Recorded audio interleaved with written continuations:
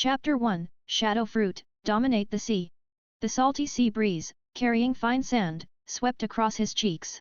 Cheng Xiao opened his eyes amidst the stinging pain. A dull ache in his temples made him instinctively curl up, his nails digging deep into the damp sand. What's going on?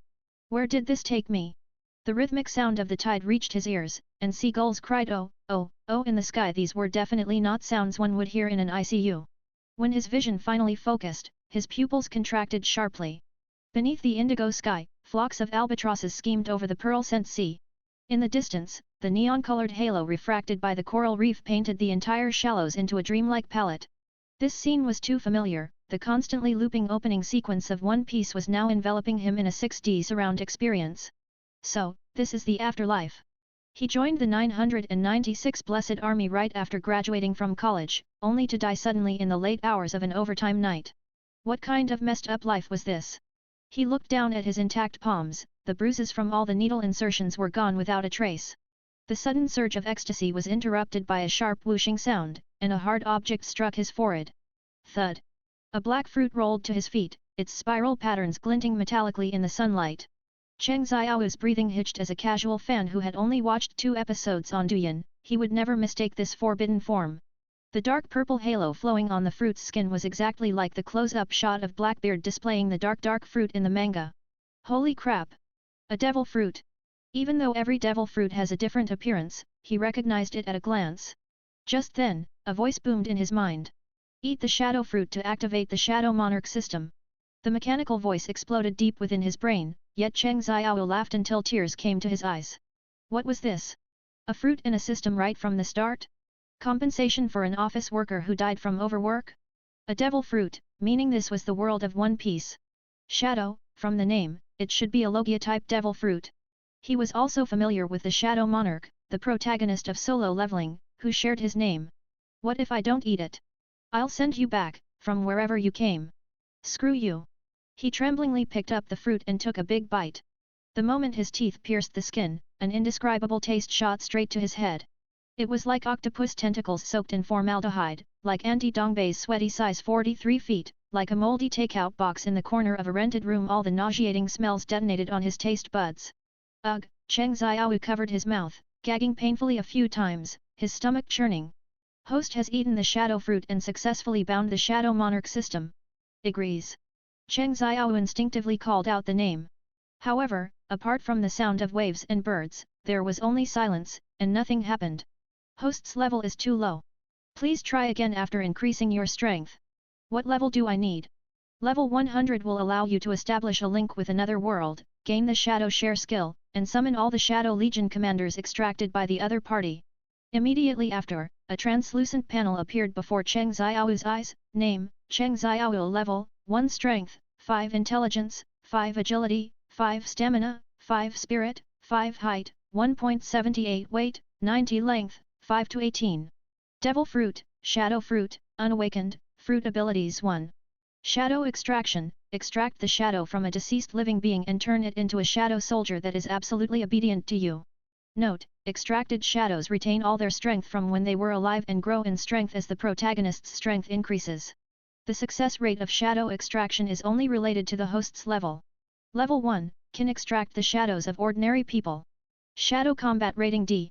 Level 10, can extract shadows comparable to ordinary marine soldiers. Shadow Combat Rating C. Level 30, can extract marine colonel shadows. Shadow Combat Rating B. Level 50, can extract marine rear admiral shadows. Shadow Combat Rating A. Level 60, can extract marine vice admiral shadows. Shadow Combat Rating S. Level 80, can extract admiral shadows. Shadow Combat Rating SS. Level 100, can extract fleet admiral shadows. Shadow Combat Rating SSS. The above level divisions are only approximate strength classifications and are not exclusively for Marines. They are merely examples using Marine ranks. And do not include characters whose strength far exceeds their position, such as Garp, who requires level 100 to extract and is on the same level as Sengoku. All of the above is nonsense. The final determination is based on actual strength. Damn it! Extracted shadows can be strengthened, for example, by eating devil fruits, improving haki, etc., and can break through their original rating. 2. Shadow Preservation, shadow soldiers are stored within the caster's shadow and can be summoned at any time. 3. Shadow exchange, the user and a designated shadow soldier can swap positions. CD 5 seconds. Armament haki, non-observation haki, non-conqueror's haki, non-Cheng Xiao's mouth twitched as he looked at the bizarre length item on the panel. What did the question mark after the unit mean? Detected that the host's physical fitness is extremely poor. Please begin training immediately. The system's voice rang out again, interrupting his thoughts. Daily training missions push UPS. 0/100 sit UPS. 0/100 pull UPS. 0/100 squats. 0/100 running. 0/15 kilometers. As long as he completed the training missions every day, he would gain experience points and rewards. Seeing these missions, Cheng Xiao felt his scalp tingle, his fingertips digging deep into the sand. As a former sub-healthy patient who would pant climbing stairs, these missions were torture. But as he gazed at the handsome yet hollow face reflected in the sea, something hot revived in his chest. It was the passion buried by PPTs, the Chuyunibua spirit strangled by Excel spreadsheets. I accept this mission. At least, this time, I can truly live for myself. He tore open his tattered hospital gown, revealing a chest as pale as paper. When he reached the 7th push-up of the first set, there was a crisp tearing sound from his shoulder blade. After a 3-kilometer round-trip run, the metallic taste of blood in his throat reminded him of a certain early morning spent staying up late to revise a proposal. The difference was, this time, every drop of sweat transformed into a data stream that poured into his body, strength plus 0.1, stamina plus 0.3. Ding, today's missions are all complete. Is that it? Is that it? Since that's the case, why not reward myself? Length plus 0.01. In the early morning, when the first ray of sunlight fell on the beach, Cheng Xiao had already begun his training. Push UPS, sit UPS, pull UPS, every movement caused him immense pain, and his form was distorted at times. Fortunately, the system didn't scrutinize whether he did them perfectly. This was a small, isolated island, and there was no one else besides him. Only the sound of waves, birds, and his own gasps and words of encouragement. Sweat soaked his clothes, dried by the sea breeze, and then soaked again. As time passed, Cheng Xiao was surprised to find that his body was undergoing incredible changes. The former office worker was now a muscular man with an 8-pack. The time it took to complete the missions also grew shorter and shorter. From the initial dozen hours, it shortened to 10 hours, 8 hours, 5 hours. Finally, he could complete all the training with standard form in just 3 hours. 3 months later, his level rose to 10, and all his attributes had significantly improved. Surprisingly, even his height and length had increased by 10 centimeters. Cheng Xiao looked at the data on the panel and nodded with a smile. Hee, this damn charm. If he met Empress Hancock, wouldn't he charm her into calling him her husband? Clap clap clap. After finishing a set of calisthenics, Cheng Xiao skillfully rubbed some wood together to start a bonfire and skewered a sea fish on a stick to grill. Sizzle, sizzle, sizzle, wisps of cooking smoke rose, and the aroma of grilled fish filled the air. Ah, this damn blissful life. Number 996, no KPI, it was simply awesome. Oh, right, system, what year and month is it now? I wonder if that kid Luffy has set sail yet. Wouldn't it be great to cling to his coattails then? The system provides you with a thoughtful time report. It is now Marine Calendar 1520. Content source, webnovel.com Chapter 2-2 Chapter 2 Reject the Straw Hat's Invitation. 2. Chapter 2, Reject the Straw Hat's Invitation. 2. Chapter 2, Reject the Straw Hat's Invitation. The setting sun dyed the sea a molten gold color. Cheng Xiao sat by the bonfire, his fingers toying with a dagger made of shadow. The dagger flipped between his fingers, reflecting an eerie glow. The shadow dagger was exceptionally sharp, capable of easily cutting open a coconut's husk. At level 10, he had already learned to condense shadows into physical objects. Although he was not yet proficient and could only make simple small items, he could not do whatever he wanted. His gaze swept over the surging waves, but his thoughts drifted to a more distant place. The year 1520 of the sea calendar, he murmured, a playful curve on his lips, Luffy, that kid, should be setting sail by now, right? Thinking of the Straw Hat Boy who always grinned broadly, Cheng Xiao's eyes deepened. He knew all too well the power behind Luffy Dragon and Sabo of the Revolutionary Army, Garp of the Marine, Shanks of the Four Emperors. This network of connections was simply incredible. With backing from the Marine, the Revolutionary Army, and the pirates, who would dare to truly touch him? Just then, a floating wooden barrel on the sea caught his attention. Cheng Xiao extended his shadow like a tentacle, gently pulling the barrel ashore. This gave him a premonition. This barrel looked exactly like the one Luffy had when he first set sail. Did this mean his current location was likely some deserted island in the East Blue? The moment the lid was lifted, a ridiculously familiar smiling face popped out. So hungry. Cheng Xiao almost threw the barrel back into the sea. The young man in front of him, with the iconic straw hat and a rumbling stomach, who else could it be but Luffy? Hey, buddy, Cheng Xiao took half a step back, frowning slightly, your entrance was a bit unique. Oh. I'm finally saved. Luffy completely ignored Cheng Xiao's complaint, his eyes fixed on the roasted fish over the bonfire. Can you share some with me? Just a little bit. Cheng Xiao raised an eyebrow, looking at the unguarded young man, and deliberately drew out his words, who are you? Huh? You have food. Luffy was startled for a moment, but his movement towards the roasted fish did not stop at all. Whoa, it smells so good. This is great. Watching Luffy wolf down the food, Cheng Xiao shook his head helplessly. Under the firelight, the young man's simple clothes and his face, green with hunger, reminded him of a distant afternoon when he was still a 996 office worker, and would also wolf down instant noodles after Gaban. Eating a stranger's food like that, truly an unguarded person, Cheng Xiao propped his chin, thoughtfully. Indeed, surviving to the end doesn't rely on intelligence, but on the protagonist's halo. Woo, it's delicious. Luffy ate like a reincarnated hungry ghost. This is the best thing I've ever eaten. He suddenly looked up, his smile dazzlingly bright. Hee, your cooking is amazing. Do you want to join our crew? I'm looking for companions. Can you be my chef? Cheng Xiao scrutinized Luffy, feigning seriousness. Before inviting someone to join, shouldn't you introduce yourself first? Oh. Right, I forgot all about it. My name is Luffy. Monkey D. Luffy. I'm the man who's going to be the Pirate King. What about you? Luffy put his hands on his hips, his voice so loud it startled a few seabirds shitting on the shore.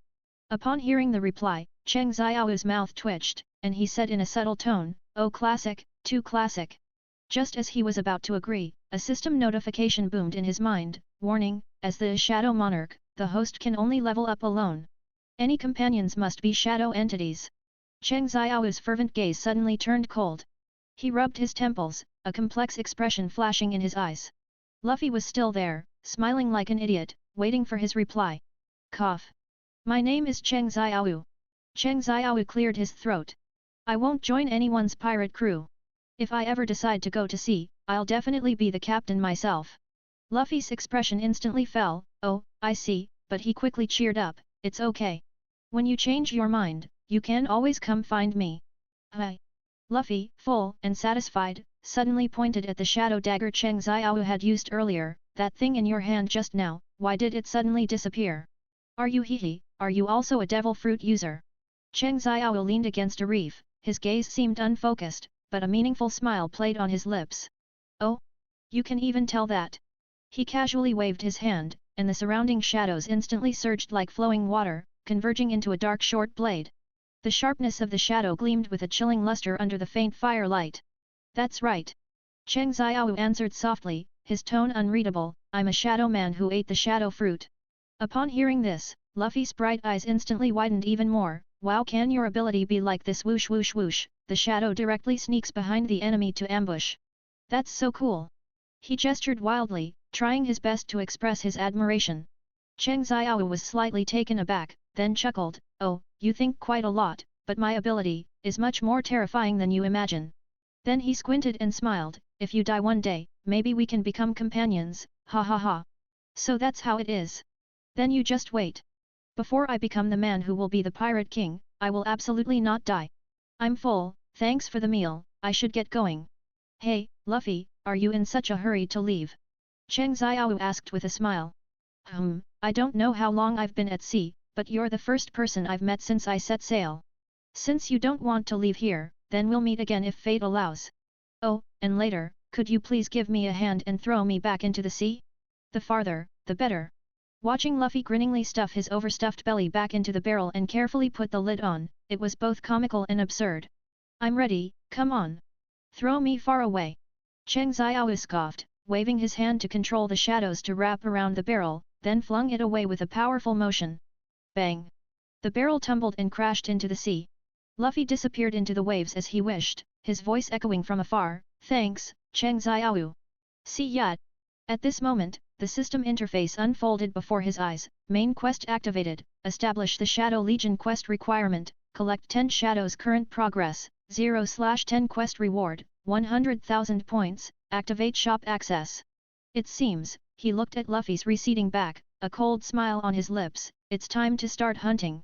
Where there is light, there is shadow. If you are light, then I am shadow. Get 35 plus chapters ahead of everyone on p.a.t.r.e.o.n.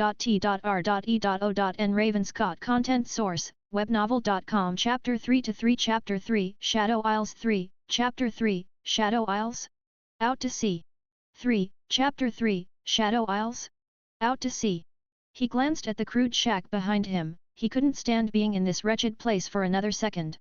But as someone with no background, no connections, and an outsider, he certainly wouldn't venture out to sea without a plan. Otherwise, he wouldn't even know how he died. True pirates aren't playing games, murder and arson are just everyday occurrences. What he needed to conquer now were all the creatures on this desolate island. Although this island wasn't large, aside from the circle of beach around its periphery, most of the area was covered by forest, and the roars of wild beasts could be heard from time to time within the woods. The next morning, after completing all his daily training, Cheng Xiaowu turned and walked towards the forest behind the small hut. Starting today, it was time to clear the land. The sunlight, fragmented by the dense branches and leaves, scattered into mottled spots of light on the ground. The deeper he went, the dimmer the light became, and the surrounding trees grew thicker and more twisted, with various strange beasts appearing. Wild boar, combat rating, D rank. Man-eating plant, combat rating, D rank. King snake, combat rating, D rank. They let out a chorus of roars, warning the intruder. Cheng Xiao remained unfazed. When the first wild boar charged out of the bushes, Cheng Xiao was caressing the serrated leaves of a man-eating plant. An shadow dagger materialized out of thin air, and the moment its blade sliced across the boar's neck, the viscous blood was swallowed by the shadows before it could even splatter. Too slow. He flicked his wrist, watching the boar's shadow twitch and detach from the corpse. Current progress, 9/10 roar. A deafening roar shattered the forest's tranquility. A massive, gigantic ape charged out of the bushes, beating its chest and roaring menacingly at Cheng Xiaowu. This 5-meter-tall monster was covered in magma-like scars, and its left eye was a grotesque, empty socket torn by sharp claws. It had clearly experienced true life and death struggles. One-eyed giant ape Kong species, mutated, combat rating, C+, on the verge of breakthrough, traits, berserk, combat instinct, pain resistance. Among so many beasts here, only this one reached C rank in combat rating. It seemed this giant ape was likely the king of this forest. As long as he defeated him, the others would be easy. Just in time. Far from showing any fear, Cheng Xiaowu excitedly licked his lips. The giant ape roared and charged at Cheng Xiaowu, its huge fist whistling through the air. Cheng Xiaowu tried to block with both arms. With the crisp sound of shattering bones, he was sent flying backward like a cannonball, breaking 3 large trees. Cough, he spat out a mouthful of blood, as expected of a primate. Thinking of Zoro's miserable state after being tormented by the Masira at Hawkeye's place, he secretly rejoiced that this giant ape hadn't studied under Hawkeye. Since a head-on confrontation wouldn't work, he could only rely on strategy. When the shadow python wrapped around his ankle, fear appeared in the giant ape's single eye for the first time, and his roar abruptly ceased. He lowered his head, frantically tearing at his own legs, revealing bloody flesh and stark white bones. Roar! The giant ape was going crazy. He started hitting the parts of his body entangled by shadows with all his might, repeatedly, and eventually succeeded in crippling himself. At this moment, Cheng Xiaowu's figure emerged from behind the giant ape, and shadow dagger pressed against its throat. Your strength, I like it very much. The shadow dagger appeared out of thin air, slashing the giant ape's throat, and blood gushed out. The giant ape crashed to the ground, its massive body hitting the earth with a dull thud. Stand up! Cheng Xiaowu said coldly. The giant ape's shadow struggled to expand, finally transforming into a 5-meter-tall pitch-black demonic ape, with the scar that tore its left eye still remaining on its forehead. As a shadow on the verge of breaking through to B rank, Cheng Xiaowu gave him a name. From now on, I'll call you One-Eyed. Roar! One-Eyed began to beat his chest and roar, shaking the entire forest. Current progress, 10/10 sting. Main quest completed, preliminary establishment of the Shadow Legion reward, 100,000 points. System shop unlocked. A virtual interface appeared before Cheng Xiaowu's eyes, displaying a dazzling array of items. weapons, supplies, even devil fruit. Everything was available. The points obtained from completing quests could be used to exchange for items in the shop. Because it was the first main quest completed, he received a full 100,000 points. Finally, I can buy some good things. A excited smile curved at the corner of Cheng Xiao's mouth. One armory, shadow version, equivalent to the shadow of a weapon Black Blade Knight's shadow, 160,000. Murakumo no Tsurai no Cage, 180,000. Shadow of Griffin, 150,000. Shadow of Demonic Blade 1000 blades, 100,000. 2 Devil Fruit, low tier, Sing Sing Fruit, 3,000 points. Jump Jump Fruit, 3,000 points. Rap Rap Fruit, 3,000 points.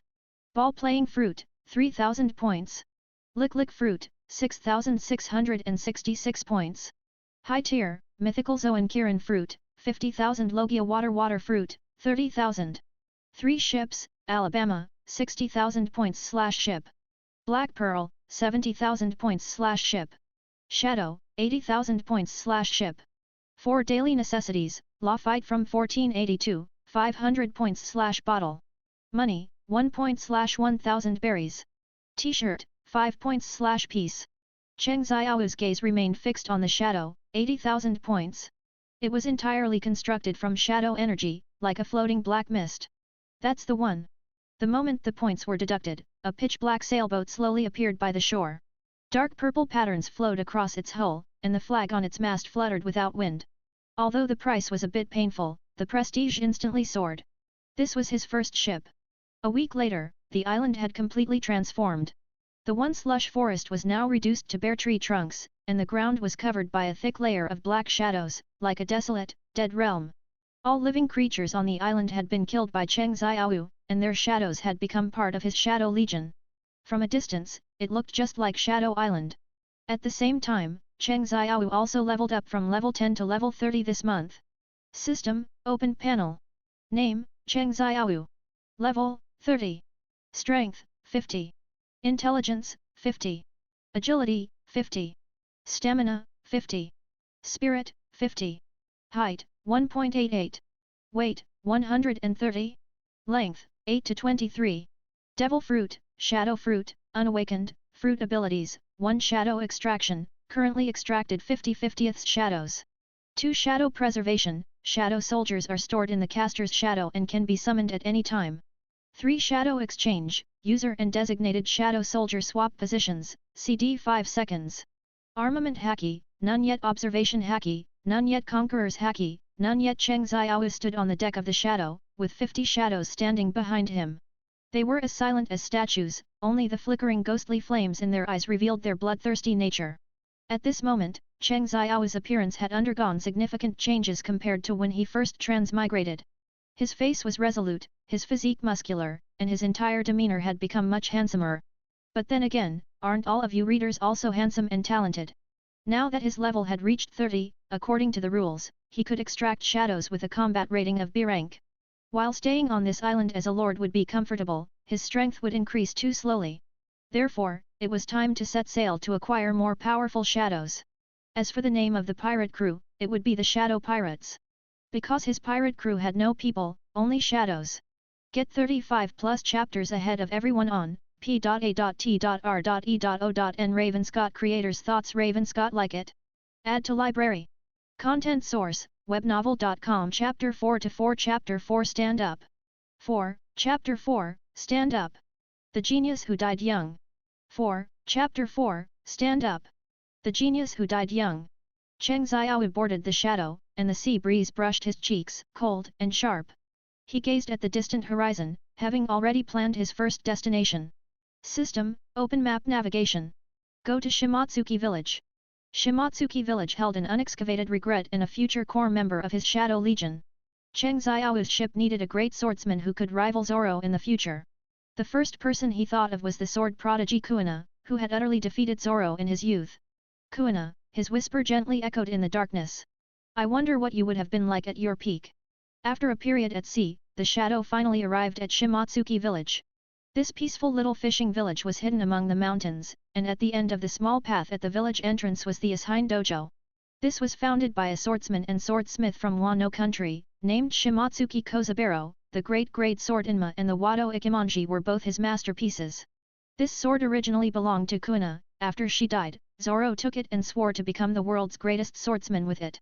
The Shimatsuki family and the Kojiki family were originally the two major swordsmith families of Wano country, but for some unknown reason, Shimatsuki Kozaburo left Wano country with a group of people more than 50 years ago and came here. The wooden door of the Asine dojo creaked open in the morning light, and Genzo's hand, wiping his glasses, suddenly paused. The disciples in the hall all turned to look, and for a moment, there was complete silence. Shimatsuki Genzo was sitting cross-legged on the wooden floor, giving a lesson to his disciples, and frowned slightly as he looked at the uninvited guest. The young man in front of him was enveloped in a faint, intertwining black shadow, clearly indicating he was a devil fruit user. His appearance, covered in dark shadows, did not look like a good person. I want to borrow Kuina's shadow. Cheng Xiao was direct, his gaze like a knife. These undisguised words instantly dropped like a bomb into a calm lake, stirring up monstrous waves. The disciples stared in astonishment at the black-clad man before them, and the atmosphere suddenly grew tense. Genzo's pupils suddenly constricted, and the glasses in his hand trembled slightly. What did you say? Shimatsuki Genzo was startled, a hint of doubt and anger flashing in his eyes, as if he had heard the most absurd thing in the world. I said, I want Kuina's shadow. Cheng Xiao repeated, his tone even more forceful. I know she's already dead, but I need her shadow. I want to take her out to sea with me. Shimatsuki Genzo stood up, grasping the bamboo sword beside him, a faint killing intent rising. Are you here to humiliate our Shimatsuki family? Kuina has been at peace for many years. With such a direct and presumptuous request, do you really think I won't draw my sword and cut you down? Cheng Xiao slightly tilted his head, his dark eyes unmoving. If you truly understood her, I dare say she was destined to be someone who couldn't cross the fatal boundary. I can also tell you that her shadow has not yet dissipated, and her talent should not be buried. And my ability can allow her to achieve her dream of becoming the world's greatest. Get out! Genzo's voice was stern, his usually gentle face now covered in frost. The atmosphere in the dojo almost exploded, but Cheng Xiao merely quietly withdrew his gaze, turned, and left without any further rebuttal. However, his shadow instantly spread like wings. Everyone present felt a tremor in their hearts. That substantial dark energy seemed as if it would swallow them in the next second, but then it vanished the moment it dissipated. Outside the door, Cheng Xiao stood at the entrance of the dojo, his figure like an unmoving reef. No one could ignore his presence. Time passed in this silence, minute by minute, and he showed no intention of leaving. A day passed, and Shimatsuki Genzo finally pushed open the dojo door, looking coldly at Cheng Xiao, who was still holding his ground. You are terrifyingly persistent, but that doesn't mean I will agree to your absurd request. Another day passed, and Cheng Xiao still stood outside the dojo, sleepless. Genzo watched him, his confusion deepening. What exactly was this young man so persistent about Kuina's shadow for? Finally, Genzo walked out. What's your name? Cheng Xiao, he replied indifferently. If you can defeat me with swordsmanship, I will grant your request. Cheng Xiao agreed without hesitation. He knew his current swordsmanship was far inferior to Genzo's. It was well known that characters with squinting eyes were terrifyingly strong, and Genzo happened to be one of them. But before that, you need to learn swordsmanship. I can teach you. All right then. Cheng Xiao stayed at the dojo and began his long swordsmanship training. Every day before dawn, he stood by the old well, swinging his sword 3,000 times. When night fell, he practiced against his many shadow soldiers under the moonlight. Until one snowy night, he cut the falling snowflakes. Not by cutting with a shadow blade, but by the wind pressure created by his wooden sword. 3 days later, Cheng Xiao stood before Genzo, the backyard piled with countless wooden swords he had broken. He felt it was time. Please enlighten me. Genzo nodded and drew his wooden sword. Clang, clang, clang. Sword light and shadows intertwined, and two figures moved rapidly in the dojo. Although Cheng Xiao's swordsmanship was not as refined as Genzo's, he did not directly collapse, thanks to several days of hard practice day and night and his understanding of Genzo's swordsmanship. Finally, both wooden swords shattered simultaneously. Genzo's glasses split into 4 pieces, and Cheng Xiao's sleeve turned into tatters. The breaking of the wooden swords meant they could not continue the match, and this was a pure swordsmanship contest. Cheng Xiao did not use any of his shadow fruit power. Genzo looked at Cheng Xiao, a complex emotion flashing in his eyes. He never expected that in just a few days, the young man before him could fully grasp the essence of swordsmanship, such talent was simply terrifying. You won, he said, sheathing his sword. But her shadow may not be willing to go with you. Subsequently, Zhenzo led Cheng Xiao to Kuina's grave. On the tombstone, Kuina's name shone particularly brightly in the sunlight. By calculation, she had been dead for almost 12 years. Cheng Xiao extended his hand, palm facing the tombstone, activating the shadow fruit's ability to extract shadows. Arise. Target shadow first extraction failed. Cheng Xiao frowned, extraction failed? Could it be that even as a young girl, Kuina's combat rating exceeded B? Impossible, absolutely impossible. Even with extraordinary talent, a young Kuina would at most be C rank, her lack of physical strength and combat experience simply couldn't reach B rank. Arise. Target shadow second extraction failed. Only one chance left, if it fails again, it cannot be tried again. Wouldn't all that effort be for nothing if this continues? Could it really be as Zhenzo said, that Kuina is unwilling to leave this place? Or is it that there's no one under this tombstone at all? Cheng Xiao was unwilling to give up.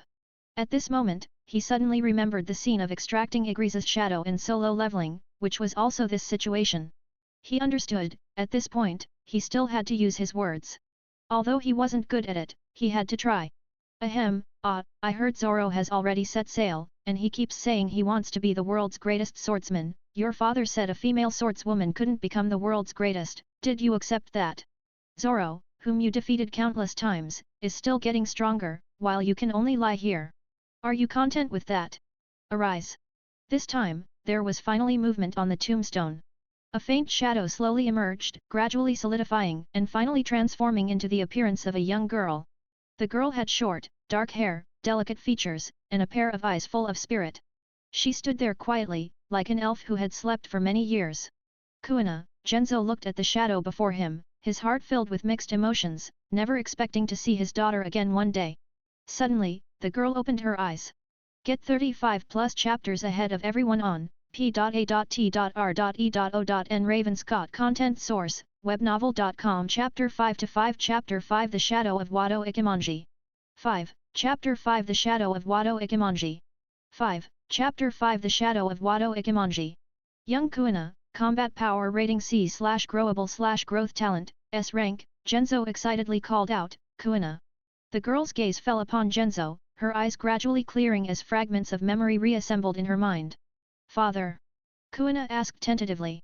Zhenzo, tears streaming down his face, rushed forward and embraced her tightly, too choked up to speak.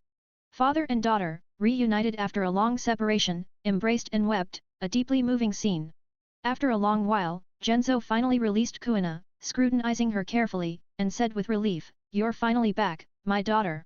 Kuina also hugged Zhenzo tightly, relishing the long-lost fatherly love. Cheng Xiao looked at the embracing father and daughter, feeling a touch of relief himself. He quietly turned and stepped back a few paces, giving Zhenzo and Kuina's shadow some private space. Then, Zhenzo's gaze turned to Cheng Xiao, his eyes filled with gratitude and questions.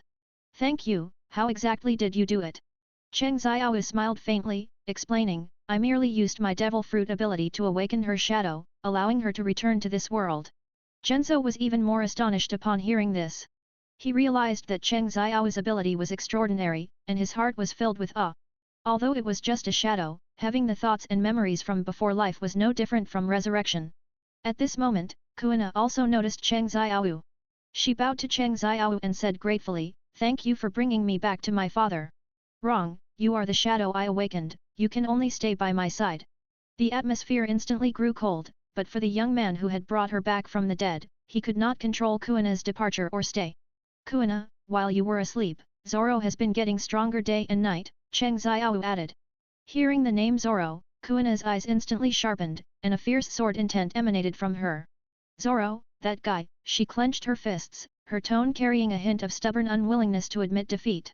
How could I possibly lose to that guy Zoro? He's been going around saying he's going to take your share of effort and become the world's greatest swordsman. What? Kuina's delicate brows furrowed upon hearing this, and a flicker of anger flashed in her eyes. No need. I will definitely surpass him again. Kuina's eyes were filled with fighting spirit, like a sharp sword about to be unsheathed, its brilliance fully revealed. I want to become the world's greatest swordsman. Let the whole world know that even a female swordswoman can stand at the pinnacle of swordsmanship. So, come with me, let's explore the world outside. Cheng Xiao extended his hand, inviting Kuina.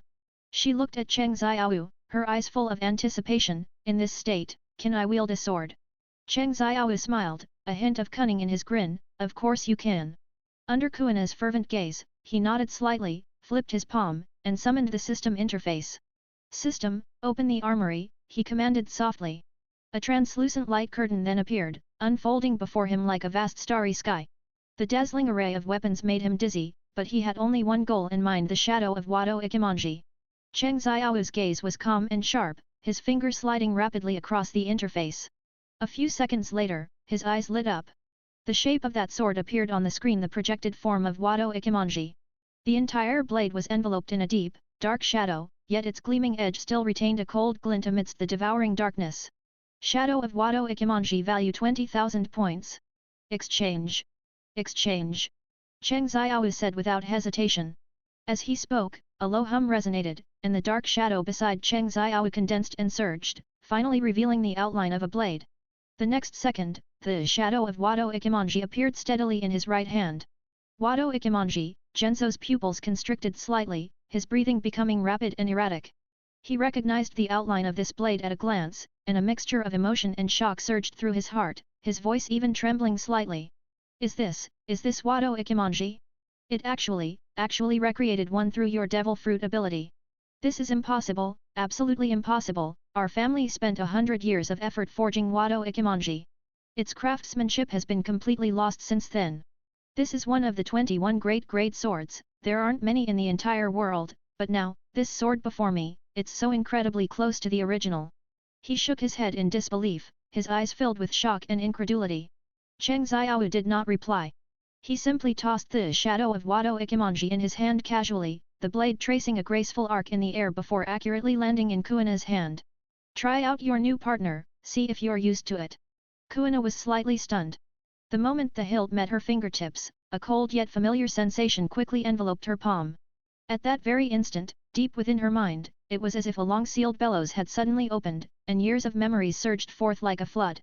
She saw the flashes of sword light clashing during their sparring under the moonlit night in the dojo, she heard Zoro's roar, the tears of unwillingness and stubbornness condensed in the young boy's eyes, she seemed to hear her father's low, helpless sigh during their farewell. As a woman, you can never bear the name of a swordsman. That sentence pierced her young self like a sharp blade, and like a dark shadow, it had always lurked in the depths of her heart. Kuina silently gazed at the shadow of Wado Ikimonji in her hand. The turmoil in her heart gradually subsided, yet an unprecedented obsession and fighting spirit arose. She took a deep breath, then held the blade horizontally in front of her, her gaze like an eagle's, revealing an indescribable sharpness and decisiveness. Then, she calmed her breathing, concentrating all her will onto the blade in her hand. In an instant. Clang! A clear and highly penetrating sword hum echoed all around, and immediately after, she drew the blade from its sheath without hesitation. Boom! A wave of air swept in all directions like a tide. Amidst the swirling dust, everything fell silent. The large tree in front fell in response, its cut smooth as a mirror. Where the blade passed, even the air seemed to be split open by a long, narrow gap. Genzo's pupils contracted violently. In that scene, his daughter's graceful figure actually overlapped with the dignified after-images of the Shimatsuki family's past swordsmen. Shocking and undeniable, this was the stance of a strong person. Not bad. Kuina murmured softly, a hint of excitement and fighting spirit in her eyes. She turned to look at Cheng Xiao. This sword is mine. Then, in exchange, become my shadow. Your shadow? Kuina repeated, puzzled. Cheng Xiao explained, that's right. You can continue to pursue the path of the sword. Kuina seemed to be thinking. She looked at her translucent body, then thought of Zoro, who was probably still sweating profusely at that moment. Finally, she made up her mind. Good. She cut a strand of her hair and let it fall before the grave, but I have one condition. Speak. Sooner or later, please let me have a fair fight with Zoro. No problem, it's a deal. Come with me, we'll set off at dawn. System notification, successfully extracted and saved Kuina's shadow. Young Kuina, combat power rating B/growable/growth talent, S rank, just adding a weapon directly increased her rating by 1 level. This shows how much a good blade can improve a swordsman. Get 35+ chapters ahead of everyone on P.A.T.R.E.O.N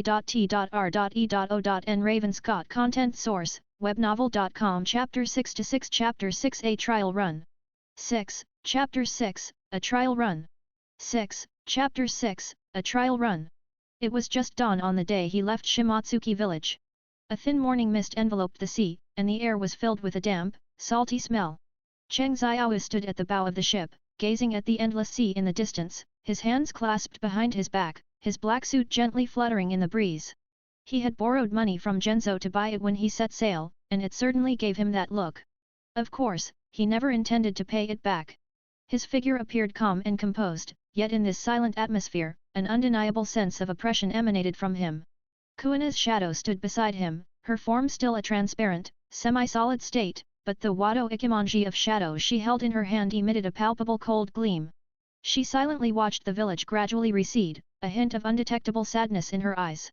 That's right, Kuina's shadow was independently separated and usually didn't need to be stored within Cheng Xiao's shadow. It was just that she was different from other extracted shadows, she joined as a formal crew member, and Cheng Xiao had high expectations for her. What? Cheng Xiao's voice was calm, yet it seemed to pierce through people's hearts, regretting it. Regret? Kuina looked up, raising an eyebrow slightly, the only thing I regret is dying too soon. Cheng Xiao glanced at her with a half-smile, saying nothing. He liked this kind of reaction, unwillingness, obsession, ambition. These were all essential qualities for a shadow serving as a formal crew member. Any shadow without hope or obsession was, in the end, nothing more than a dead thing. Before leaving, Cheng Xiao casually picked up a local newspaper. The headline on the front page boldly read, "Mysterious Shadow Island Appears. Marine stands ready." The accompanying picture showed an island shrouded in mist, vaguely exuding an eerie aura. Shadow Island? Isn't that the deserted island I just transmigrated to? He muttered, the marine is quite good at naming places. Kuina's gaze thoughtfully swept over the newspaper, did you do that? Given Cheng Xiao's devil fruit ability, it wasn't hard to guess, but changing the entire island's topography was something she never expected. That's right, it happened days ago, and they're only just discovering it now. Another news story reported on an unexplained attack in the East Blue Sea area, which led to the mysterious disappearance of multiple ships, with no survivors. It wasn't just commercial vessels, it even included many pirate ships. Below it was a blurry sketch depicting the back of a colossal creature, its tail fin seemingly stirring endless waves.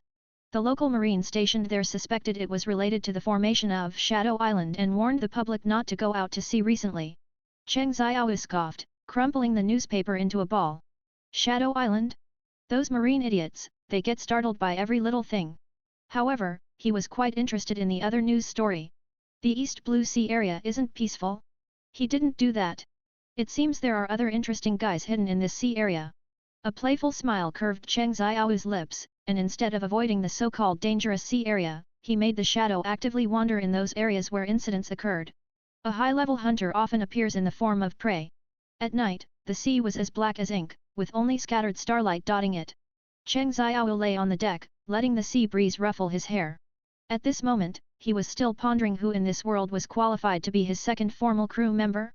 And they had to be deceased? If it was to match the Straw Hat crew. A cook is needed, right? The shadows don't eat, but he himself has to eat, a man is iron, food is steel, he'll be hungry if he misses a meal. A helmsman is needed, right?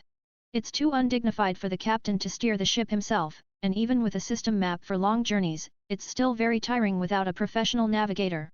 A ship doctor is needed, right? As long as he doesn't die, his shadows won't perish, so he can't kick the bucket. A repairman. A musician. A navigator. Thinking about these things made his head almost explode. Thump suddenly, the ship shook violently, and a deafening crash came from the stern. What's going on? Kuina's shadow instantly appeared beside Cheng Xiao, the Wado Ikimonji of shadow in her hand gleaming coldly. Cheng Xiao stood up and walked to the stern, and by the faint starlight, he saw a colossal creature thrashing in the sea. It was twice the size of the near-sea Great King, covered in hard scales that gleamed with a metallic luster. Its huge eyes were filled with anger and hatred, staring intently at Cheng Xiao. Cheng Xiao's pupils suddenly contracted, and the system interface flashed wildly, Quest, kill the near-sea Great King. Target, Near-Sea Great King, Near-Sea Great King's father, Combat Power Rating B. Traits, Scale Hardening, Deep Sea Rampage Quest Completion Reward, 2,000 experience points 20,000 points. Presumably, Luffy killed the Near Sea Great King when he set sail, which triggered his father's indiscriminate retaliation. Cheng Xiao stood with his hands in his coat pockets, showing no signs of tension, but rather like he was watching a monster show. HOH, bigger than I imagined, quite interesting. Captain. A calm and indifferent voice suddenly sounded. Kuina was standing on the deck, her expression wary. Cheng Xiao, with a light step, gracefully retreated half a step. Facing Kuina's tense and vigilant gaze, he lazily said, Kuina, I'll leave this monster to you. Ah! Kuina was slightly startled, a rare hint of confusion appearing on her delicate face. Me. Cheng Xiao spread his hands, of course you go, I'm a landlubber. Kuina was silent for a moment, seemingly wanting to retort, but upon seeing Cheng Xiao's lazy eyes, she suddenly understood that this man was just too lazy to act. All right. Taking a deep breath, she twirled her sword, her tone becoming decisive, I'll do it. Cheng Xiao prepared to watch a good show, don't worry, with me here, no matter how many times you die, you can still come back, go for it. Ultimately, this was because Cheng Xiao, having eaten the shadow fruit, was not good at fighting in the water. But shadows could detach from the physical body and reflect on the water's surface, and they were not affected by the devil fruit's curse. Therefore, he chose to let Kuina handle it. Kuina stomped her foot, and her figure, like a ghost, charged straight into the colossal creature in the sea. In the sea, the Near Sea Great King seemed to sense the threat and suddenly slammed its tail fin fiercely, raising monstrous waves, seemingly intending to crush the shadow, ship, and crew alike, into fragments. Tisk, quite smart.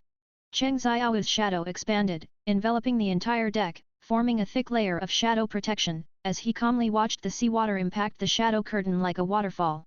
Soon, Kuina's shadow was already entangled in a fierce battle with the giant beast. The shadow of Wado Ikimonji emitted a clear, cold sword hum, slashing horizontally and vertically. Get 35 plus chapters ahead of everyone on p.a.t.r.e.o.n. Raven Scott Content Source, webnovel.com. Chapter 7 to 7. Chapter 7 Kuina has grown bigger. 7. Chapter 7, Kuina has grown bigger. 7. Chapter 7, Kuina has grown bigger. The Near Sea Great King let out pained roars under Kuina's fierce sword shadow attacks. Its massive body swayed from side to side, and the water columns it stirred up crashed against the shadows surrounding shadow screen like a tsunami. Tisk, it's really quite resilient. Although the Near Sea Great King was massive and incredibly powerful, it appeared clumsy in front of the agile shadow. Its attacks repeatedly missed, allowing Kuina's shadow to seize opportunities to inflict wounds on its abdomen, back, and other weakly defended areas. However, these wounds were clearly not enough to kill the thick-skinned Near Sea Great King. The Near Sea Great King, after all, was a deep-sea overlord and remained incredibly ferocious. Just then, the Near Sea Great King suddenly opened its gaping maw and swallowed Kuina's shadow whole. It was only then that Cheng Xiao's expression changed slightly. Kuina must have intentionally allowed it to be swallowed. This fighting style was truly risky. Sure enough, a moment later, a dazzling light suddenly shone from the Near Sea Great King's abdomen. Moonlight. Flash. Kuina murmured. Immediately after, a massive wound tore open from within the Near Sea Great King, and blood gushed out. Kuina's shadow flew out from within, appearing particularly chilling under the moonlight. The Near Sea Great King let out a mournful wail, and its massive body crashed down, stirring up towering waves. Its huge body rolled a few times on the sea surface, then lay motionless. Just like that, Kuina single-handedly slew the Near Sea Great King. At the same time, the system's voice resounded in Cheng Xiao's mind. Ding! Mission complete, gained 2,000 experience points. Congratulations, host, your level has increased to 35. Gained 20,000 points. Kuina, C+ rightward arrow B rank, learned esoteric skill, Moonlight. Flash new deep-sea combat unit added. Can extract shadows of aquatic creatures to form a powerful underwater legion. Total shadow extraction capacity increased to 100. Cheng Xiao seized the opportunity to activate the Shadow Fruit's ability, instantly extracting the Near Sea Great King's shadow. Obtained B rank Shadow, Near Sea Great King unlocked new unit, Deep Sea Shadow Guard. Cheng Xiao raised his hand and made a grasping motion. The Near Sea Great King's corpse suddenly twisted and deformed, transforming into a pitch-black shadow that merged into the ship's hull. The shadow's keel emitted a low hum, and scale-like patterns appeared on the ship's body. Covering the entire shadow with the Near Sea Great King's scales greatly reinforced the entire hull. This way, the integrated land, sea and air shadow legion he wanted to form was only missing the air component. Captain, Kuina suddenly called out to him. What's wrong? Cheng Xiao turned around, looking at her in confusion. Kuina's shadow hesitated for a moment, then spoke, I feel like I'm a little different. It was then that Cheng Xiao noticed that Kuina seemed to have grown quite a bit. No, it wasn't an illusion. The originally slender youthful shadow had now become plump and full, and her characteristic short hair had grown longer. Most importantly, the shadow that originally only reached his chest height now vaguely showed a tendency to stand shoulder to shoulder with him. From the looks of it, she had grown at least 5 years. Cheng Xiao couldn't help but rub his eyes, confirming that he wasn't dreaming. He pointed at Kuina's shadow, a hint of teasing in his tone, you look like this. Did you eat pig feed? Kuina's shadow froze for a moment, looked down at herself, then shook her head blankly, you ate pig feed. Your whole family ate pig feed. Cheng Xiao's eye twitched, then how did you, he originally wanted to ask, how did you get bigger, but the words caught in his throat as he felt it wasn't appropriate, as the word bigger could easily cause ambiguity in certain situations. He cleared his throat and rephrased, I mean, how did you, suddenly seem to have grown? Kuina's shadow tilted her head, seemingly pondering the question. A moment later, she spoke with some uncertainty, maybe it's because of the battle. Battle? Cheng Xiao was even more confused, can battle make someone grow bigger? Kuina's shadow nodded. I feel that during battle, my strength and body both experienced a kind of improvement, especially after defeating this monster. It was then that Cheng Xiao remembered the system's previous prompt, which mentioned Kuina's S-rank growth talent. So that was it. Growth talent, it turned out, was the ability to improve one's own capabilities through battle, and even one's physical form would change. This was simply too heaven-defying. Moreover, Kuina had actually comprehended a sword skill like Moonlight Flash in actual combat. This kind of IAI/ reminded him of Zoro's one-sword style, IAI, Lion's Song. This learning speed was simply like having a cheat. At this rate, perhaps it wouldn't be long before she could catch up to Zoro's pace. He had originally worried that Kuina's strength would be insufficient to cope with future challenges, but now it seemed his worries were completely unnecessary. With S-rank growth talent, Kuina's growth speed would far surpass ordinary people, and in the future, she might even become his most capable assistant. Not bad, not bad. Cheng Xiao nodded in satisfaction, it seems my judgment was indeed correct. He walked in front of Kuina's shadow, scrutinizing her from head to toe, a hint of surprise in his tone.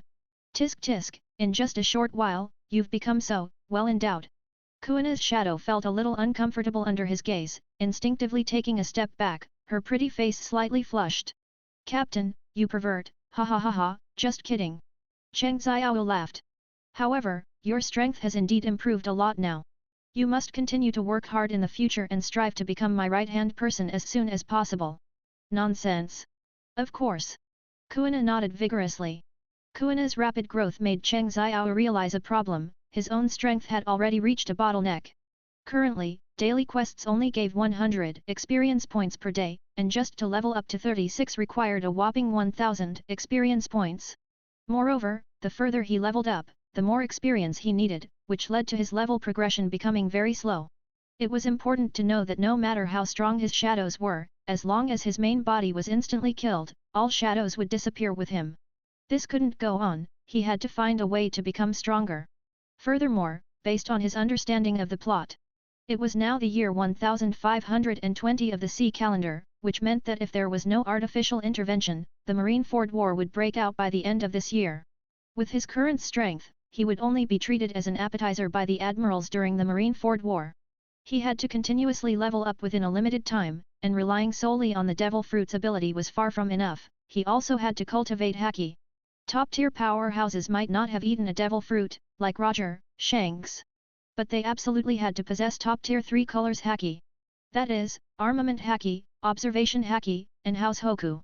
Cheng Xiao was not like Luffy, who had connections with Rayleigh, the Pirate King's first mate, teaching him Armament Haki, then Katakuri activating his Observation Haki, and later encountering the 4 Emperors Kaido as a sparring partner.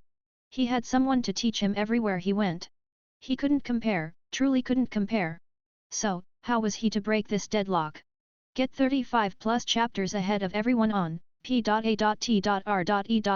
Ravenscott Creators Thoughts Ravenscott join Patreon and be the part of family content source, webnovel.com Chapter 8 to 8 Chapter 8 Strategy Formulation Become a Heinous Criminal 8. Chapter 8 Strategy Formulation, Become a Heinous Criminal 8. Chapter 8 Strategy Formulation, Become a Heinous Criminal.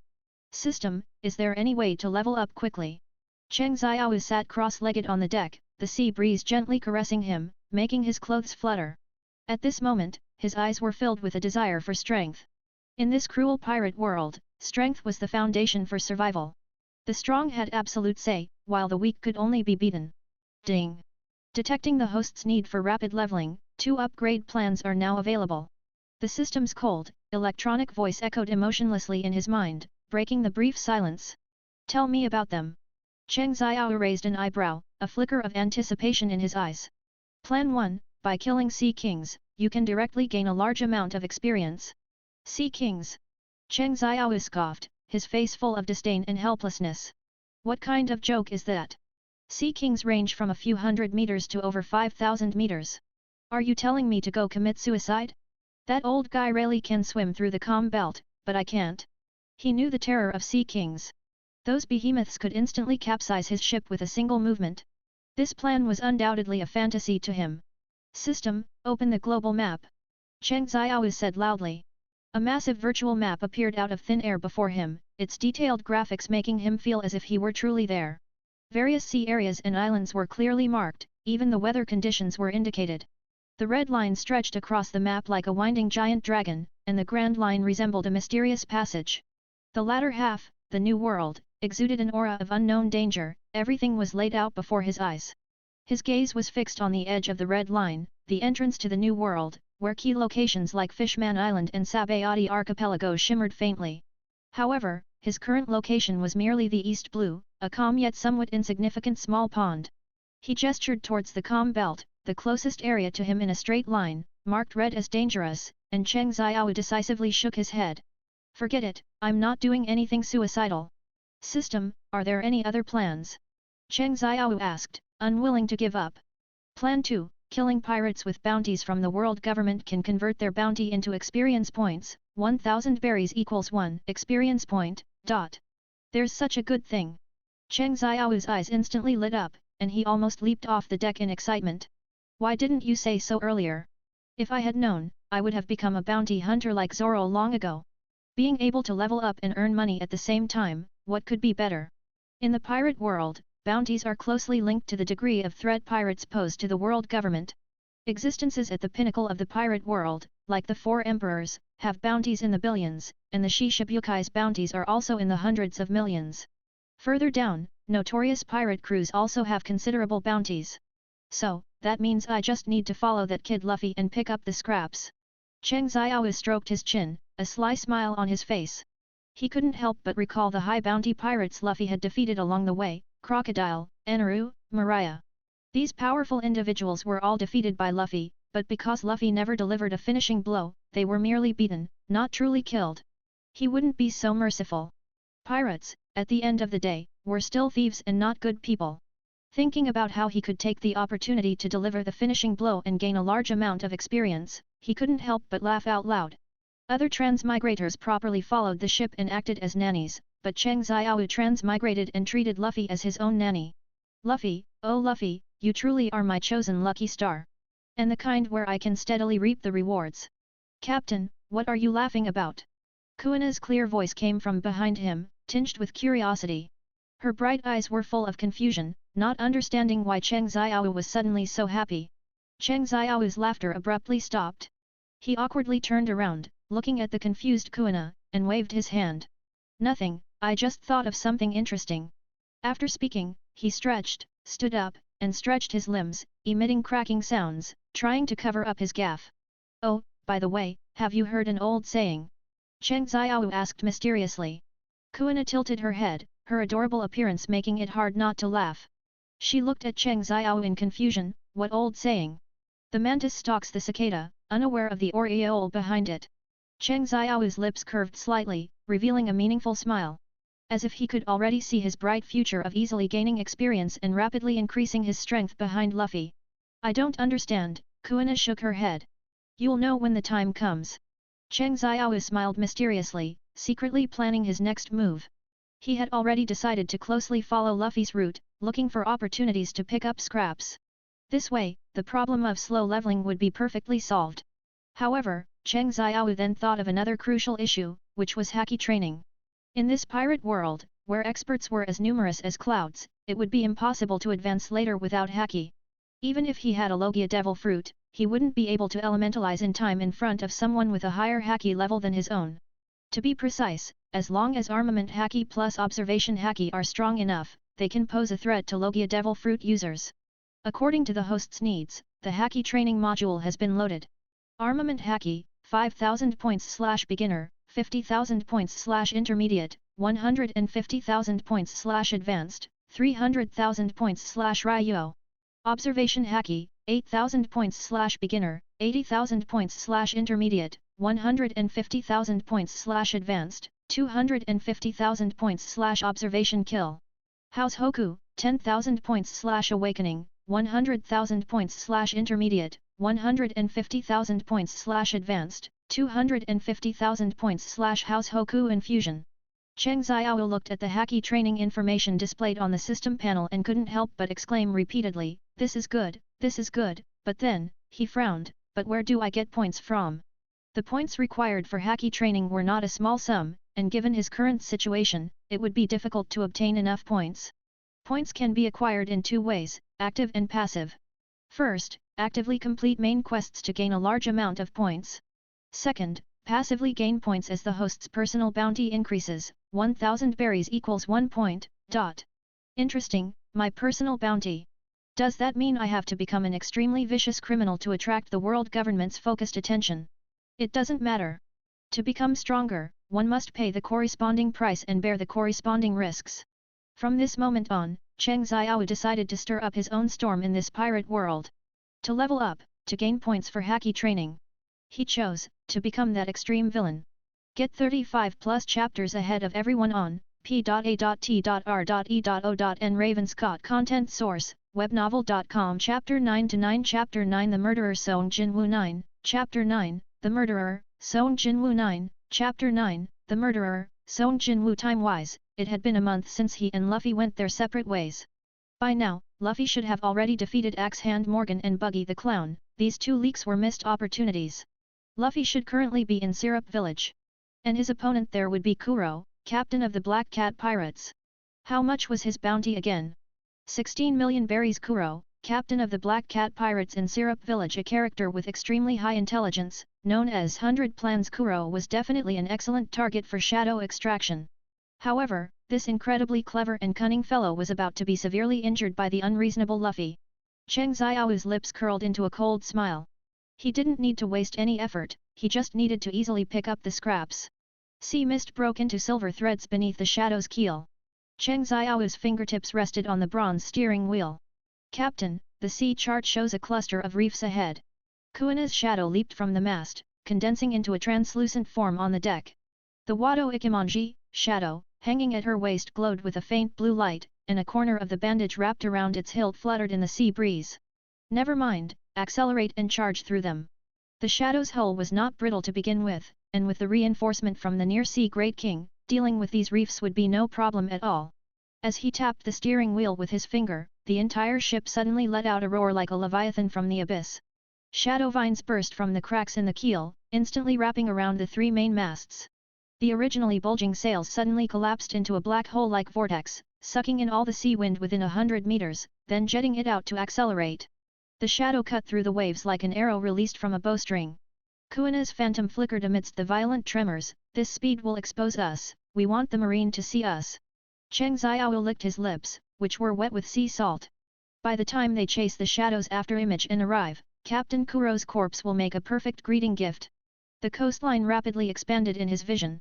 Through the lingering smoke, he could see the claw marks covering the dock 10-meter-long gouges left by Kuro's cat claw gloves. Cheng Xiao narrowed his eyes. His shadow vision penetrated the thin mist, clearly capturing the Straw Hat Crew's retreating figures 300 meters away. So this is Syrup Village, Luffy is still the same as ever. He scoffed, leaping off the ship's side, shadows condensing into a glider beneath his boots. He doesn't even know how to finish someone off. Kuro lay face up in the deep pit he had created, his gold-rimmed glasses broken in half, and his meticulously combed slicked-back hair covered in mud.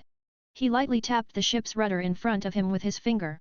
Several wisps of shadow slipped from his fingertips, flowed along the mast to the sails, and silently propelled the ship closer to the shore. His footsteps startled the unconscious Kuro, who barely opened his eyes to see a shadow looming over him.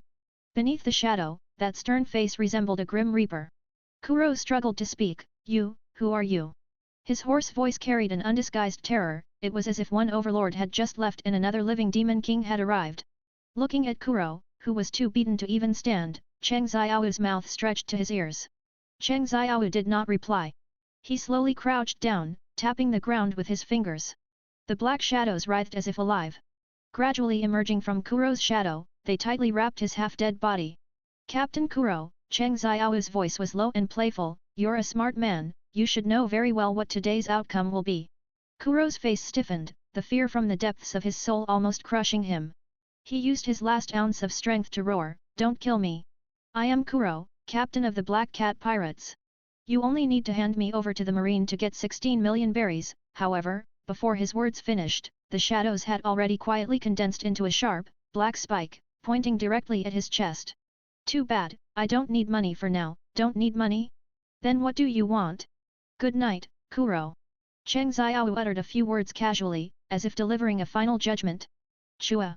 The moment the shadow spike pierced him, Kuro let out one last short gasp. His pupils gradually lost focus as he stared at Cheng Xiao's cold expression.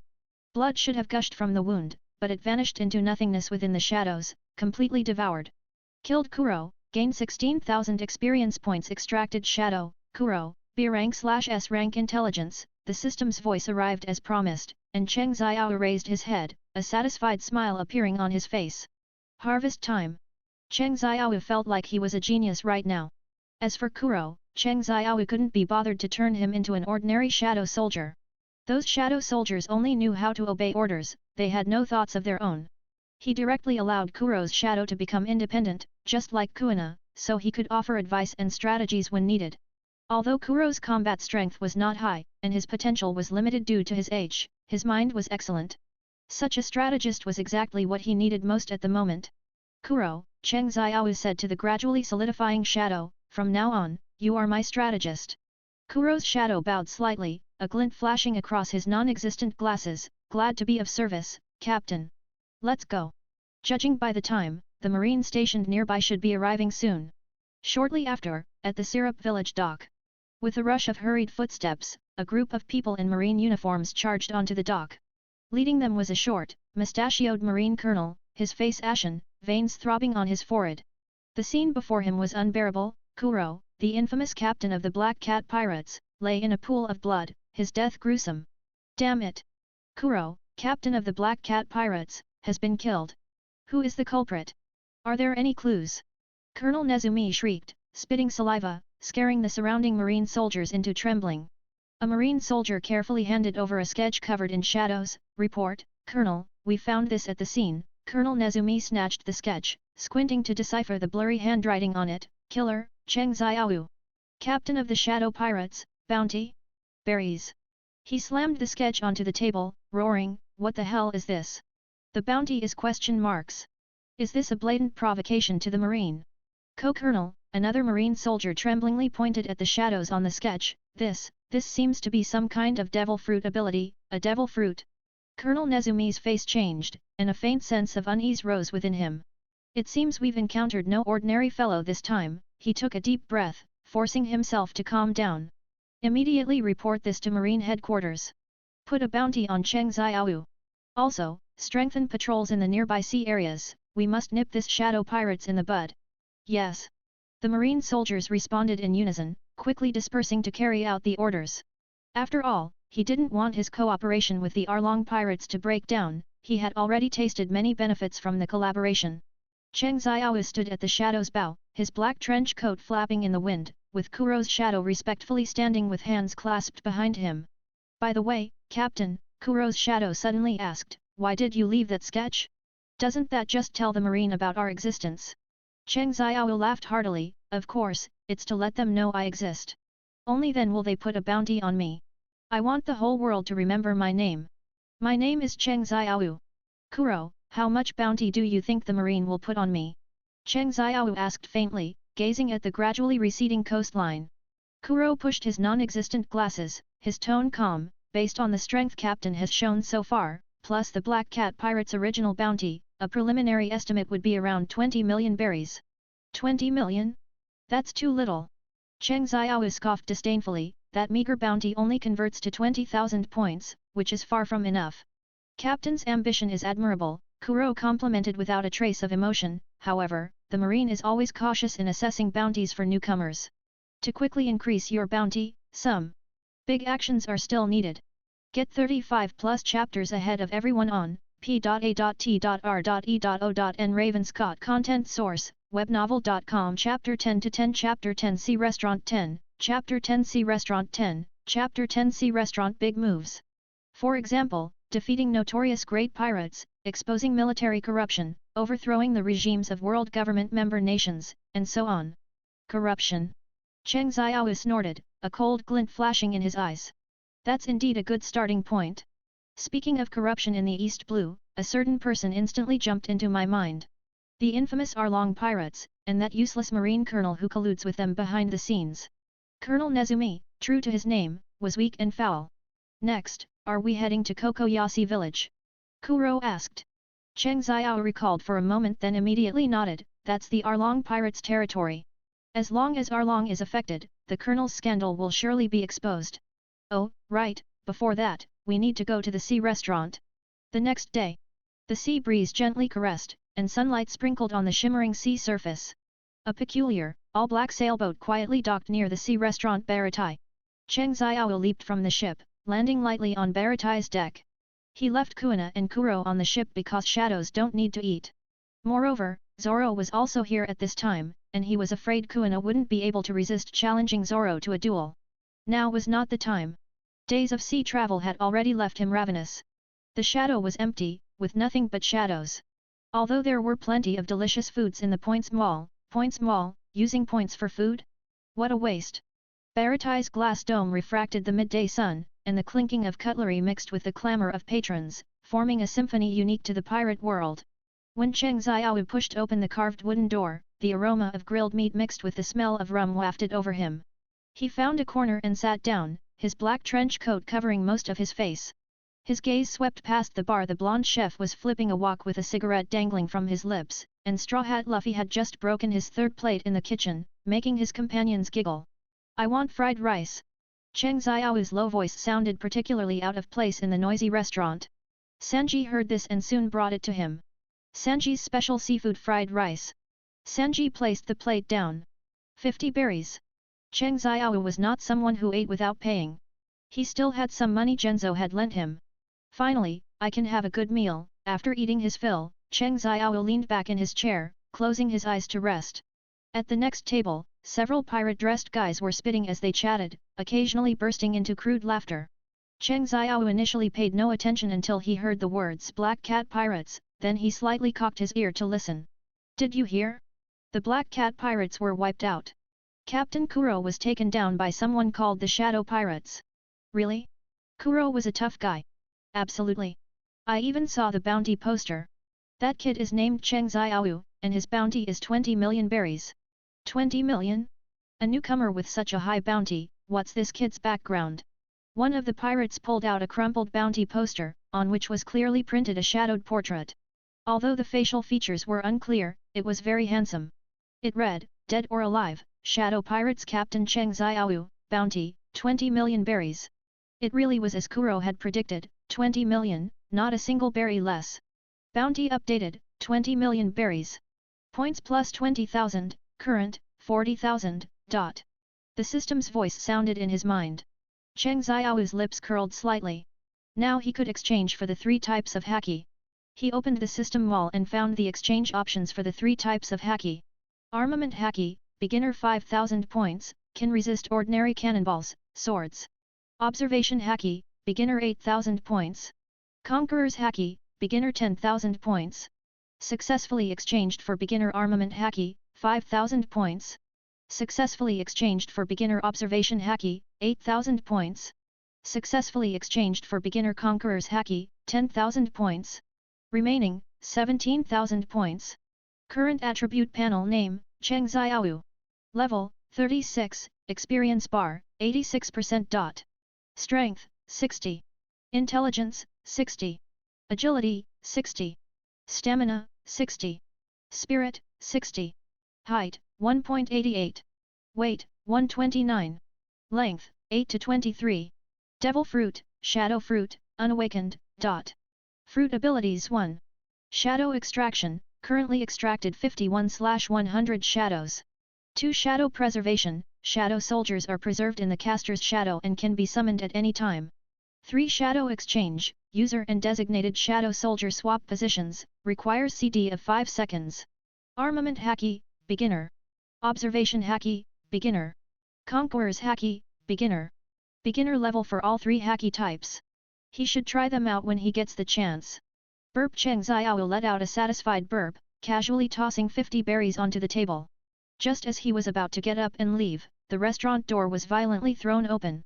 Salty sea wind, mixed with the smell of blood, rushed into the restaurant. Jin's stooped figure stood at the entrance. Give me food. Several days of drifting had already left him ravenous. At this moment, he only wanted to eat a big meal. Cheng Xiaowu slightly raised his eyes, giving him a cold glance, but said nothing. Jin impatiently slammed his fist on the table. Are you deaf? I said I want food. The shouting didn't catch Cheng Xiao's attention. He slowly pulled out a toothpick and picked his teeth, as if everything around him had nothing to do with him. Hey! I'm talking to you! Kid! Seeing Cheng Xiao ignore him, Jin was instantly enraged. He grabbed Cheng Xiao's shoulder. Are you deaf? Cheng Xiao slowly opened his eyes, a cold glint flashing in his deep black pupils, like a gaze from the abyss of hell, causing Jin to involuntarily shiver. I'm not a chef, Cheng Xiao said coldly, then shook Jin's hand off. Jin staggered back a few steps, looking at Cheng Xiao with surprise and uncertainty. Cheng Xiao no longer paid attention to Jin, got up, and left Baratai. Back on the shadow, Cheng Xiao said to Kuro and Kuina, set sail, let's get away from here first. Kuro was slightly taken aback. Captain, aren't we going to meet Krieg? A mere Krieg isn't worth my effort. Besides, Cheng Xiao paused, a hint of apprehension flashing in his eyes, I don't want to be targeted by Hawkeye. Dracul my hawk, the world's greatest swordsman, his strength was unfathomable. Are you saying Hawkeye will appear in this sea area? Kuina asked. That's right, and in just a few hours, Krieg will be completely defeated. That's when it's our time to appear. Understood. The shadow quickly moved away from Baratai, reaching a safe distance. Captain, it seems like a fight has broken out at Baratai. Get 35 plus chapters ahead of everyone on p.a.t.r.e.o.n. Ravenscott content source, webnovel.com Chapter 11 to 11 Chapter 11 Nami's Deal 11, Chapter 11 Nami's Deal 11, Chapter 11 Nami's Deal Let them fight, then we'll take the last hit. Cheng Xiao's lips curled into a playful smile, as if everything was within his grasp. At this moment, the Baratai restaurant was in chaos. The Krieg pirates' henchmen, after eating and drinking their fill, revealed their brutal nature and began to rampage through the restaurant, shouting that they would loot it clean. Zeph and Sanji fought back bravely, but facing such a large number of enemies, they gradually became overwhelmed. In the midst of the chaos, a small ship was rapidly moving away from the chaotic battlefield. Its distinctive sheephead design indicated that it was the Straw Hats going merry, and the one steering it away was none other than Nami, the thieving cat. Her small face was filled with tension, but her eyes were exceptionally firm.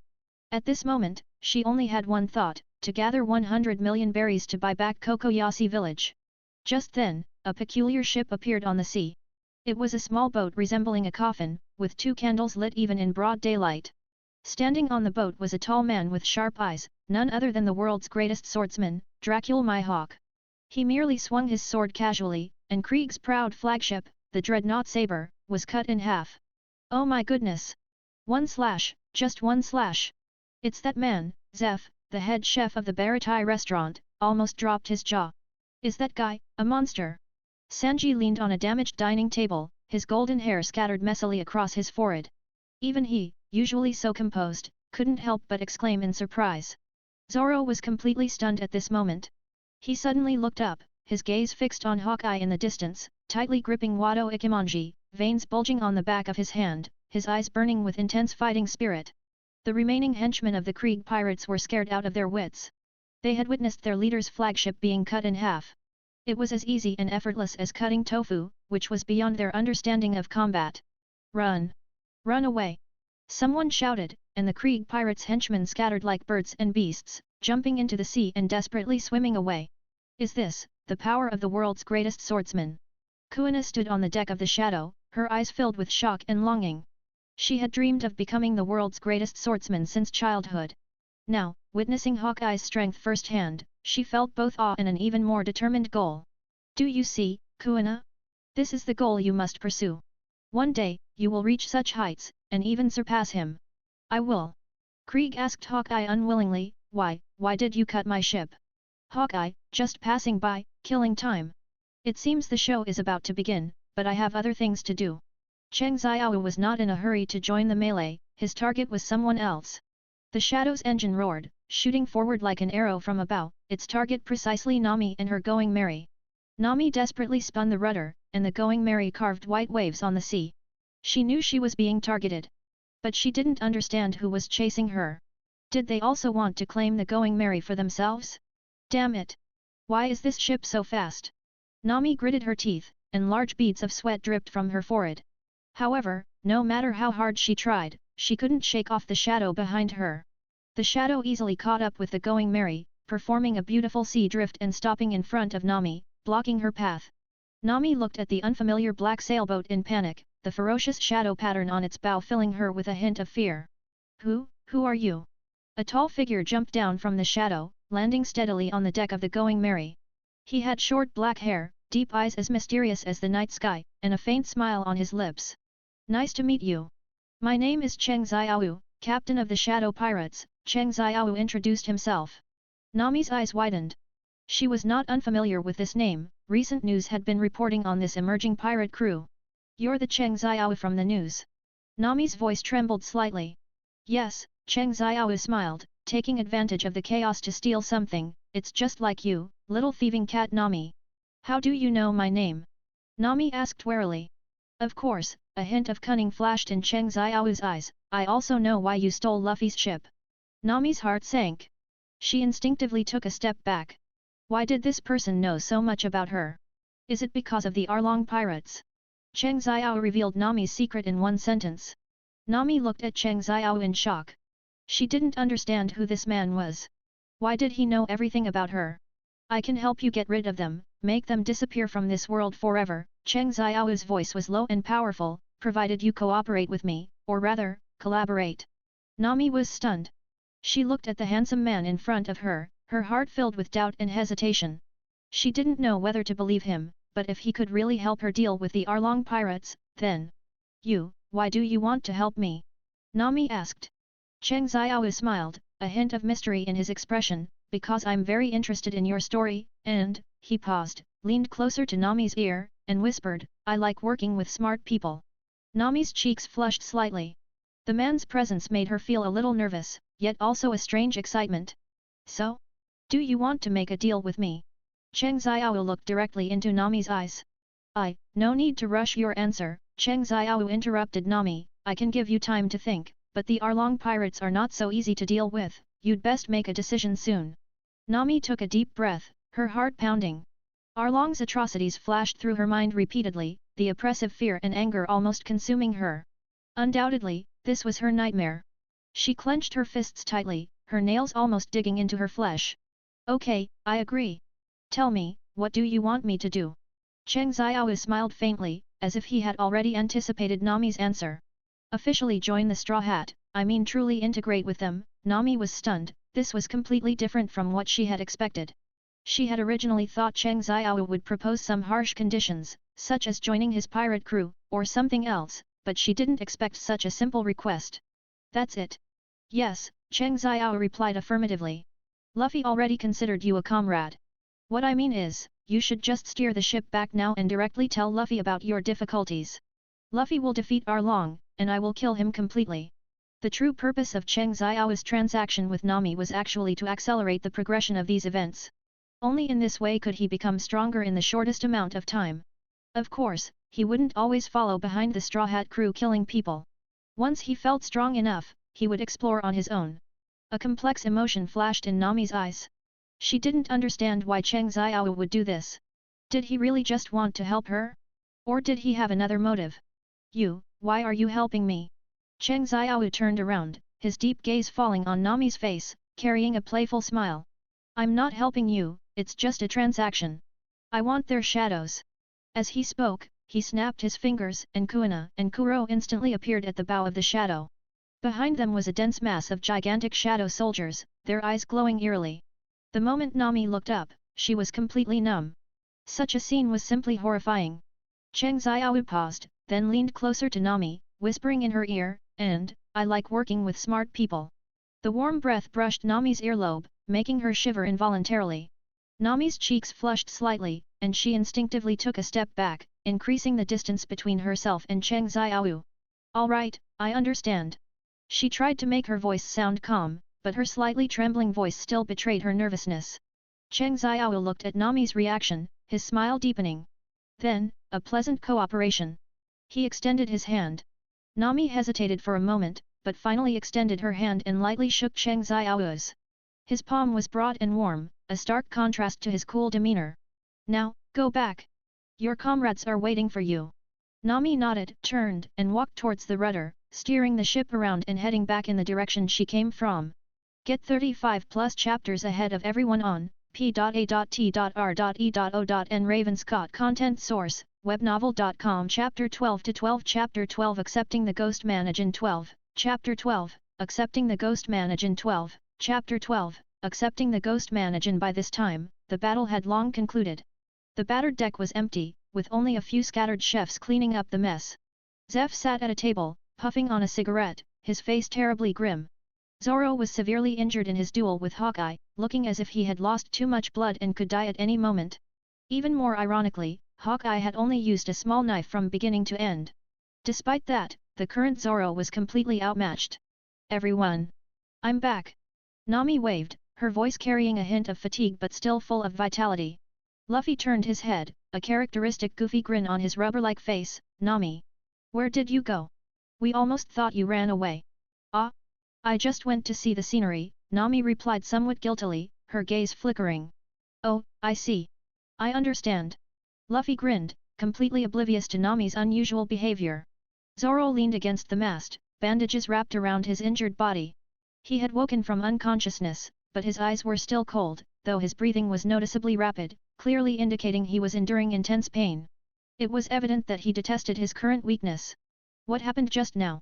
Nami asked cautiously. Sanji exhaled a thick cloud of smoke, looking at Nami with complex eyes, and said in a deep voice, he was taught a lesson by the world's greatest swordsman. World's greatest swordsman? Nami's eyes widened, a look of disbelief on her face. Even so, I believe Zoro will surpass him one day. Luffy said. At this moment, Sanji also made up his mind, deciding to join the Straw Hat crew. After kneeling to bid farewell to his benefactor Zeph, he boarded the ship and sailed with everyone towards Kokoyasi village. Nami looked worriedly at Zoro, discovering that his wound seemed to be bleeding again, and a large part of the bandage was already stained red. Zoro! Nami rushed over to check, why did your injury worsen again? Zoro gave her a cold glance, don't meddle, I'm not going to die. Shut up!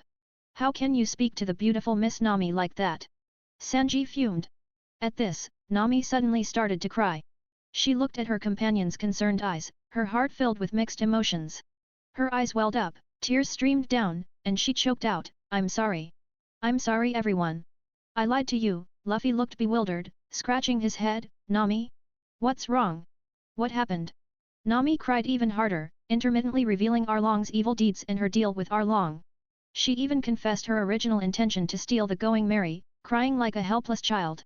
Zoro listened, his brows tightly furrowed, his wounds seemingly throbbing with pain.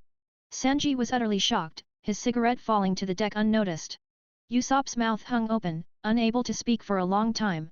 Luffy, meanwhile, looked incredulous, he couldn't understand why Nami had to endure such immense pain. That bastard Arlong! How dare he bully Nami? Luffy roared, his rubber-like fist slamming heavily onto the deck with a dull thud. Luffy, Nami looked up, her eyes misty with tears, I'm really scared, don't be afraid, Nami. We will definitely defeat Arlong and help you reclaim your village. Luffy said firmly, his eyes gleaming with determination. That's right. Nami-san. We will definitely help you get revenge.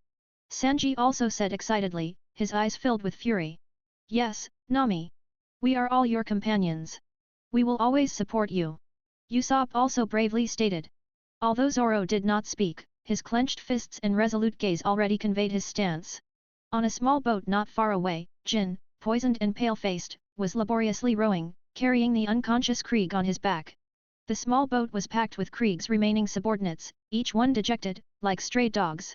Almost simultaneously, the shadow appeared like a ghost from another direction, silently approaching Krieg's small boat. On the sail, a ferocious skull emblem flapped in the sea breeze. It was Cheng Xiao's shadow. Cheng Xiao stood at the bow, his figure shrouded in darkness, like the arrival of the Grim Reaper.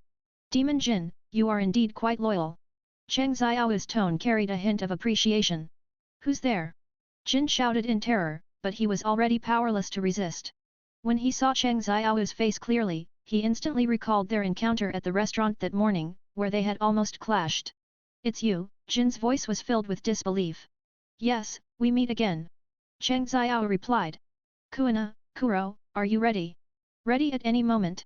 Kuina and Kuro replied in unison. Good, then let's act. There's no need for mercy against pirates who commit all sorts of evil. Yes. He snapped his fingers, and countless dark figures flew out from the shadow, surging like a black tide towards Krieg's small boat. Ah! What is that? Monsters! They're monsters! Krieg's defeated remnants were terrified, scattering in all directions, but they could not escape the shadow's encirclement. Screams and wails rose and fell, and the small boat instantly became a living hell. Within a few minutes, the entire small boat was slaughtered by the shadow army. Blood stained the seawater, and the air was filled with a strong smell of blood. The system's voice rang in Cheng Xiao's mind. Krieg Pirate Crew Combat Captain Demon Jin, Bounty 12 million berries. Krieg Pirate Crew Admiral, Leader Krieg, Bounty 17 million berries. Total 29 million berries. Gained 29,000 experience points leveled up to 38. Demon Jin, I appreciate your loyalty and integrity. Cheng Xiao looked at Jin's shadow, become my shadow, and I will make you stronger. Arise. Jin's shadow trembled slightly, seemingly struggling, but ultimately submitted to Cheng Xiao's immense power. Successfully extracted shadow, Jin, combat rating B rank/A rank growth, successfully extracted shadow, Krieg, combat rating B rank/B rank growth. As for Krieg, Cheng Xiao did not turn him into an independent shadow after extraction. Your ambition and strength are not worth mentioning, instead, I'll use your shadow to strengthen my shadow. The next second, Krieg's shadow was absorbed into the shadow's hull, and at the same time, several heavy cannons and machine guns were mounted on the shadow. Shadow turret times 3, firepower upgrade complete. Get 35 plus chapters ahead of everyone on p.a.t.r.e.o.n. Ravenscott Creators Thoughts. Ravenscott Give me some Power Stone. Content source, webnovel.com. Chapter 13 to 13. Chapter 13. A mature man plays with a sniper rifle. 13. Chapter 13. A mature man plays with a sniper rifle. 13. Chapter 13. A mature man plays with a sniper rifle. Cheng Xiao nonchalantly picked up a piece of paper, pulled out a quill pen, dipped the tip in ink, and slowly and intently began to sketch the scene before him. This was the second time he had left his own sketch after a massacre. The first time was of his military Kuro. After finishing the drawing, Cheng Xiao gently nailed the paper onto a charred ship plank. After doing all this, Cheng Xiao's gaze swept over the weapon in Jin's hands, which consisted of 2 large iron balls connected by an iron rod. Hey, Jin! This thing in your hands, it looks exactly like a chef's spoon. Jin suddenly looked up, his face full of protest. It's my weapon. It has nothing to do with cooking. Cheng Xiao acted as if he hadn't heard. From today onwards, you are the chef of the shadow. What? Jin was startled, looking up at Cheng Xiao, his face showing an expression that said, you're joking, right? I'm not joking. Don't you think it looks a lot like a chef's tool? Cheng Xiao said with a half-smile, coincidentally, our ship needs a chef, and that position is now yours. Chef? But I can't cook at all. Jin almost shouted, his face full of disbelief. He, the great demon Jin, once the main combat force under Krieg, was now being assigned to the kitchen to stir-fry? Cheng Xiao ignored his resistance. Can't? Then learn. This isn't a discussion, it's an order. Jin's body stiffened, it was an irresistible pressure, and he had nowhere to escape. Finally, he lowered his head and muttered unwillingly, "Understood, Captain." Cheng Xiao nodded in satisfaction, "Very good, then don't just stand there. Get up and get to work, I'm really hungry." Jin reluctantly got up, his face stiff as he dragged those 2 spoons away. As soon as he left, Kuro couldn't help but chuckle, "Chef Jin? Tisk tisk, and he's still a demon, that sounds a bit comical. Don't laugh. Maybe this guy can actually make something." Cheng Xiao waved his hand lightly, turned around, and instructed, "Go to a nearby village and procure some fresh ingredients to fill the ship's reserves. And while you're at it, test out our new chef's skills." Kuro nodded and turned to carry out the order. However, things developed somewhat unexpectedly. A few hours later, a fragrant aroma wafted from the ship's cabin, stunning everyone. "What is this?" Cheng Xiao walked into the cabin, smelling the aroma in the air, his eyes showing a hint of surprise. He saw several steaming dishes on the table, brightly colored and even somewhat exquisitely presented. Cough.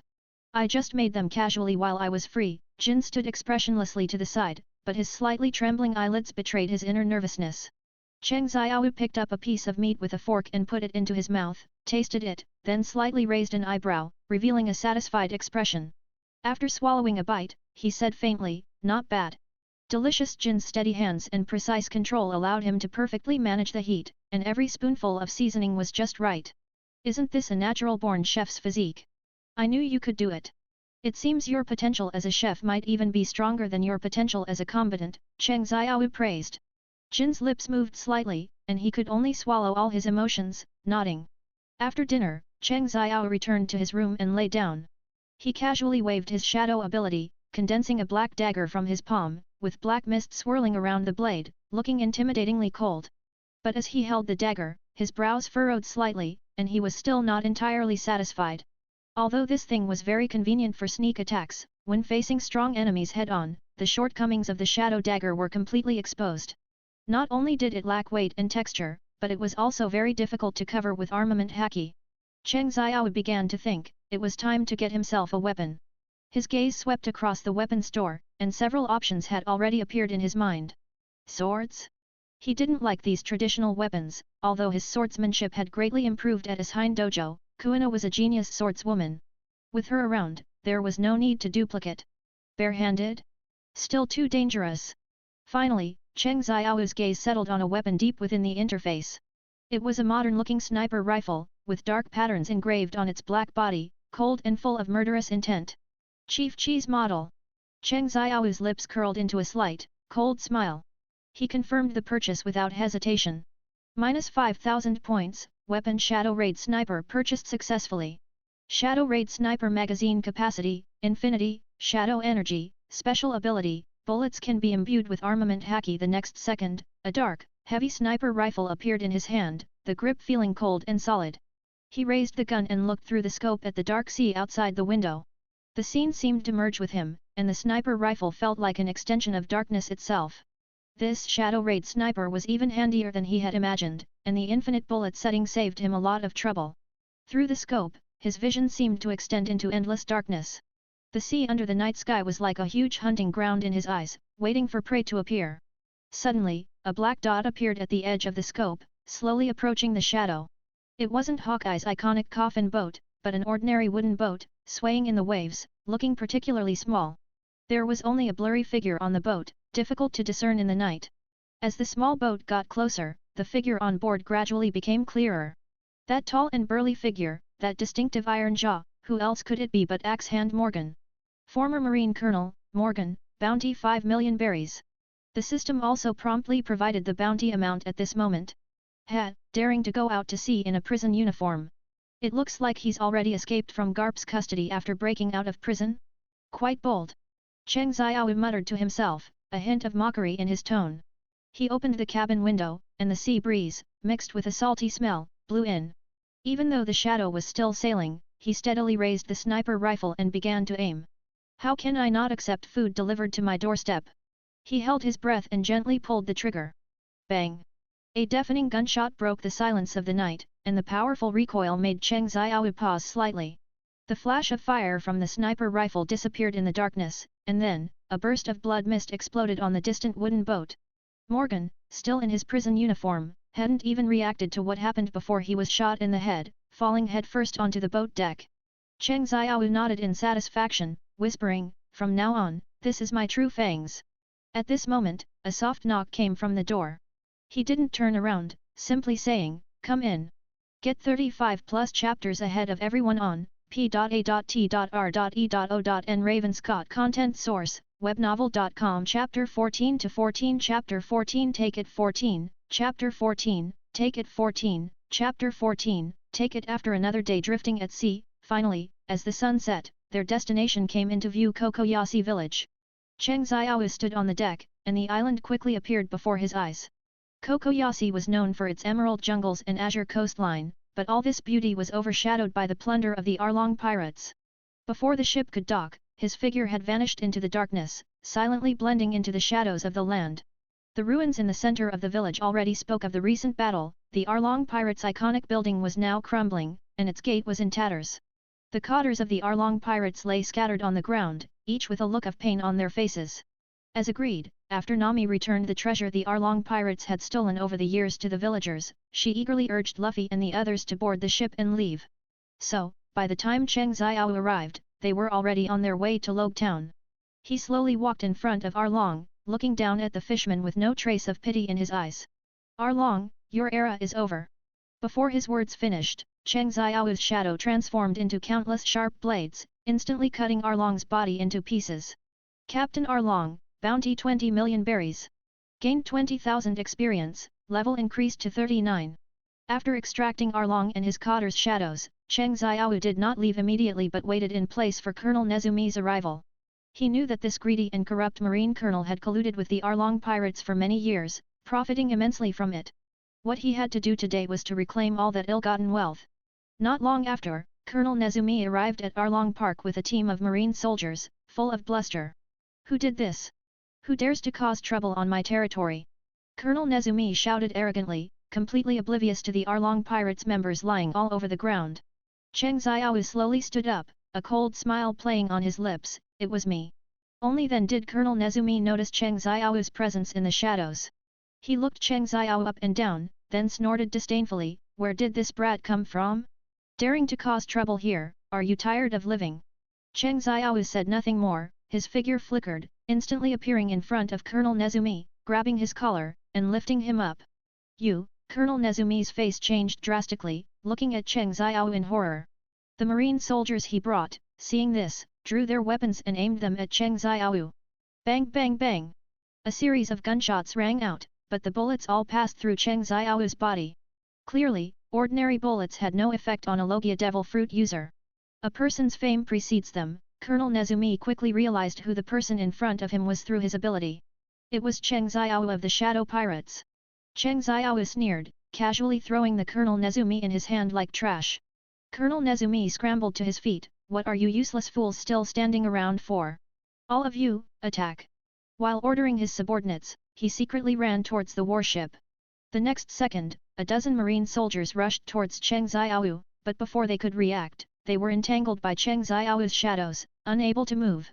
As Cheng Xiao moved his fingers, all dozen marine soldiers he brought were neatly taken down.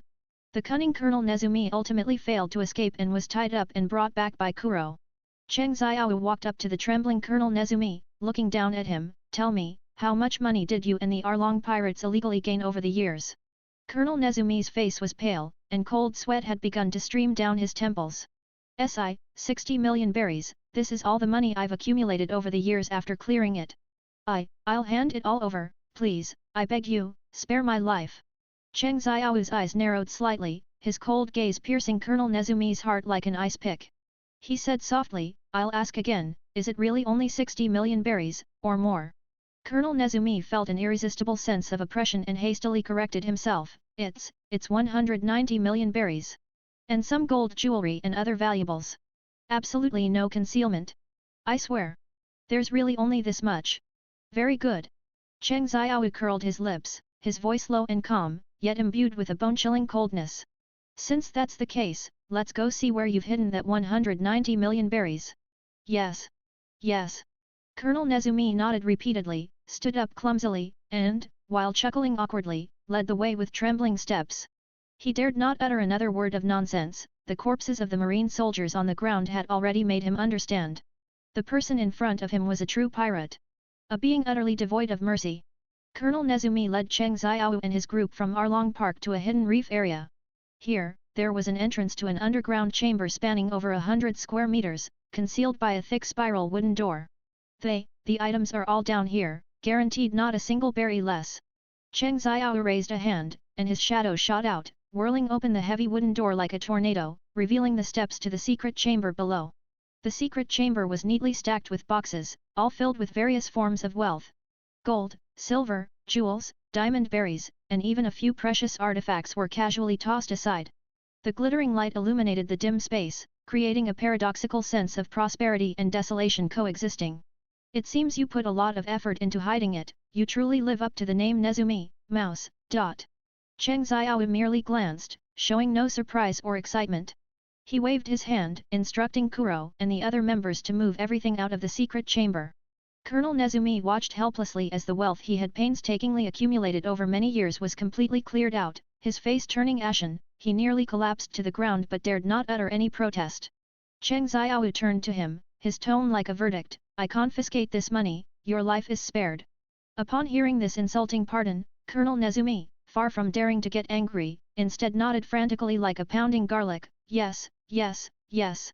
You are merciful, you are magnanimous. Thank you for sparing my life." Of course, Cheng Xiao would not return all the money to the villagers like Nami. He was a pirate. And it wasn't as if he had directly stolen it from civilians. Wasn't getting rich overnight a good thing? The next day, at dawn, the gates of Marine Branch 16 groaned under the strain. Colonel Nezumi, stripped naked, was hung like a pig awaiting slaughter on the marine flagpole, beneath which lay the corpse of another former Marine Colonel, Morgan. A message was written on Colonel Nezumi's body: "Marine scum Colonel Nezumi, colluded with the Arlong pirates to oppress villagers, countless crimes. We humbly request Marine Headquarters to send a more competent watchdog next time." Cheng Xiao left. Get 35 plus chapters ahead of everyone on p.a.t.r.e.o.n. Ravenscott. Content source: webnovel.com. Chapter 15 to 15. Chapter 15. Anger the Warring States and the bounty will increase again. 15. Chapter 15. Anger the Warring States and the bounty will increase again. 15. Chapter 15. Anger the Warring States and the bounty will increase again. Marine Ford. Inside the Fleet Admiral's office, Fleet Admiral Sengoku's fist slammed heavily on the desk, causing a few drops of tea to splash out of his teacup. On the desk were two wanted posters side by side. Luffy's grinning bounty photo contrasted sharply with Cheng Xiao's sinister profile. The two reports in his hand were already crumpled. One depicted the Straw Hat Pirates' battle against the Arlong Pirates, with a description of their victory over the Arlong Pirates below. The other prominently displayed a photo of Colonel Nezumi stripped naked and hung on the Marine Branch gate. And the extremely arrogant warning Cheng Xiao left behind. Watchdog. This Cheng Xiao, he's absolutely lawless.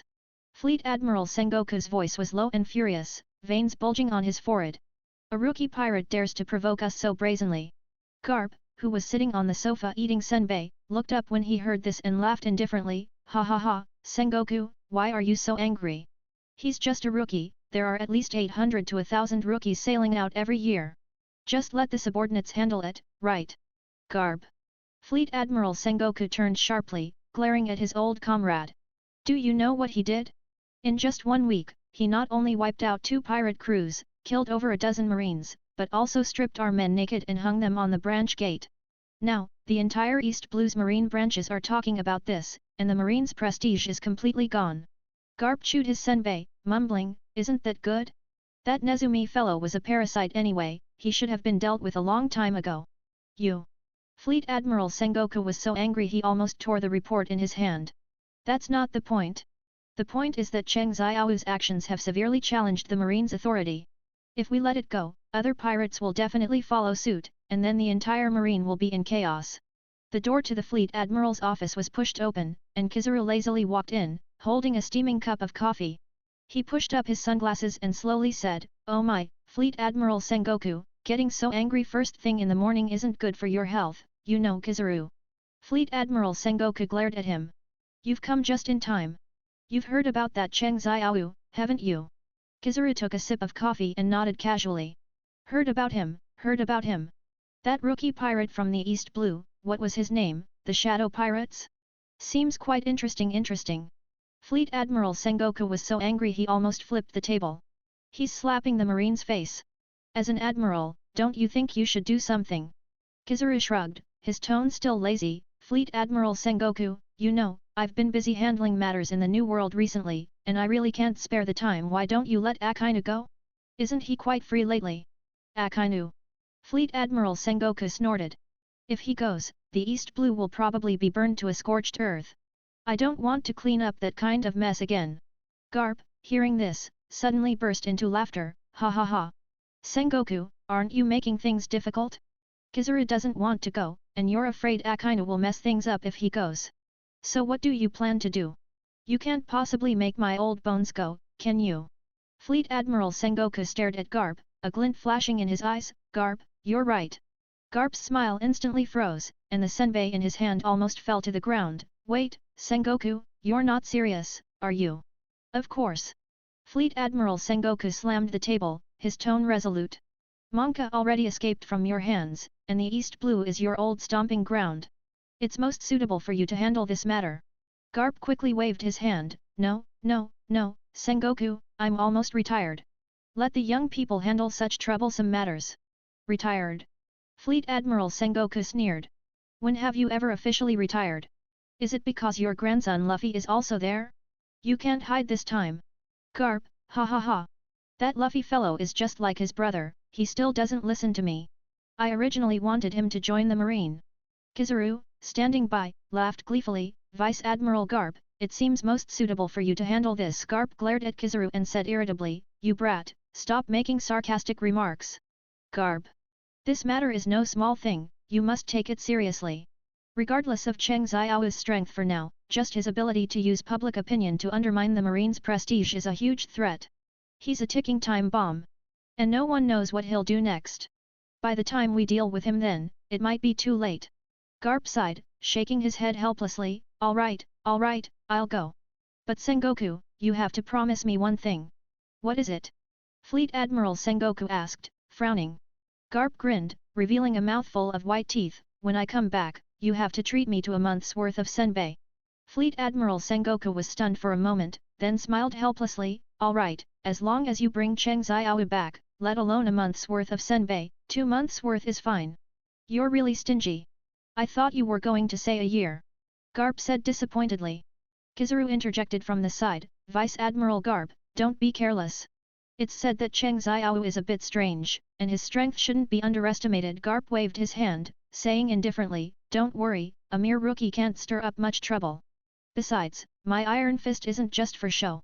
Fleet Admiral Sengoku nodded, his tone serious. Garp, this mission is not just about capturing Cheng Xiao, more importantly, it's about restoring the marine's prestige in the East Blue. Don't be careless. Garp stood up, brushed off the senbei crumbs from his clothes, and laughed, don't worry, Sengoku.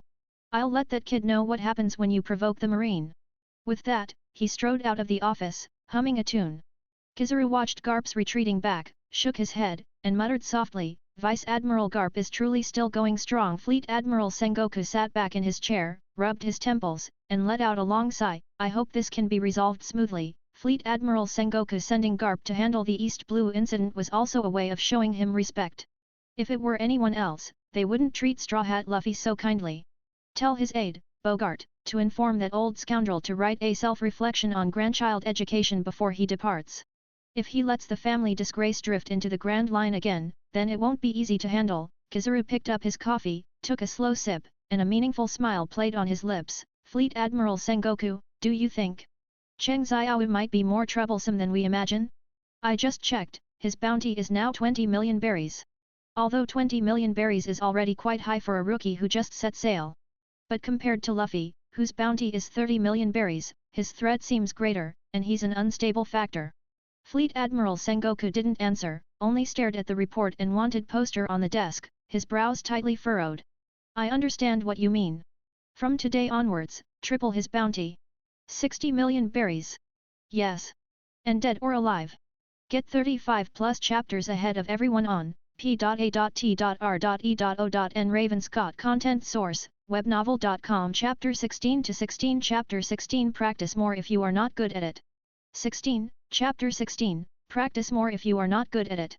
16, Chapter 16, Practice more if you are not good at it. On the Going Merry, the sea breeze gently caressed, and the sunlight spilled onto the deck, casting a golden glow. The Straw Hat crew sat together, excitedly discussing the latest newspaper. The Arlong pirates in the East Blue have been annihilated, and Kokoyasi village has returned to peace. Luffy pointed at the headline on the newspaper, shouting excitedly, Nami. Nami stared blankly at the newspaper, tears silently streaming down her face. The hatred she had suppressed for years was finally avenged. She jumped up excitedly, hugging Luffy tightly and crying loudly. It's great, finally, truly free, Nami stammered, her voice choked with sobs. Idiot Nami, why are you crying? It's all over. Luffy awkwardly patted Nami's back, comforting her. Zoro, standing nearby, looked at Nami, a rare hint of tenderness appearing on his face, before quickly returning to his usual cold demeanor and taking a swig from his sake bottle. Look what I found, Luffy's bounty poster. Usopp exaggeratedly widened his mouth, almost drooling, 30 million berries. Luffy picked up the newspaper and laughed loudly, hey. My bounty.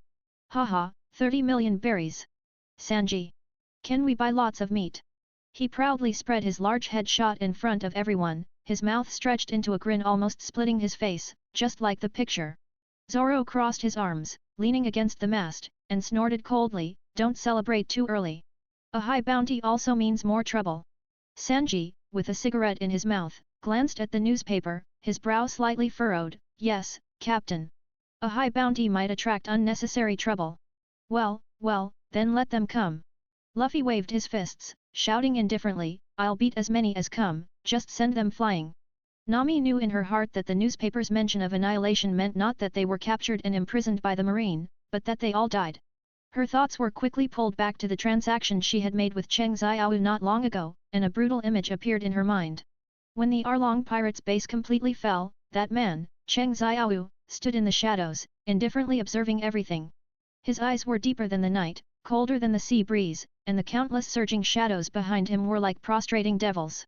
The entire Arlong pirates were swallowed into endless darkness, not even a single scream escaping.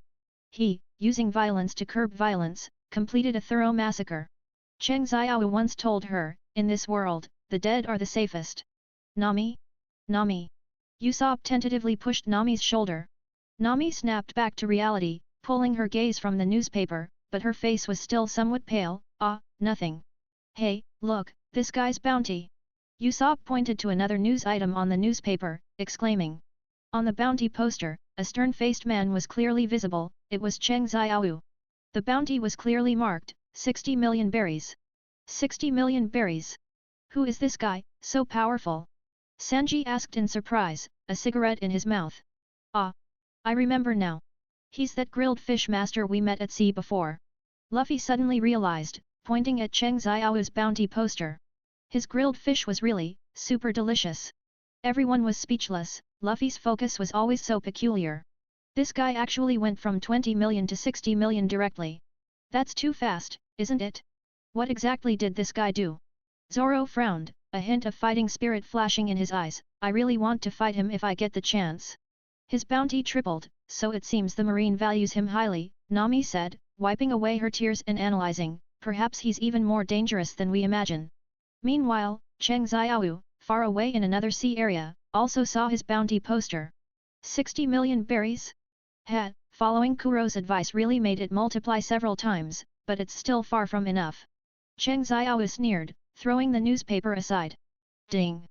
Congratulations to the host for increasing your bounty to 60 million berries, you have received 40,000 points. The system's voice sounded at the opportune moment. Cheng Xiao opened the system panel, looking at the points balance displayed, and the corner of his mouth curved slightly upwards. 50,000 points, that's enough. Cheng Xiao unhesitatingly spent 50,000 points to upgrade his armament haki to intermediate level. He looked at the system panel floating in mid-air, level 39, 2,000 experience needed until next level, ... At this upgrade speed, if nothing unexpected happens, he will reach level 40 at the next stop in Logue Town. Logue Town, as the place where Roger was executed, attracts quite a few pirates who come to visit. He plans to catch them all in one go. It seems it's time to intensify the development of my devil fruit ability, Cheng Xiao muttered to himself. Currently, his devil fruit attack methods are somewhat singular. Aside from being able to extract and store shadows, perform shadow exchanges, condense shadows into shadow spikes for attack, and use that special shadow raid sniper, there are no others. However, the development of a Logia devil fruit should be far more than this. Take Fire Fist Ace, for example, he also has many small skills, such as Fire Fist, Flame Ring. Not to mention that the three admirals of the marine are all masters in Logia devil fruit development, like Aokiji's Ice Saber, Ice Ball, Ice Age. After a moment of silence, he called out, Kuro. The shadow under the deck stirred slightly, and Kuro, dressed in a suit, emerged from the darkness, his gold-rimmed glasses glinting in the sunlight. Kuro, as Cheng Xiao's strategist and advisor, always maintained an orderly appearance. In stark contrast to Cheng Xiao's coldness, his indifference carried a precise calculation. Cheng Xiao waved his hand, displaying his own panel to Kuro. You should have seen my current attack methods. They are simple and direct, with sufficient lethality, but they are monotonously boring. To give you an example, if I were to face a powerhouse of Garp's level, what are my chances of winning? 0. Kuro replied without hesitation, showing no mercy to Cheng Xiao. That's direct. Cheng Xiao raised an eyebrow slightly, he liked Kuro's directness, then tell me, what's the solution? Kuro cleared his throat, adjusted his tie, and began to explain. Firstly, I believe your devil fruit ability is not sufficiently developed, especially in close combat. Close combat? Cheng Xiao frowned, he had always favored long-range attacks, using the properties of shadows for assassination and sniping, focusing on surprise attacks. Indeed, your shadow fruit ability is powerful, but it relies too much on long-range attacks. Once an enemy gets close, you can easily fall into a passive state. Although powerful armament haki and observation haki can compensate for this weakness, what if you encounter an opponent who also possesses haki? Cheng Xiao fell silent for a moment, Kuro's words enlightened him. Captain, I think you can develop some techniques that combine with physical attacks. For example, using the extensibility of shadows to strengthen your attack range, forming effective killing power similar to Fire Fist. I understand. Cheng Xiao nodded. Kuina, Jin, Arlong. Present. Three figures appeared almost simultaneously. Kuina, holding Wado Ikimonji, looked heroic and spirited. Jin was taciturn, his fists clenched tightly. The fishman Arlong, carrying his signature sawtooth sword, grinned, revealing his sharp teeth. From now on, you will all be my opponents. You mean? Kuina frowned slightly, seemingly somewhat confused. Kuro is right, I need more close-quarters combat skills. He glanced at Kuro beside him, who pushed up his gold-rimmed glasses in agreement. I believe that only through actual combat can new moves be developed fastest, and the same goes for you. As my shadows, being weak is also a sin. Cheng Xiao's tone was unquestionable, to become stronger, one must rely on overall strength, fighting alone would definitely not work. Understood. Remember, don't hold back. Cheng Xiao reminded them. Ah? Won't that be too dangerous? What if we accidentally, Kuina said with a worried expression. There is no what if. Do you think intermediate armament haki is just for show? Cheng Xiao laughed. However, the next second, all four of their weapons were covered with a layer of armament haki. It turned out that shadows could share haki from Cheng Xiao, although it would be one level weaker than Cheng Xiao's haki. This meant that although they currently did not have observation haki and house hoku, because Cheng Xiao had upgraded his armament haki to intermediate, they already possessed basic armament haki. Of course, only these shadows that Cheng Xiao had individually separated had this growth characteristic, other ordinary shadows did not. Then let's go. My great sword has been thirsty for battle for a long time. Arlong impatiently swung his great sword, slashing towards Cheng Xiao's neck. Oh no, I was careless. Get 35 plus chapters ahead of everyone on p.a.t.r.e.o.n Ravenscott Content Source, webnovel.com Chapter 17 to 17 Chapter 17 Roguetown 17, Chapter 17, Roguetown 17, Chapter 17, Roguetown. After several days of sailing, Cheng Xiao and his group arrived at Roguetown. In Roguetown, the execution platform towered into the clouds like a sharp spike piercing the sky. The square was bustling with people, and the air was filled with excitement and agitation. Today marked the 22nd anniversary of Pirate King Gold Roger's execution. However, Logtown this year was less boisterous than in previous years. Ever since Marine Captain Smoker was stationed here, the number of pirates in Logtown had sharply decreased. Almost all pirates who dared to cause trouble here became Smoker's prisoners. At this moment, inside a clothing store in Logtown, Nami was trying on a red dress in front of a mirror. The light fabric outlined her graceful figure, and the vibrant color accentuated her fair skin, making her look like a blooming rose, delicate and alluring. This one, and this one, Nami pointed at several outfits, her eyes sparkling with excitement, but as soon as she thought of the price, she hesitated again. Still, forget it, it's too expensive, I don't want any of these. Boss, I'll take all of these. How much? A low voice came from behind. Nami turned around in surprise, only to see Cheng Xiao leaning against the doorway, casually tossing 500,000 berries to the clothing store owner. 500,000 berries! Nami gasped, this was no small sum. Isn't it every man's honor to pay for a beautiful woman? Cheng Xiao chuckled softly, especially for you. Nami's cheeks flushed slightly, and she whispered, thank you, this was the first time a man had bought clothes for her. A strange feeling rippled through her heart. I hope we can continue to cooperate in the future. As they walked out of the clothing store side by side, Cheng Xiao spoke directly and to the point. His gaze fell on Nami's swaying skirt, its red as vibrant as if stained with blood. Nami paused for a moment, then reacted, asking tentatively, continue to cooperate, you mean, will you kill all the other pirates we encounter in the future? When she said the words kill all, her voice noticeably lowered, carrying a barely perceptible tremor. Cheng Xiao stopped, turned, and looked at Nami, that's right. You just need to quickly get Luffy away from the battlefield. I just don't want him to stop me. Nami bit her lip, hesitated for a moment, and then said, won't that be too cruel? Although she craved money, such a bloody collaboration still made her somewhat difficult to accept. Cruel? Cheng Xiao chuckled lightly, in this world, it's the law of the jungle, it's either you die or I die. Which pirate, for instance, doesn't have blood on their hands? But, 10 million berries each time. Deal. Nami agreed almost without hesitation. Cheng Xiao nodded in satisfaction, then turned and walked into a barber shop. After several months without a trim, his hair was a bit messy, it was time for a haircut. Master, a haircut. Cheng Xiao entered the barber shop, casually found a seat, and closed his eyes. He was accustomed to closing his eyes to rest during a haircut, letting the barber work on his head. How much here?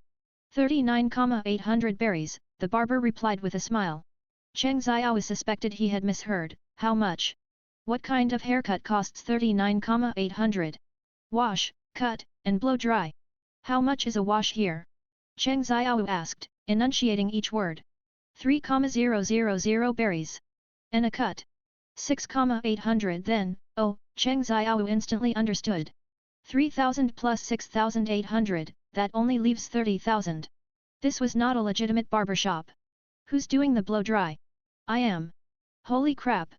Cheng Xiao finally couldn't help but curse. He then opened his eyes and carefully scrutinized the barber in front of him, heavily made up, wearing exaggerated clothing. This was clearly a disciple of Ivankov, the queen of queers. The blow dry isn't necessary. Oh, no, customer, if you think it's too expensive, we can lower the price. My service is very good, ho ho ho, get away from me. Cheng Xiao quickly got up to leave but was blocked by the barber. Having no choice but not wanting to alert him, he could only give 39,800 berries, finally barely escaping. You know what, you really know what? Cheng Xiao, walking out of the barber shop, truly looked like a changed man, he seemed much more energetic. The technique was indeed not bad. Meanwhile, in the Marine Branch office, Smoker was listening to his subordinate's report. Report, Captain Smoker, according to intelligence, the Straw Hat Pirates may have arrived in Logtown. And, the whereabouts of the Shadow Pirates are unknown, they might also be, what a troublesome bunch. Smoker exhaled a puff of smoke, a hint of impatience in his tone. One has a bounty of 30 million, the other 60 million. It seems Logtown this year is destined not to be peaceful. He put on his justice cloak, picked up his jit, and walked out of the office.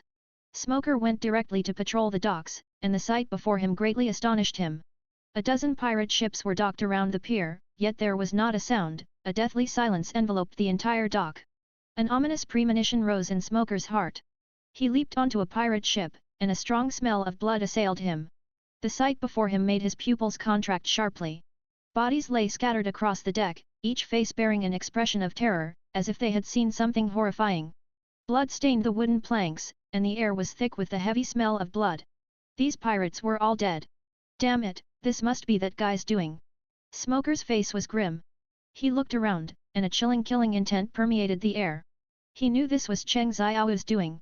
There weren't many people in the East Blue capable of committing such atrocities, and only Cheng Xiao had a track record of massacring other pirate crews.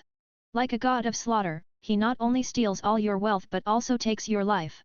Cheng Xiao pushed open the slightly dilapidated wooden door, and a strong smell of alcohol mixed with sweat assailed him. Gold Rogers Tavern, once the liveliest place in Logue Town, was now very deserted. This was one of the popular check-in spots, the tavern pirate King Roger used to frequent the most. Ever since Captain Smoker was permanently stationed in Logue Town, business here had plummeted. After all, no one wanted to be arrested by the Marine for a prison meal halfway through drinking. The tavern owner was an old man, idly wiping glasses behind the bar with a rag. When he saw Cheng Xiao enter, he was first startled. This man's aura was completely different from ordinary people. That innate, powerful oppressive feeling made him unconsciously swallow his saliva.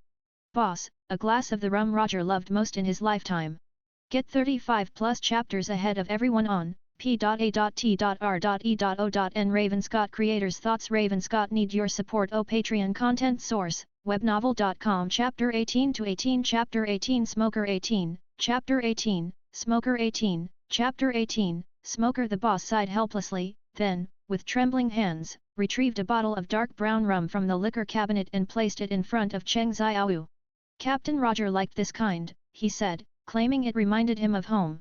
As soon as Cheng Xiao twisted open the cap, a rich aroma of alcohol wafted out. He took a small sip, and a spicy flavor exploded on his tongue, then transformed into a warm current that spread throughout his body. Not bad, he nodded in approval, although he didn't like to drink, the taste was something he could immediately perceive. Just then, the wooden door of the pub was pushed open again, and a thick cloud of smoke poured in, causing Cheng Xiao to cough a few times. As the smoke cleared, a tall man clutching 2 cigars was revealed. It was Marine Captain Smoker. Boss, 2 rums. Smoker bellowed gruffly. Sorry, no service. I'm already planning to close up and retire. You sure pick your days. Do you have to retire today? I don't believe it. Smoker raised an eyebrow, clearly not buying the boss's excuse. When you get old, retiring is normal, isn't it? The boss spread his hands helplessly. Thanks to you, there's no point in me staying open. Ever since Smoker was stationed in Logue Town, pirates had avoided the area, and his business had plummeted. Smoker didn't care about any of that, he simply used his smoke to snatch a bottle of rum from the liquor cabinet and poured himself a glass. He glanced at Cheng Xiao next to him and asked, You, kid, you're a pirate, aren't you? Cheng Xiao didn't have much aversion to the Marine in front of him, in fact, he admired Smoker's personality. He had considered whether to turn him into his shadow, but ultimately decided against it. This person would be useful later. What if I am? Cheng Xiao replied blandly. Smoker pushed the other glass of rum towards Cheng Xiao. Drink up and come with me. I really admire you pirates, daring to come here knowing how dangerous it is. Cheng Xiao gulped down the rum in one go. Wow, refreshing. Boss, can I buy all your stock? Then, he pulled out 1 million berries and slapped them onto the bar. Having money made him willful. 1 million berries was already the bounty for many minor pirates. Seeing Cheng Xiao's generous spending, Smoker began to suspect his identity. Who are you? Cheng Xiao. Smoker heard that name and instantly exploded. A person's name is like a tree's shadow. Cheng Xiao, captain of the Shadow Pirates, a pirate rookie with a 60 million berries bounty. Those pirate ships at the dock, were they all your doing? Cheng Xiao looked indifferent. So what if they were? Didn't I just help you complete your mission? Not all pirates deserve to die, they should be arrested and brought to justice. What do you take us Marines for? Smoker roared. What you Marines do has nothing to do with me, you're asking for death. As smart as Smoker was, he couldn't stand being openly mocked like this. Smoke surged out from his body like a beast unleashed, instantly engulfing the entire pub. Cheng Xiao waved his hand impatiently. If you want to fight, go outside. Don't ruin the good wine here. He picked up his glass and slowly finished the remaining rum, as if completely unconcerned by the swirling smoke around him. This wine is quite strong, but it's a pity it doesn't have much of an aftertaste. Just like you, it peaks at the start and then loses its punch. The two came out of the pub. Smoker stood in the center of the street, arms crossed, with large amounts of smoke pouring from around his body, swirling and coiling like snakes. He clenched his cigar and sneered, to deal with an arrogant and presumptuous pirate like you. If I don't take you in today, I'll truly be unworthy of this cloak of justice. Justice? Cheng Xiao scoffed. Justice can only be achieved with strength, otherwise, it's not worth mentioning. Before he finished speaking, Smoker had already gathered his strength and moved. His body transformed into solid smoke and rushed forward, heading straight for Cheng Xiao's face. The speed of the smoke was terrifying, almost instantly closing in. With such speed, it was no wonder Luffy was tormented by him at this stage. Cheng Xiao snorted coldly, his foot tapped, and his figure, like a swift ghost, slid sideways, evading the attack. This was precisely the new move he had devised these past few days, named Ghost Shadow Step. Seeing this, Smoker's smoke suddenly contracted, then lunged at Cheng Xiao. This move had an extremely wide range, like the sharp claws of a giant beast swinging down, bringing with it a suffocating sense of oppression. Cheng Xiao's eyes narrowed slightly, and a dark glint flashed in their depths. He raised his hand, and a wisp of dark shadow, like a living creature, flowed out from his sleeve, instantly covering the ground, as if transforming the street into a deep sea. The corners of his mouth curled upwards. Since you're so eager to fight, I'll indulge you. Smoke and shadows collided in the center of the street. In just a few breaths, the violent force caused roof tiles to fall, and several hideous cracks appeared on the ground. The air on the street was completely suppressed and became stagnant by their auras, all shouts and fleeing sounds became background noise. Smoker, wielding his jit, weaved through the smoke, each move fierce. But Cheng Xiao remained completely unperturbed, forming a shadow dagger in his hand to meet the jit, firmly blocking it. You've got some skills, Cheng Xiao chuckled, his voice still clear amidst the clash's reverberations. But that's all. Smoker frowned, only then did he realize that his smoke was being eroded little by little. Those black shadows tightly coiled, like venomous snakes, devouring his smoke completely. It's not over yet. Smoker roared, his entire body's smoke surged, and he stomped his foot, charging towards Cheng Xiao. The tip of his jit suddenly transformed into a hook blade, aimed directly at his opponent's head. However, the moment Smoker closed in, Cheng Xiao suddenly shifted sideways, and the shadow dagger collided with the jit, producing a piercing shriek. Then, Cheng Xiao stood calmly within the smoke, his fist clenched, its surface covered in a layer of pitch-black armament haki. To deal with Logia Devil Fruit users, using armament haki is the best option. Smoker was greatly alarmed, he didn't even have time to dodge before Cheng Xiao's powerful punch landed squarely on his chest. His body flew backward like a kite with a broken string, creating a deep crater in the ground. The smoke gradually dissipated.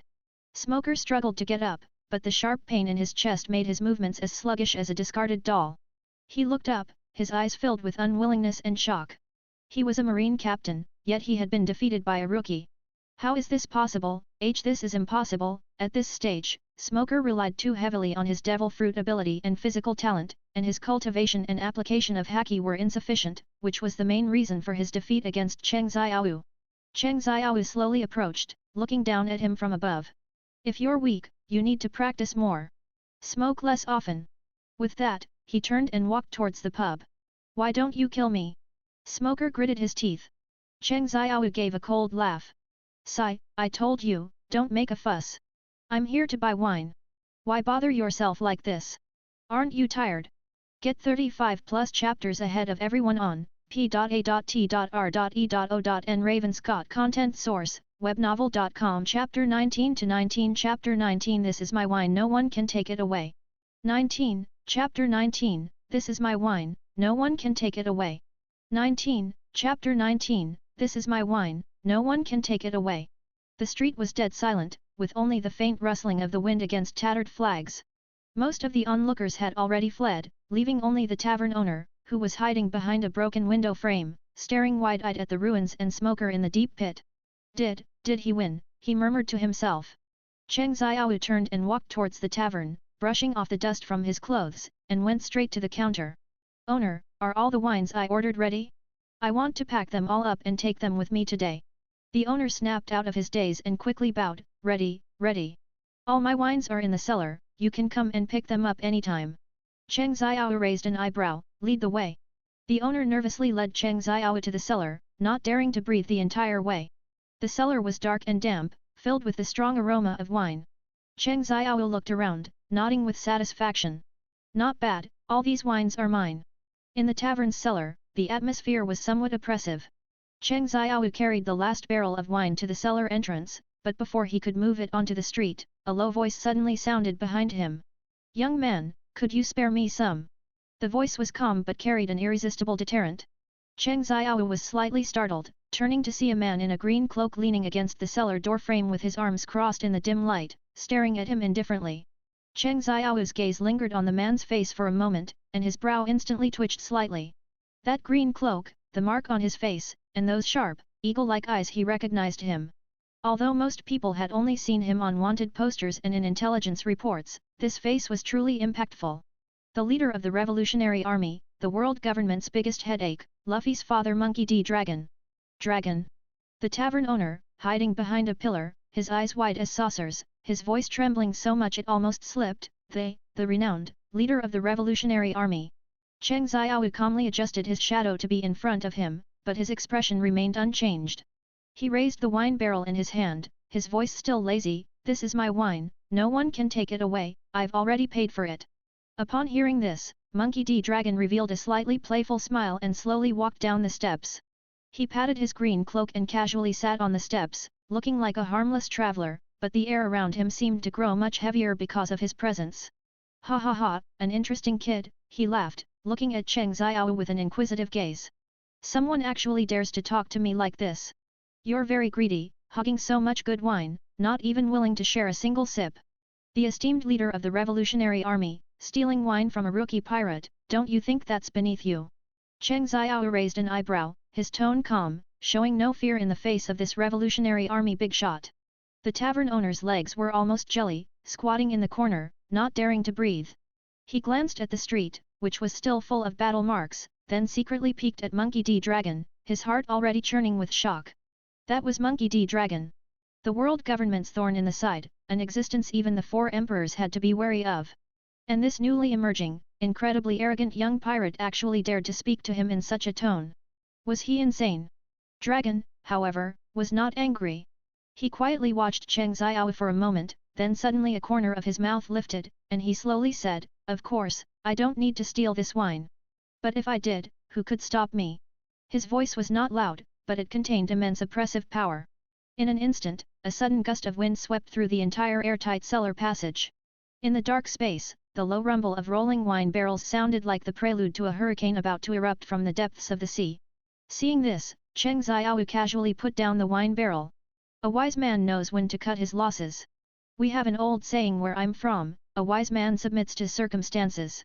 He patted the dust off the barrel lid with his hand and coldly smiled, "Is it true that you family members are all so unreasonable in your actions? But indeed, the strong can take everything." This remark was like a bucket of cold water thrown into a fire, making Monkey D. Dragon stare at the young man in front of him with great interest. He narrowed his eyes, revealing a smile that was half real, half feigned. "Interesting kid, you're quite sharp," his tone softened slightly, "however, I'm not here to cause trouble. I just smelled the wine and wanted to sit down and have a couple of drinks." Cheng Xiao was not surprised at all why the famous dragon would appear here. He was just here to see his son officially set sail. Now that Smoker had been dealt with by himself, he had time to sit down and have a drink. Cheng Xiao snorted lightly, reaching out to pat the wine barrel, "I must take these wines with me, but before I leave, treating you to a couple of drinks is no problem." Dragon paused, then burst out laughing, "Ha ha ha ha, I also wanted to chat with you."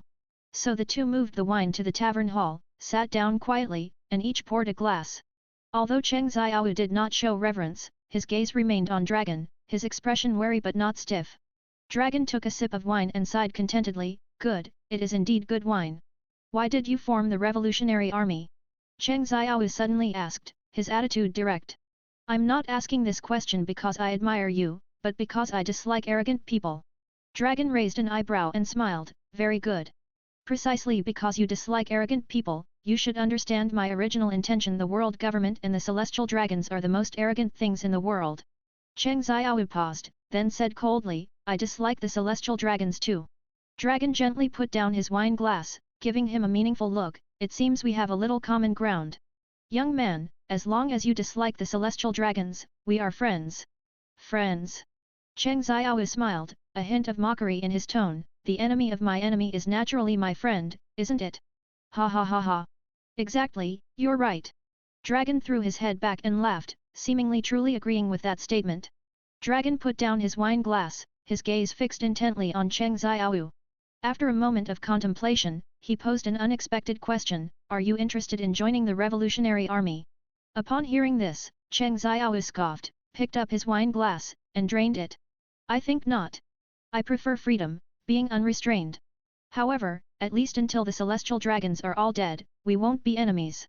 Dragon also nodded, a flicker of appreciation in his eyes. "I was right about you, kid. You have courage and spirit." He refilled 2 glasses of wine, pushing one towards Cheng Xiaowu. "Come, to our common enemy, a toast." Cheng Xiaowu raised his glass, clinked it with dragons, and they both drank it down. After putting down his glass, he suddenly seemed to remember something and asked meaningfully, "By the way, you must be here today to see Luffy off on his journey, right? That kid Luffy has been wild and untamed since he was young, always wanting to become the Pirate King." A complex emotion flickered in Dragon's eyes, a mix of relief and worry. The path he has chosen is destined to be full of hardship and danger. Originally, I shouldn't interfere too much, but as his father, I still wanted to see him.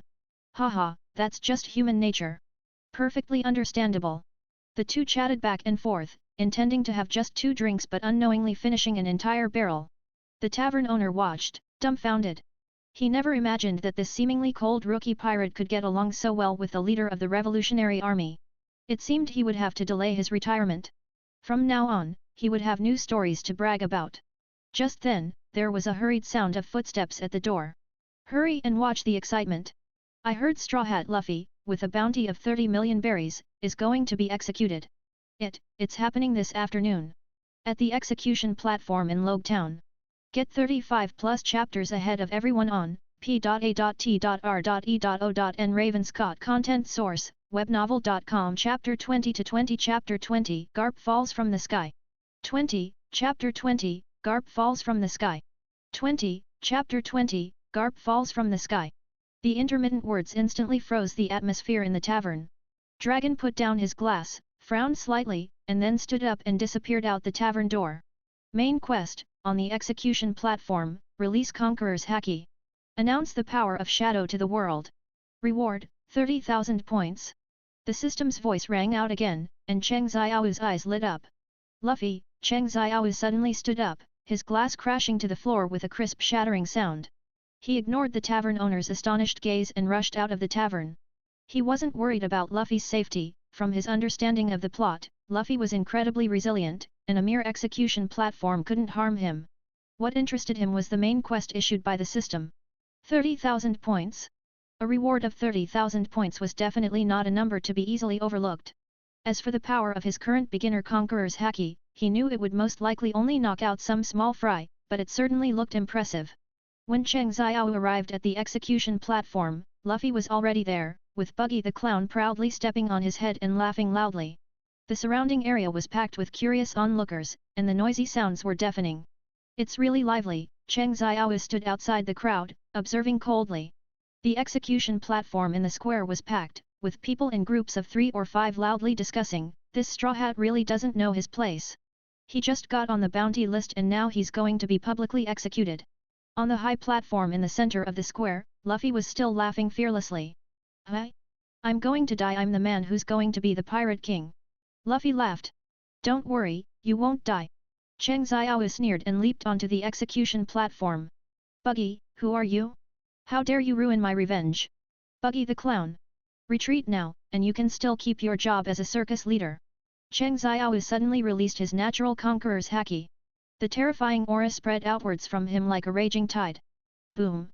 In an instant, the air seemed to solidify. An invisible force swept across the entire area, low-ranking marines fell to the ground as if electrocuted, and the observing civilians rolled their eyes and fell one after another like harvested wheat. Seeing this, Buggy quickly jumped off the execution platform. He was all too familiar with Conqueror's Haki.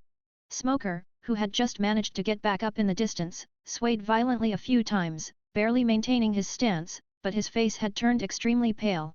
He stared intently at Cheng Xiaowu, gritting his teeth and growling, "This guy actually possesses such power." Sweat dripped down Smoker's cheeks. He tried to activate his smoke fruit ability to counterattack, but his body seemed to be completely suppressed by the haki, leaving him stiffly rooted to the spot. Dragon on the high platform reigned in his aura and hid in an inconspicuous corner.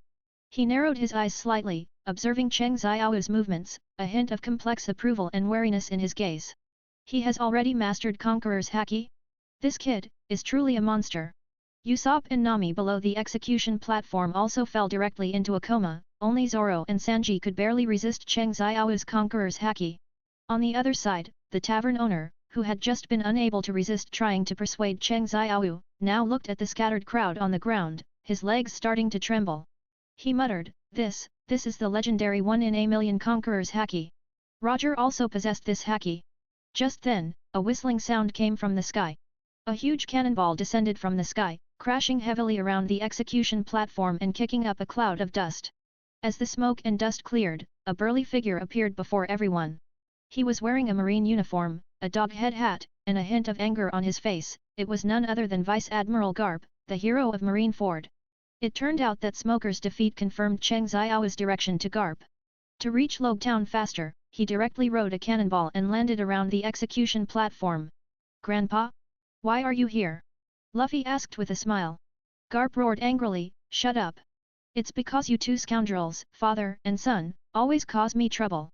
Otherwise, I would have retired long ago. Luffy chuckled, saying nothing. Garp looked at the fallen people and then at Cheng Xiao standing at the edge of the crowd, a glint flashing in his eyes. Smoker, what exactly is going on? Garp scanned the fallen crowd around him, asking in a cold tone.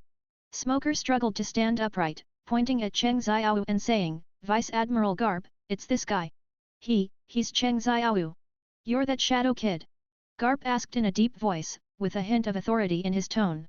Cheng Xiao's lips curved slightly upwards, non-committal. You've got guts to cause trouble right under my nose. Garp said, clenching his fist, and a powerful aura emanated from him. Cheng Xiao showed no fear, meeting Garp's gaze. If you're timid, why be a pirate? Going home to farm is the safest. But in fact, Cheng Xiao hadn't expected to encounter Garp here. In the original plot, only Dragon appeared in Logtown. Garp was clearly more dangerous. Marines and pirates are fundamentally opposing forces, the Revolutionary Army is not. Moreover, when Dragon saw Garp coming, he also vanished in a flash. Ding! Congratulations to the host for completing the main quest, reward, 30,000 points. The system's notification sound echoed in Cheng Xiao's mind, but he didn't feel like smiling at all. He hadn't expected that merely releasing Conqueror's haki once would attract Garp. It seemed this trouble was big. Because the Garp in front of him was certainly not here for his son and grandson, his target was undoubtedly himself. And the Conqueror's haki he just released probably further solidified the other party's determination to capture him. To have mastered the 1 in a million Conqueror's haki, it's no wonder he could kill so many small pirates in the East Blue. Although Garp now had silver hair, he was still full of power, and his strength was not much different from his peak. At most his stamina had declined slightly. Killing them didn't require haki at all, Cheng Xiao replied. Garp walked towards Cheng Xiao step by step, each step seemingly treading on everyone's hearts, bringing immense pressure. Cheng Xiao took a deep breath, forcing himself to calm down. He knew that facing a powerhouse like Garp, any panic or fear would only lead to a quicker death. Kid, it seems this old man must teach you a lesson today. Garp roared, swinging his huge fist and smashing it fiercely towards Cheng Xiao. Cheng Xiao used Shadow Step, his figure flickering, barely dodging Garp's attack. He knew that a head-on confrontation was definitely not an option against Garp. Garp's iron fist was famously hard, his intermediate armament haki was no match at all. He had to find a way to stall for time and then wait for the right moment to escape. Vice Admiral Garp, are you really only after me? Aren't you going to manage your own grandson? Cheng Xiao said. Less talk. Public before private. Garp swung his fist again, faster and fiercer than before. Cheng Xiao dodged again, secretly cursing his bad luck. Garp's strength far exceeded his imagination, just dodging was difficult, and there was no room to fight back. Having no choice, Cheng Xiao could only summon his shadow soldiers. Come out, Shadow Legion! Get 35 plus chapters ahead of everyone on p.a.t.r.e.o.n. Ravenscott Content Source, webnovel.com. Chapter 21-21 Chapter 21 Shadow Swap 21, Chapter 21, Shadow Swap 21, Chapter 21, Shadow Swap. The air on the plaza suddenly solidified, and the oppressive force from Garp's iron fist was like a towering wave, threatening to completely engulf Cheng Xiao at any moment. But with his command, black mist surged across the plaza. Dense, ink-black shadows spread from the ground, like an all-consuming abyss, instantly covering more than half of the plaza. Within the black mist, countless shadow soldiers quietly emerged, their shadowy outlines gradually materializing. There were marine soldiers and pirates holding weapons, as well as giant beasts, and the four figures leading them were even clearer and more striking. Arlong, the fishman pirate leader who once ran rampant in the East Blue. Kuro, the cunning captain of the Black Cat pirates who once lived in seclusion in a village. Jin, the powerful combatant once known as Ogre. Most astonishing was that delicate yet resilient figure Kuina. This scene was incredibly shocking, everyone involuntarily held their breath, and even the surrounding marine soldiers and pirates dared not take a single step forward. Kui Kuina. Not far away, the usually calm Zoro's eyes widened, his voice filled with unconcealed shock. He stared at the familiar figure, his face etched with struggle and disbelief. He recognized Kuina at a glance. Even though she looked older than she did 10 years ago, that familiar face was completely different from Marine Tashiji, whom he had seen that morning. This face was filled with a steadfast pursuit of the way of the sword. Appearance can deceive, but that unique sword-holding posture cannot. It couldn't be wrong. It must be Kuina. And Arlong, Kuro, Jin, these opponents they had once defeated now stood before him in a bizarre manner.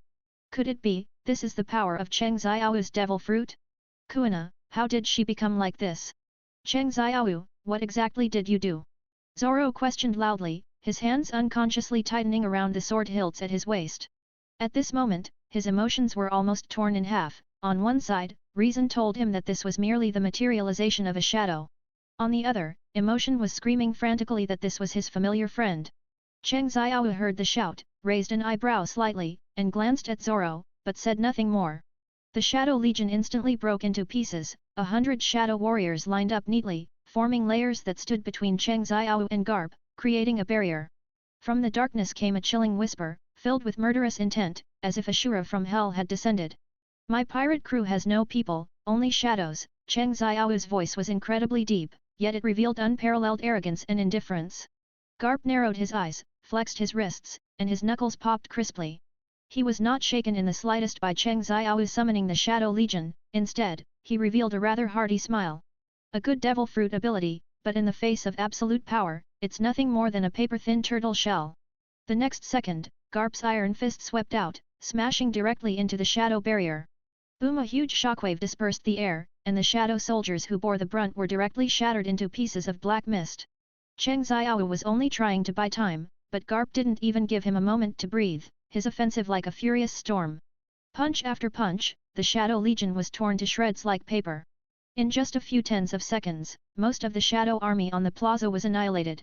Cheng Xiao knew that this Shadow Legion was merely a tactic to buy time, he couldn't possibly defeat Garp right now. He took advantage of Garp clearing the Shadow soldiers to bolt, but the direction of his escape was completely opposite to where the Shadow was docked. Trying to run? This old man hasn't let you leave yet. How could Garp let him escape so easily? He pursued him relentlessly. Cheng Xiao ran, occasionally looking back to snipe Garp with Shadow Assault. Bang! The bullet, imbued with armament haki, was extremely fast and quite powerful. Garp merely glanced at it, and with an understated move, he caught one of the bullets in his hand. The bullet was directly crushed in Garp's hand, its fragments scattering. This old man's strength is too terrifying. Cheng Xiao inwardly groaned, this was no marine hero, he was a monster. Garp relentlessly pursued him, and the distance between them grew shorter and shorter. Kid, you can't run away. Just surrender obediently. Garp's voice echoed behind Cheng Xiao, like a death knell. Garp's speed far exceeded Cheng Xiao's expectations. In the blink of an eye, that mountain-like figure stood before him, blocking his path. Cheng Xiao abruptly stopped, gravel scattering beneath his feet, kicking up a cloud of dust. At this distance, it should be safe, he murmured, his gaze locked on Garp's every move. Upon hearing this, Garp raised a thick eyebrow, a hint of confusion appearing on his rugged face. Safe? What are you talking about, kid? Before he finished speaking, his fist, as big as a cooking pot, swept towards Cheng Xiao's face, carrying a strong gust of wind. The punch whistled, as if tearing the air apart. If this punch landed squarely on Cheng Xiao's face, his head would probably burst open like a watermelon. Time seemed to freeze at this moment, and Cheng Xiao's pupils suddenly contracted. Just as Garp's iron fist was about to touch his nose, at that critical moment, the corner of his mouth curved slightly into a cold smile. Shadow exchange. A low voice escaped Cheng Xiao's lips, and the next second, his figure abruptly vanished, replaced by a soldier made of shadow. At the same time, in an inconspicuous corner of the shadow at the dockside, Cheng Xiao's figure suddenly appeared.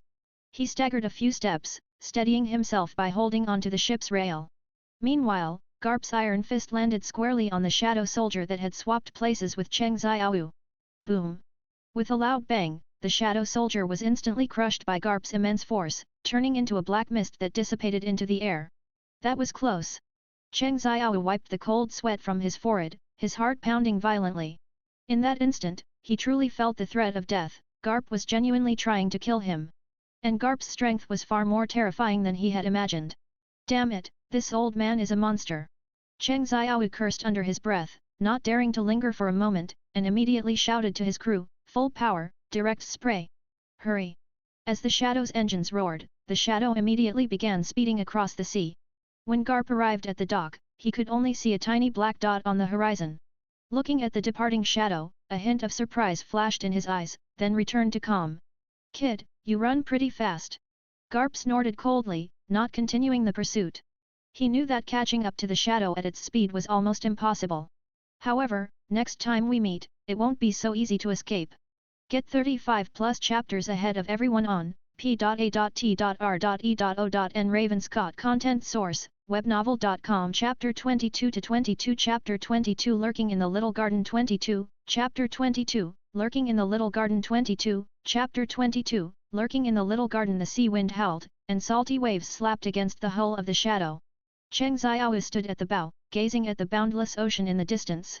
His confrontation with Garp left him with lingering fear, but it also made him more deeply aware of the gap between himself and top powerhouses. The 4 core members behind him exchanged glances, none daring to speak first. Each of them had a different personality, yet rarely were they as silent as they were now. Facing Garp in battle just now, they couldn't even withstand one of his blows, and were unable to help Cheng Xiao in a top-tier fight. Their self-esteem was undoubtedly shattered, and mixed in the atmosphere was deep self-reproach and disappointment. "Captain," Jin finally mustered the courage to speak, his voice hoarse and filled with apprehension. We were too useless. If we could have been a little stronger, even if we could have held Garp for an instant, you wouldn't have been in such a dangerous situation." "That's right." Kuina's voice was tinged with guilt and remorse. "I didn't even get to swing my sword just now before he shattered it with a punch. I'm really, very sorry." "Shut up," Cheng Xiao spat out 2 words coldly, his tone as sharp as a blade, almost piercing the air. The 4 of them froze, all falling silent, but his tone suddenly shifted, becoming deep and indifferent. "Do you think this is your fault?" By the ship's rail, Cheng Xiao slowly turned around. He scrutinized the 4, his sharp gaze seemingly able to see through to the deepest emotions in their hearts. The next moment, he smiled. If a team progresses too slowly, the reason is never just because of problems with certain members. The real problem is that the leader doesn't have enough ability to drive your growth. The 4 stood stunned, clearly not expecting Cheng Xiao to point the finger at himself. "In my pirate crew, there are no people, only shadows. But you few are my official crew members, and to me, you are thinking individuals, and I am responsible for you. Only by becoming stronger will you not be so battered next time." Upon hearing this, the 4 subconsciously clenched their fists, their chests filled with indescribable complex emotions, anger, unwillingness, and deep shame. "Captain, where are we going next?" Kuro walked up to Cheng Xiao and asked respectfully. Cheng Xiao withdrew his gaze, a meaningful smile playing on his lips. "To Small Garden." "Small Garden?" Kuro was slightly taken aback, then understood Cheng Xiao's intention. "Captain means to, that's right," Cheng Xiao interrupted Kuro. "There are 2 giants with bounties over 100 million, Blue Ogre Dori and Red Ogre Brogi, their strength cannot be underestimated. If we can extract their shadows, our strength will be greatly enhanced. But those 2 giants are the captains of the giant warrior pirates, and their strength is very formidable. I know. So, are we going to land on the island together this time?" "No need, I'll go alone. This battle must be quick." Days later, the shadow arrived at Small Garden. During the voyage, Cheng Xiao was not idle, he constantly sparred with the others and tried to develop new skills. Although this island was called Small Garden, it was actually not small at all. The plants and animals on the island were unusually huge, and there were even dinosaurs, but to giants, it was indeed like a small garden. Cheng Xiao lay in wait at the edge of the island, closely observing the movements on the island. According to his memory, Mr. 3 and others from Baroque Works had already infiltrated Small Garden, preparing to attack Dori and Brogy. This Mr. 3 was also a seasoned schemer. But in front of Cheng Xiao, he was like a rookie. "They're here," Cheng Xiao whispered, his gaze fixed on a dense forest in the distance.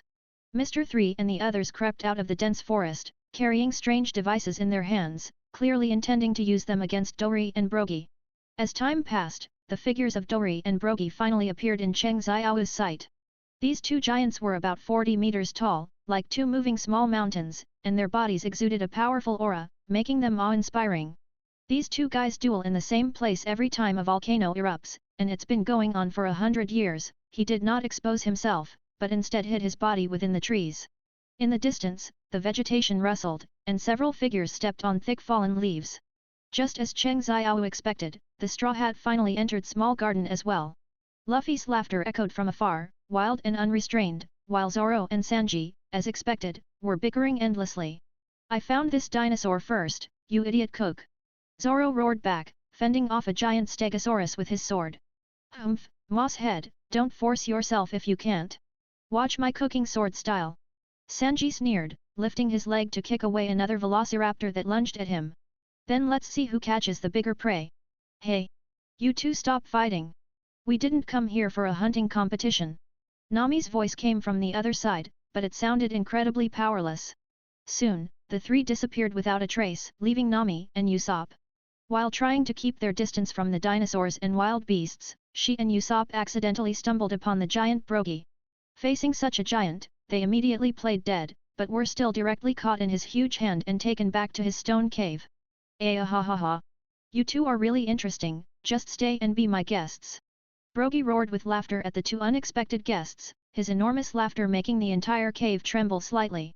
At the same time, Luffy had already been drinking with Dori on the other side. He clutched a huge piece of dinosaur meat in his hand, his entire body nestled beside the amber-colored bone pile Dori had stacked, looking like a symbol of national unity. "Dori, your roasted meat is really good. Delicious. Ha ha ha." Dori threw his head back and laughed heartily, his laughter even louder than Brogy's. He stared at this tiny human, as if he found a bit more fun and companionship. Dori and Brogy were preparing for their daily duel as usual, unaware that a dangerous aura had quietly approached.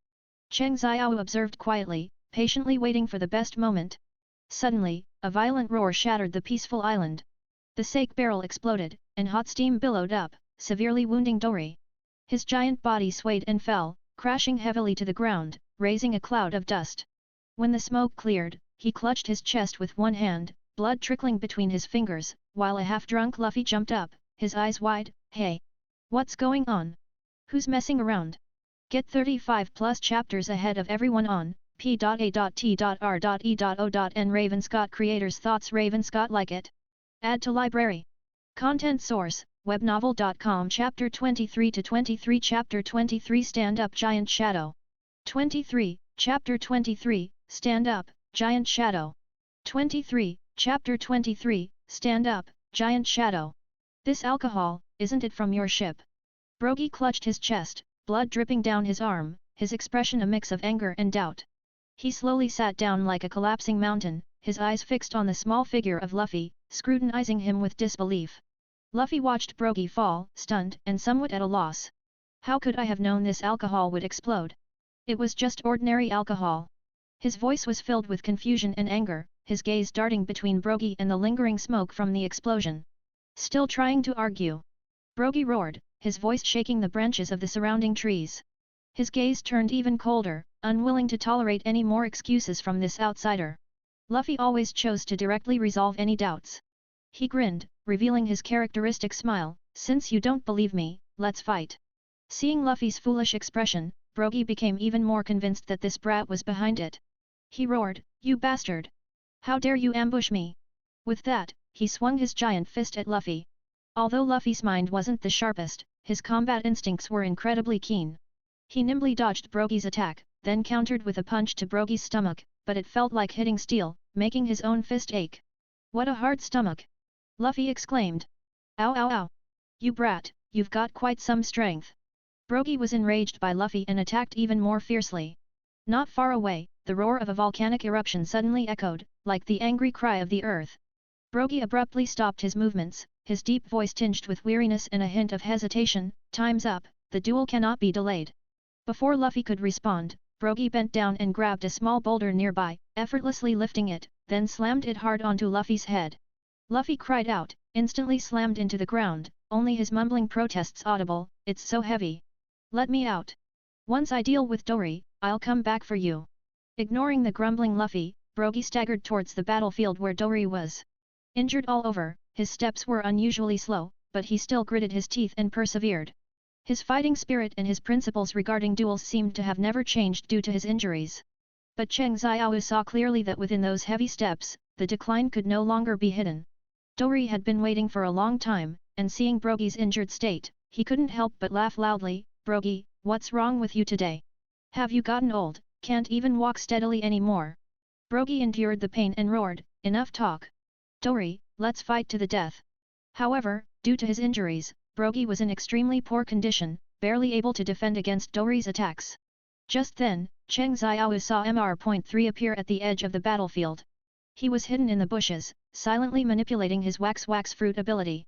Pale candle chains suddenly extended from the ground, like the talons of a raptor hunting a giant beast, accurately coiling around Brogy's feet.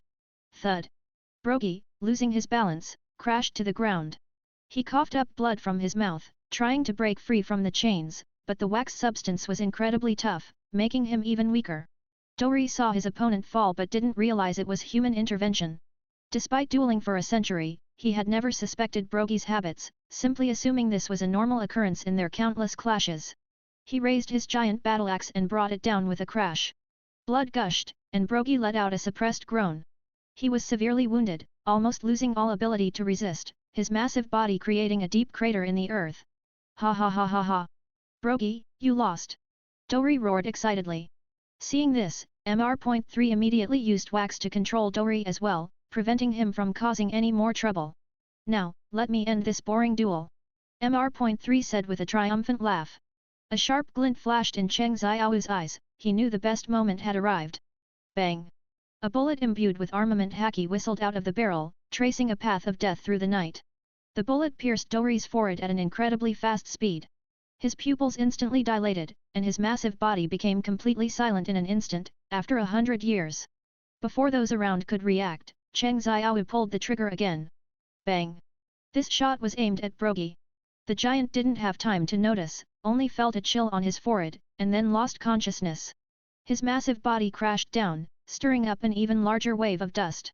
Mr.3's eyes widened, and he looked around in terror. His hands were trembling, his lips quivering, unable to utter a complete sentence. This? How is this possible? Mr.3 was completely dumbfounded. He looked in terror towards the direction of the gunshot, only to see a figure slowly emerge from the shadows. Who are you?" Mr.3 asked, trembling. Cheng Xiao's lips curled slightly, revealing a cold smile. "I'm here to send you on your way." Silence fell over the scene, with only the dim glow of the still lingering candle ability. However, the next second, Cheng Xiao's gun was already aimed at him. Bang!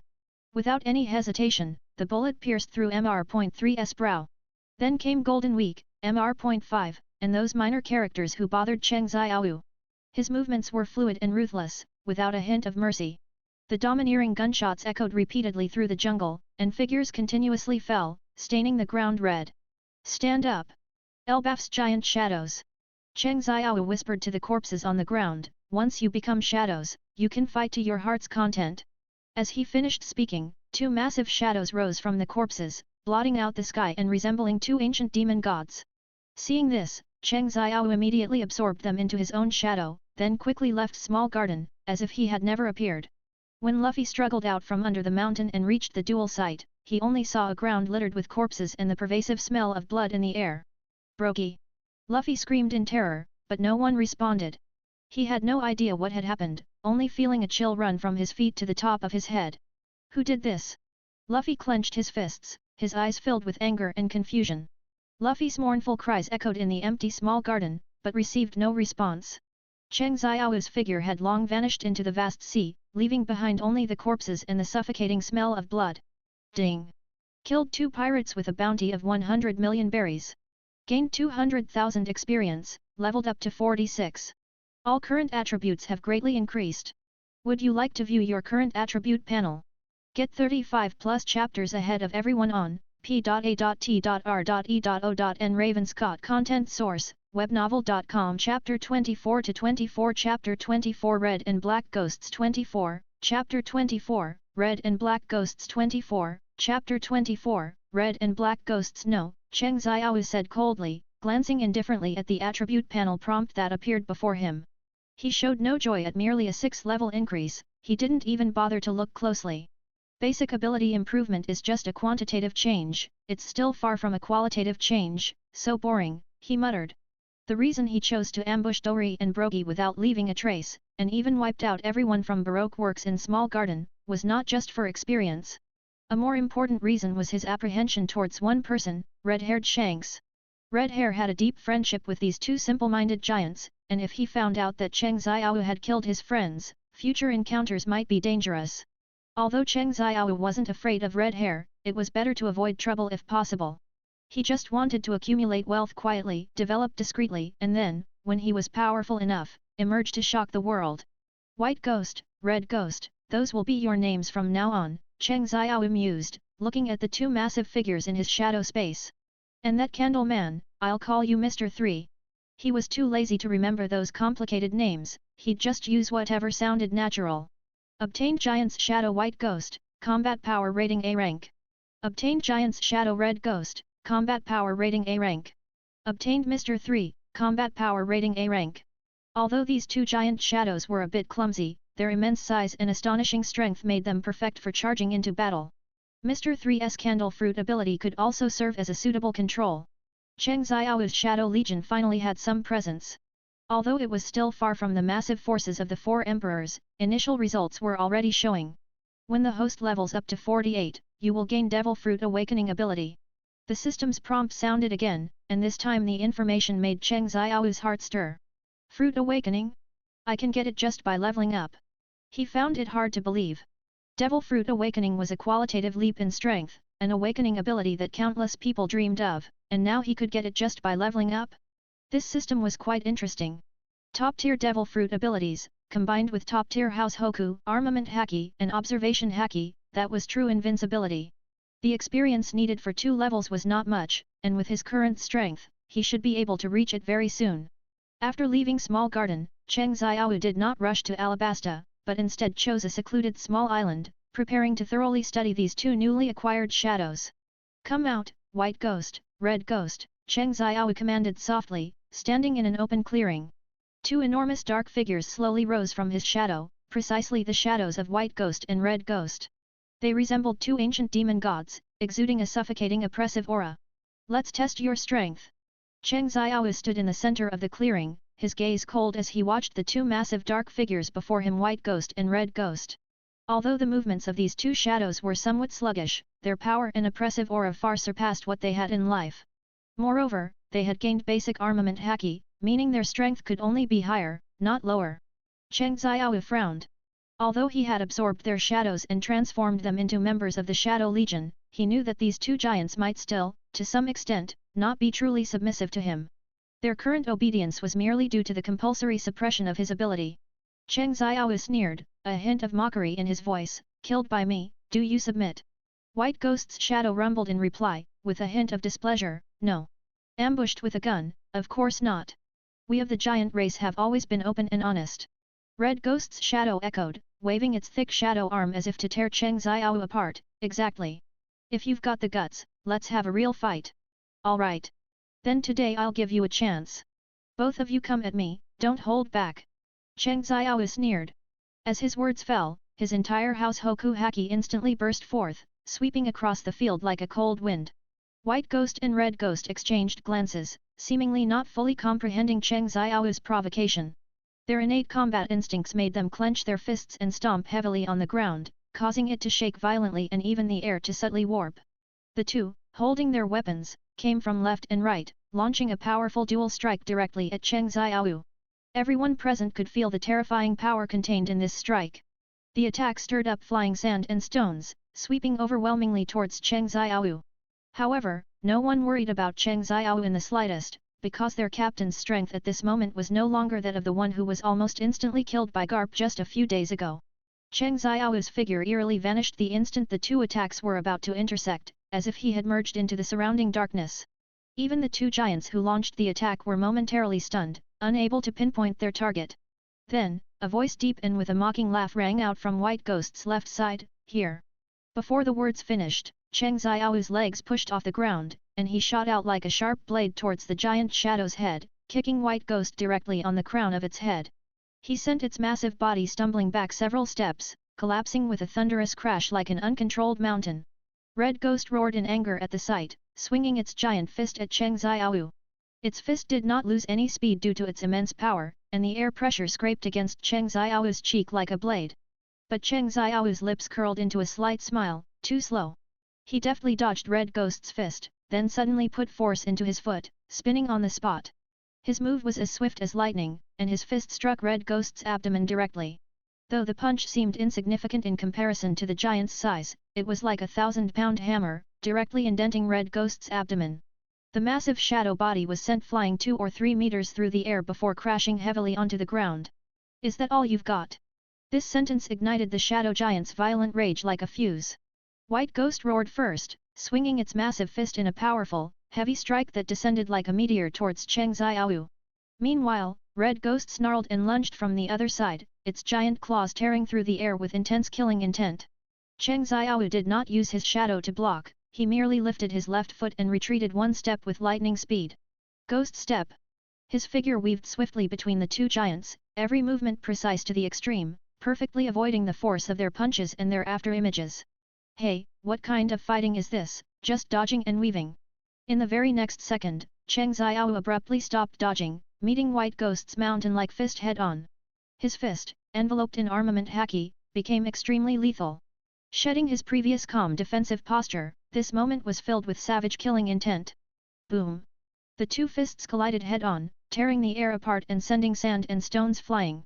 The loud roar reverberated through the surroundings, and the ground, bearing the impact, suddenly collapsed into a massive crater. The aftershock even forced Red Ghost to temporarily step back. As for White Ghost, it was staggered backward by its own force in the clash of power. Cheng Xiaowu gained the upper hand with one strike but did not become complacent. He pressed the attack, directly targeting White Ghost's lower body. His knee strike was silent, but its force precisely hit White Ghost's joint, causing its entire massive body to crash to the ground. White Ghost tried to struggle to its feet, but found that Cheng Xiaowu had already ghosted over to it, mercilessly delivering a powerful elbow strike to its chest. "White Ghost is down. You should at least show some capability," Cheng Xiaowu murmured, slowly turning his head to look at Red Ghost. As soon as the words fell, Red Ghost let out a low growl, finally completely enraged. It spread its arms and lunged forward, attempting to completely envelop Cheng Xiaowu. "Finally getting serious, are we?" Cheng Xiaowu flashed and leaped, moving at extreme speed, his feet subtly shifting to evade Red Ghost's heavy, follow-up strike like a shadow. "Still too slow," Cheng Xiaowu chuckled softly. The next second, his figure suddenly appeared on Red Ghost's shoulder. A suffocating force erupted from Cheng Xiaowu's feet. He actually used the giant's shoulder as a springboard, delivering a high-speed downward kick directly to Red Ghost's head. Dong! The immense impact slammed Red Ghost entirely into the ground, its shadow body trembling and shattering into pieces. White Ghost, lying in the debris not far away, barely managed to prop itself up, wanting to forcefully swing its fist, but it was firmly locked by Cheng Xiaowu's gaze. Cheng Xiaowu elegantly crouched down, grabbing White Ghost's incoming fist with one hand. With a slight twist, he dissipated most of the giant shadow's immense power. The immense power made White Ghost let out a painful roar. He exerted a slight force, and White Ghost's massive body involuntarily tilted towards him. Boom! White Ghost's massive body crashed down like a meteor, the ground trembling violently, kicking up a cloud of dust. When the dust settled, the shadow bodies of White Ghost and Red Ghost were battered and broken, almost unable to maintain their forms. "Do you submit?" Cheng Xiaowu's voice was not loud, but it carried an undeniable authority.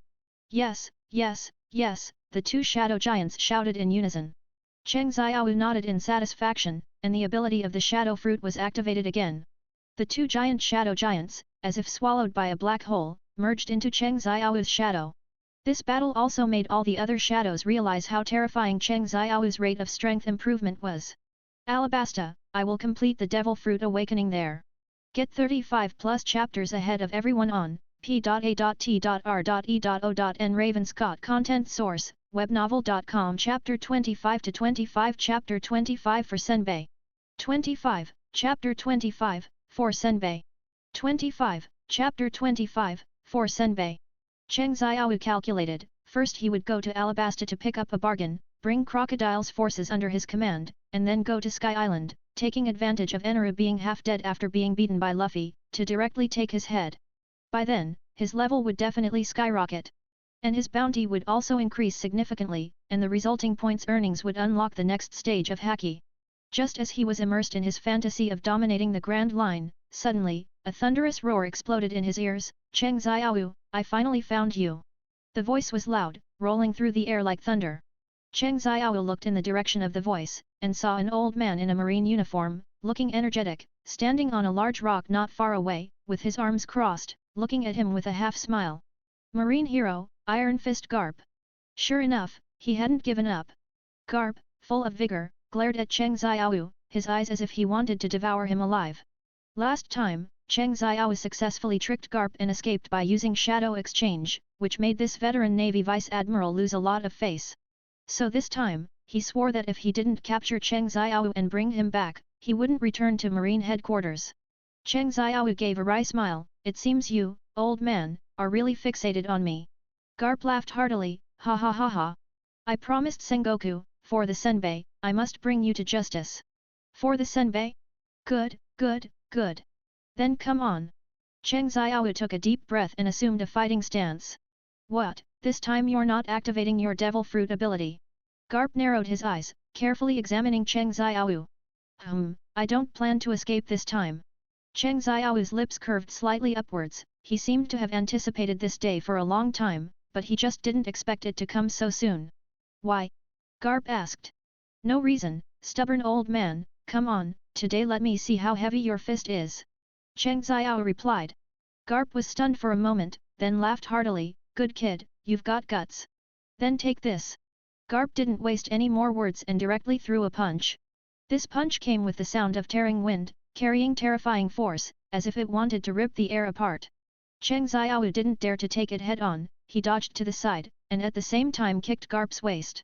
His speed was extremely fast, his movements were as elusive as a ghost, and he had clearly made great progress compared to their last encounter. Bang! Cheng Xiao was sent flying, falling heavily to the ground, spitting out a mouthful of blood. Although he had improved rapidly, the gap between him and Garp was still huge. Cheng Xiao wiped the blood from the corner of his mouth and stood up again, his eyes burning with intense fighting spirit. He knew he was no match for Garp, but he wouldn't give up this opportunity. Today he was going to challenge his limits. Because when a person is at their limit, progress is the fastest. And Cheng Xiao was sure that Garp wouldn't kill him this time, because only by capturing him alive could he regain his face. So he didn't choose to escape, because even if he escaped, there would always be a time when this old man would catch up, and then the situation might become even more difficult. Just think, if there's always a monstrously strong expert chasing you from behind, how can you freely do what you want to do? That feeling is very bad, it's better to solve it all at once now. At worst, he'd go to Impel Down to read newspapers, it's no big deal. In the subsequent battle, Cheng Xiao completely abandoned defense and went all out on offense. Garp, on the other hand, was like a towering mountain, no matter how Cheng Xiao attacked like a storm, he remained unmoving. Cheng Xiao's intermediate armament Haki couldn't even break Garp's defense. Such a power gap was simply despairing, but to do what one knows is impossible is the mark of a true hero. And Garp occasionally threw punches, each attack carrying devastating power, crushing Cheng Xiao's offensives. Bang! This time, their fists collided fiercely, producing a deafening roar. Cheng Xiao only felt a mountain-toppling force surge over him, making his arm numb. He thought to himself, this old man's fist is really hard. Is this the power of top-tier armament Haki? Hey, you've made quite a bit of progress, kid. A hint of surprise flashed in Garp's eyes. During their last encounter, Cheng Xiao was like a lamb to the slaughter in front of him, completely helpless. But this time, he was actually able to take a punch from him without falling. Such a speed of progress was unheard of even for him. Same to you, old man, your fist is nothing special either. Cheng Xiao grinned, pushing off the ground with force, his body dodging Garp's attacks like a ghost. The two went back and forth, exchanging blows, and for a moment, sand flew, and the earth shook. Although Cheng Xiao still couldn't cause substantial damage to Garp, his speed and reaction ability had clearly improved a lot. At least he could barely hold on under Garp's storm-like attacks. Again. Cheng Xiao fell again, and stood up again and again. He was covered in wounds, bleeding profusely, but he still didn't give up this opportunity to fight a strong opponent, since he wouldn't die anyway. A hint of admiration flashed in Garp's eyes, this kid was really tenacious. It's a pity you're a pirate, it would be great if you were a marine, in that case I would definitely take you as my student. He grinned, showing a mouthful of white teeth. Cheng Xiao spat out a mouthful of bloody saliva, and sneered, "Marine? Student? For you, a marine hero, to not even understand this." Garp put away his smile, his brows slightly furrowed, "What are you talking about? Nothing is absolute, even in the righteous marine force, there will be scoundrels who pocket public funds and treat human lives as grass, although pirates are bad, pirates are openly bad. Compared to being a dog of the celestial dragons, I still prefer freedom." He paused, then added, "Besides, following you as a marine and eating senbei every day, I can't stand it." Garp laughed heartily, as if he had heard the funniest joke in the world. "You kid, you've got quite a lot of ideas. But our positions are different, so this discussion will never have a result." He threw another punch, with even more force than before, "Let's settle it with our fists." Cheng Xiao was not to be outdone and met him again. Unbeknownst to them, their battle had completely destroyed all the trees on the entire small island. Finally, after enduring for an unknown amount of time, Cheng Xiao was hit by a heavy punch to the abdomen by Garp. His entire body flew backward like a kite with a broken string, falling heavily to the ground, completely losing consciousness. "Tisk, in just a few days, I didn't expect your strength to have reached this level, you're truly an amazing kid." Garp looked at Cheng Xiao, who was lying on the ground, a hint of surprise flashing in his eyes. "If I let you develop like this, that would be incredible. Get 35 plus chapters ahead of everyone on p.a.t.r.e.o.n. Ravenscott Content Source, webnovel.com. Chapter 26-26. Chapter 26 Hungry Hell 26, Chapter 26, Hungry Hell? This is heaven. 26, Chapter 26, Hungry Hell? This is heaven. In the dim, damp prison cell, a nauseating smell of mold and sweat permeated the air. Cheng Xiao slowly opened his eyes, his consciousness gradually clearing from the haze. He tried to move his body, and a wave of soreness instantly hit him, causing him to grunt. "Where is this?" Cheng Xiao looked around, the unfamiliar environment raising a hint of alarm in his heart. The mottled walls, rusty iron bars, and the distant wails all made him uncomfortable. Impel down. A thought flashed through his mind. He vaguely remembered losing consciousness after a great battle with that old man Garp. Now it seemed he had been captured by the marine and thrown in here. Impel down's third level, the starvation hell. A cold voice sounded from outside the cell as a jailer walked past the cell door with a key. "Kid, welcome to your new home. Impel down's third level, the starvation hell." It was said that only pirates with bounties exceeding 50 million berries were imprisoned here. Cheng Xiao ignored the jailer's mockery. He slowly stood up, stretched his limbs, and felt the strength in his body gradually returning. Impel down? So what? 22 years ago, Golden Lion could escape from here, and now I can too. What made him even more incredulous was that the marine had not put sea stone handcuffs on him. This was simply unbelievable. With his strength, without the suppression of sea stone, he could escape from here at any time. How foolish! Cheng Xiao sneered. It seemed Impel Down knew nothing of his strength. But this was good, it saved him a lot of trouble. Determining the imprisonment level solely based on bounty was clearly a wrong rule. And it would surely pay the price for it. However, Cheng Xiao was not in a hurry to leave. He suddenly realized that this was simply an excellent holy land for grinding experience. The starvation hell held a large number of pirates, and each one was worth at least 50,000 experience. For him, who desperately needed to raise his level, this was simply a feast delivered right to his doorstep.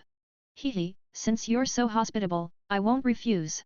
Cheng Xiao licked his lips, his eyes glinting with greed. A few days later, Cheng Xiao felt his body had fully recovered, and it was time to begin his leveling journey. He took a deep breath, clenched his fists, an armament haki instantly covered his entire body. Boom! With a loud bang, Cheng Xiaoyu punched a large hole in the cell wall. Debris flew, and dust filled the air. The jailers outside heard the commotion and immediately rushed in, but only saw a black shadow flash past. What's going on? Enemy attack! Someone's escaping! A shrill alarm echoed throughout the entire third level. Cheng Xiaoyu, like a fierce beast, rampaged through the prison. He completely ignored the jailers rushing over with weapons, pushing the power of his shadow fruit to its limit. Shadow spikes! Countless sharp black spikes surged from the ground and walls, instantly piercing through the jailers, splattering blood. The third level's guard force was simply no match for Cheng Xiaoyu. Before long, all the guards on the entire third level were cleared out by him. Next, it's your turn. Cheng Xiaoyu's gaze turned to the pirates in the cells. Open the doors. Let us out. Help us. The pirates in the cells, seeing Cheng Xiaoyu appear, excitedly shouted, treating him as their savior. He slowly walked to a cell and kicked open the cell door with a fierce blow. The pirates in the cell were first stunned when they saw Cheng Xiaoyu, then erupted into deafening cheers. Great! Someone's here to save us. We're saved. However, their cheers quickly came to an abrupt halt. Cheng Xiaoyu curved his lips into a cruel smile and whispered, "Sorry, you've misunderstood.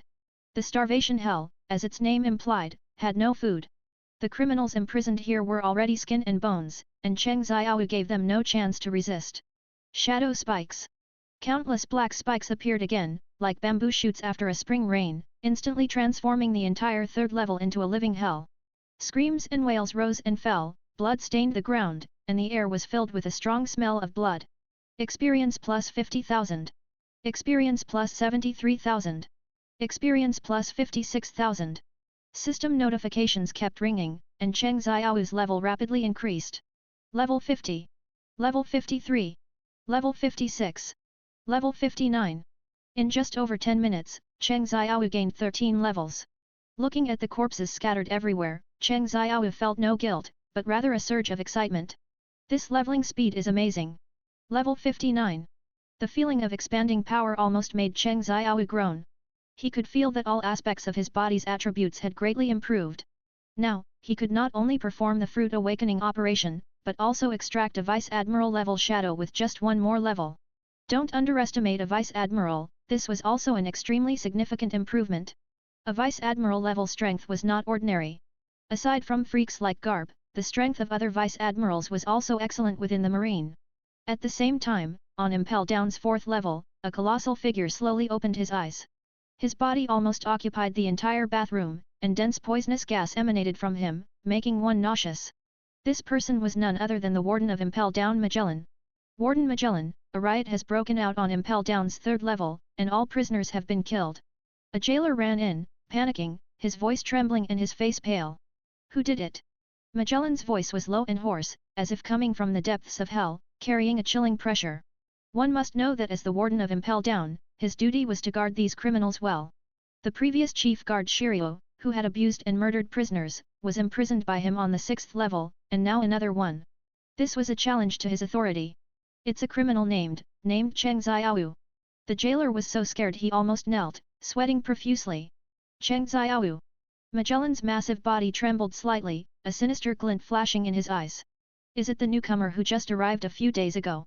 Doesn't he only have a 60 million berries bounty? Could it be that you missed a zero in the bounty? He roared, poisonous gas spewing out, staining the surrounding air green. Absolutely not, Warden. I'm sure his bounty is 60 million berries. The jailer quickly explained, afraid of being sprayed by Magellan's poison. A mere pirate newcomer with a 60 million berries bounty, yet he massacred the entire third level. Magellan fell into deep thought, his poison-emitting face filled with doubt. Could it be that this kid's bounty has definitely been severely underestimated? He slowly stood up from the toilet, his massive body like a small mountain, full of oppressive presence. It seems I'll have to go myself. Get 35 plus chapters ahead of everyone on p.a.t.r.e.o.n. Ravenscott. Content source, webnovel.com. Chapter 27 to 27. Chapter 27 Fruit Awakening. Human Fruit Mythical Beast Shadow King Form. 27, Chapter 27, Fruit Awakening, Human Fruit Mythical Beast Shadow King Form. 27, Chapter 27, Fruit Awakening, Human Fruit Mythical Beast Shadow King Form. It was at this moment that Cheng Xiaowu, who had been anxiously waiting, finally received the long-awaited system notification. Ding Shadow Fruit awakened, becoming human fruit, mythical Zoan, Shadow Monarch form. The number of extractable shadows has greatly increased, and the current limit has been raised to 10,000. As this message popped up, another exciting piece of information immediately followed. Congratulations! You have obtained the exclusive skill, Evernight.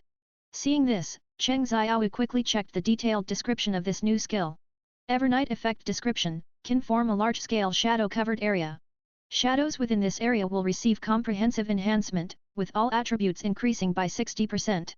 Furthermore, when your own and your shadow's HP drops below 30%, this skill can immediately remove all negative statuses and instantly restore them to full health. However, please note that this skill has a 24-hour cooldown period, so please use it cautiously. Cheng Xiaowu looked at these descriptions and couldn't help but mutter to himself, is that all? It seems pretty straightforward, but then he realized that although it looked simple, it was actually an extremely powerful ability. First, it's important to know that the number of extractable shadows had instantly increased tenfold. Moreover, the combat power of all shadows had received a significant 60% enhancement. This was undoubtedly equivalent to adding an extremely powerful buff to the entire team, causing their strength to undergo a qualitative leap. Especially for Cheng Xiaowu, who was already very strong, the impact of this improvement would be even greater. Thinking of this, a flicker of excitement flashed in Cheng Xiaowu's eyes, and he shouted, "Arise!" As his command was issued, the hundreds of pirate corpses, which had originally fallen in a pool of blood and were personally slain by him, began to slowly stir. In no time, these deceased pirates all transformed into black shadows, quickly gathering beside Cheng Xiaowu, becoming his loyal shadow soldiers. Upon closer inspection, it could be seen that these pirates were all burly and muscular, clearly not ordinary individuals before they were captured, merely emaciated by the hunger hell. After all, without excellent physical fitness and combat ability, they wouldn't have had such enormous bounties of over 50 million berries. But now, these once arrogant pirates could only obediently follow Cheng Xiaowu's command, becoming a powerful force in his hands.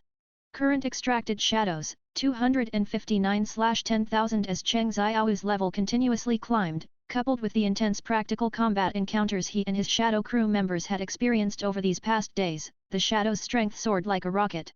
Among these shadows, Kuina's progress was undoubtedly the most significant. Her combat power rating had now reached an astonishing S rank.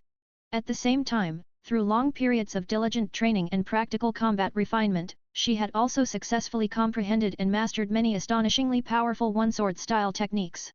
For instance, Dark Moon, Swallow Return, as elusive and ever-changing as a cold moon in the dark night, Fleeting Bloom, which blossoms instantly yet can take an enemy's life in a blink of an eye, and Yaksha, filled with murderous aura, terrifying as if a Yaksha had descended.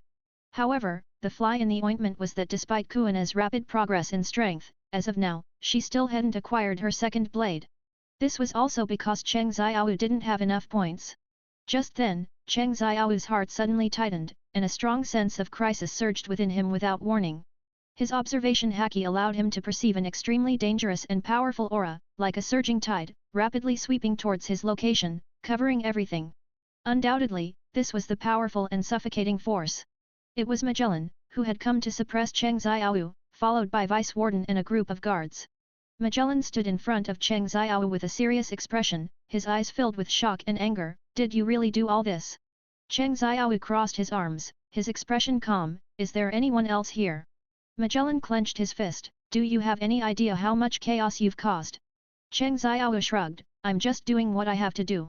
Even if I didn't kill them, you would have starved them to death here." Magellan snorted coldly. "These are regulations. They committed crimes and deserve this punishment. This is not an excuse for you to act so recklessly." Cheng Xiaowu's lips curved into a smile. "I don't think so, but it seems you can't stop me either." Magellan took a step forward, his poison seemingly about to erupt. "Then let's see." The shadow soldiers behind Cheng Xiaowu stirred restlessly, and Kuina's shadow appeared beside him, long sword in hand, ready for battle. Magellan, his name alone was enough to strike fear into the hearts of prisoners who wished to escape Impel Down. As a Paramecia-type venom fruit user, his strength within Impel Down was considered absolutely ruthless, with some even believing he possessed the power to become an admiral. Any opponent who touched the lethal venom flowing from his body would inevitably fall into a desperate state of poisoning. The symptoms after poisoning varied, but without exception, they were all extremely severe. Minor cases would instantly fall unconscious, losing awareness and mobility, while severe cases could fall into an eternal slumber, never to awaken again. This terrifying toxicity made many opponents who wished to engage Magellan in close combat wary, as a slight misstep could lead to death. Unfortunately, the side effects of his devil fruit caused him to suffer from diarrhea for at least 10 hours a day, leading to his low attendance rate, making him only suitable for guarding this undersea great prison. However, such a formidable figure, who struck fear into criminals, was for the current Cheng Xiaoyu. Average. Truly average. Because Cheng Xiao's offensive methods were not limited to close quarters combat, his long-range attacks were also very proficient. Therefore, facing Magellan's powerful venom fruit ability, Cheng Xiao remained exceptionally calm and composed. After all, he had already clashed with top-tier powerhouses like Garp, so how could he feel fear towards Magellan? This was the benefit of fighting Garp. By using Garp as a benchmark, he could better gauge his own strength level and estimate the strength of others. Since you want to fight, then of course I'll see it through to the end. It's a good opportunity to test the effects on you. Cheng Xiao's lips curved slightly upward as he said this with an air of nonchalance. At the same time, Cheng Xiao released his conqueror's haki, instantly sweeping across the entire area. Ordinary guards fell one after another, and even Vice Warden struggled to keep his eyes open, barely holding on. Seeing such a situation, even Magellan couldn't help but frown. A bunch of fools. This isn't a pirate with a 60 million berry bounty, a guy like this should be locked in level 6. However, Cheng Xiao's prelude was far from over. The next second, he murmured, Evernight descends. Get 35 plus chapters ahead of everyone on p.a.t.r.e.o.n Ravenscott Content Source, webnovel.com Chapter 28-28 Chapter 28 Defeat the Strongest Man in Prison 28, Chapter 28, Defeat the Strongest Man in Prison 28, Chapter 28, Defeat the Strongest Man in Prison. The entire third level of Impel Down was awash with shadows, like a surging tide, devouring all light. This was not mere darkness, but a domain created by Cheng Xiao's shadow fruit ability Eternal Night. Here, he was the master, and shadows were his most loyal servants, his sharpest weapons. What the hell is this? Vice Warden screamed in terror, his weapon appearing powerless and comical in the darkness. Shut up, Vice Warden! Magellan, who had seen much of the world, also felt a sense of disbelief. Is this a devil fruit awakening ability? No wonder you can do something like this, shadow spikes. Cheng Xiao lifted his fingers, and in an instant, countless spikes erupted from the darkness, like sharp claws reaching out from hell, shooting towards Magellan. The spikes were as dense as rain and astonishingly fast, almost blocking all of Magellan's escape routes. Magellan's pupils contracted sharply, he felt the threat of death. In the nick of time, he spewed out all the poison from his body, forming a thick barrier of venom. The shadow spikes pierced the venom barrier, emitting a sizzle of corrosion, and the venom splattered, but it also prevented the spikes from penetrating further. Magellan seized this brief moment, leaping backward, narrowly avoiding the fatal blow. Even after dodging the fatal blow, Magellan still broke out in a cold sweat. The range and destructive power of this attack were terrifying. Cheng Xiao looked at the densely packed spikes on the ground and couldn't help but exclaim, is this the enhancement under Eternal Night? It's more than 10 times stronger than shadow spikes in normal state. Magellan gasped for breath, poison dripping from his body, corroding the ground. Damn you, brat! Do you think you can defeat me like this? Defeat you? Cheng Xiao sneered, your proud venom, if it can't hit anyone, then it's meaningless, isn't it? Arrogant! Magellan roared. Poison cloud! This time it was Magellan's turn to attack. A large amount of purple poisonous gas spewed out from his body, rapidly spreading and enveloping the entire surrounding space in a poisonous mist. Cheng Xiao frowned slightly, the toxicity of this poison cloud was extremely strong, and even he dared not touch it easily. But as long as he quickly left this area, he would be fine. He only retreated a short distance to avoid the attack of this poison cloud. Seeing this, Magellan's venom spewed out, transforming into venomous dragons roaring as they charged towards Cheng Xiao. However, in the pitch-black darkness, Cheng Xiao's figure flickered like a ghost. Ghost step.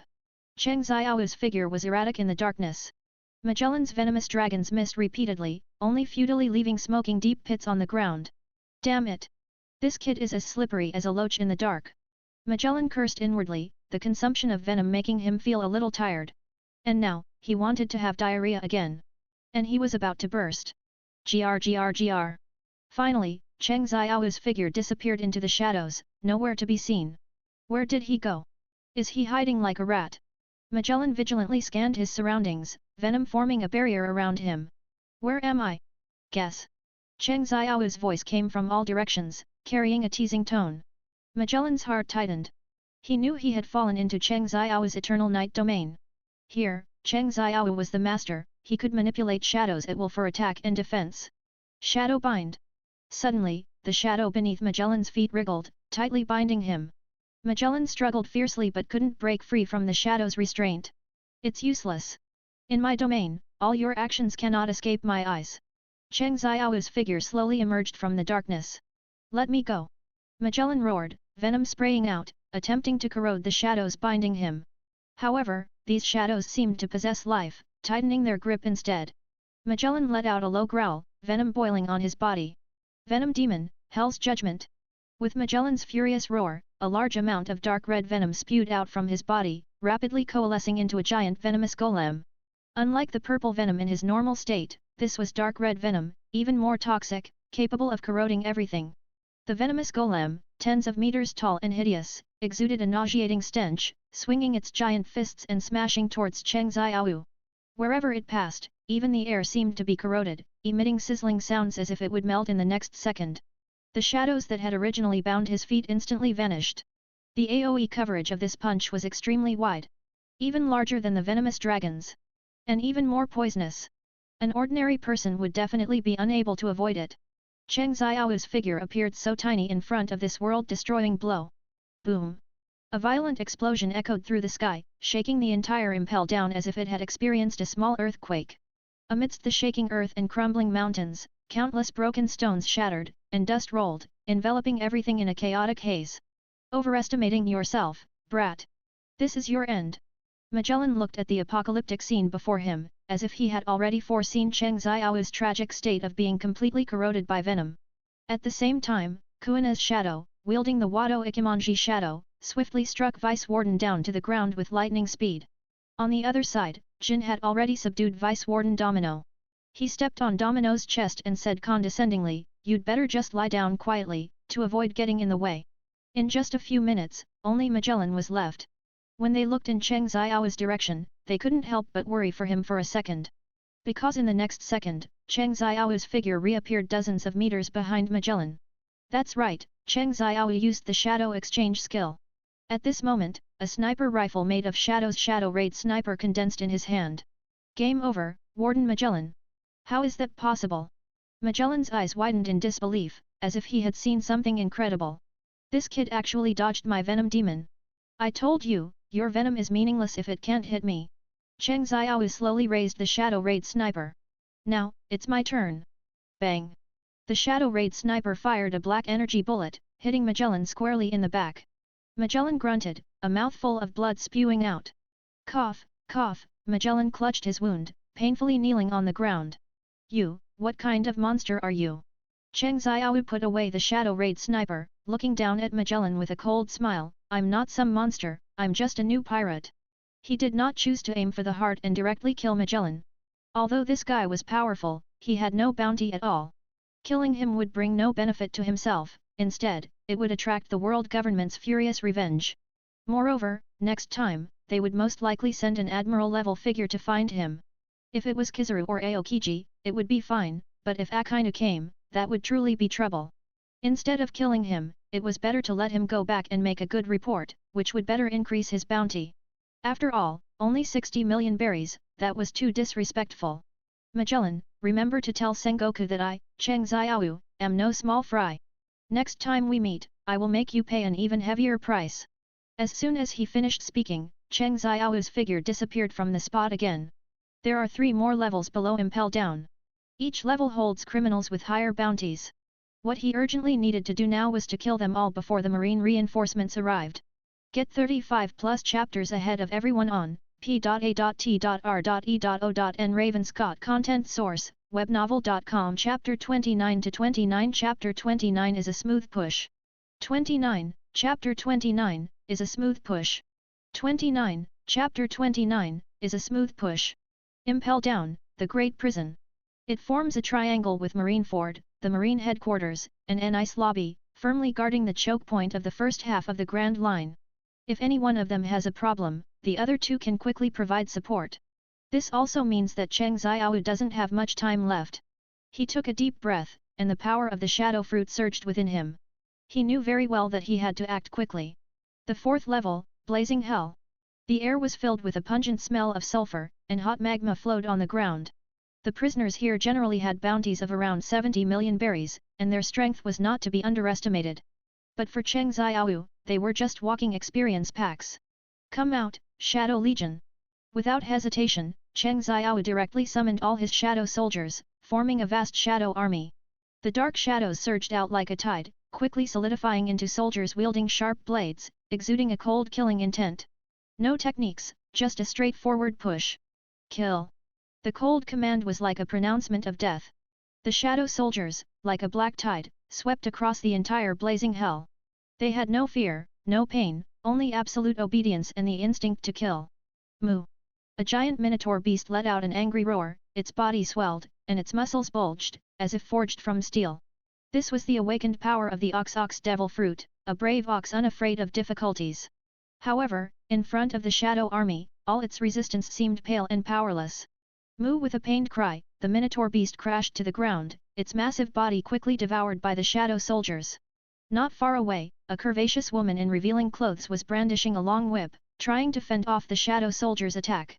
She was the beautiful pirate Miss Olive, known for her ruthless methods and enchanting appearance. Vice Warden almost got tricked into helping her escape. Handsome, wanna play with Big Sis? I can make you very happy, you know, she giggled, trying to charm Cheng Xiao with her allure. However, Cheng Xiao was unmoved by her temptation. Hey, how old are you? Don't you have a mirror? Damn it!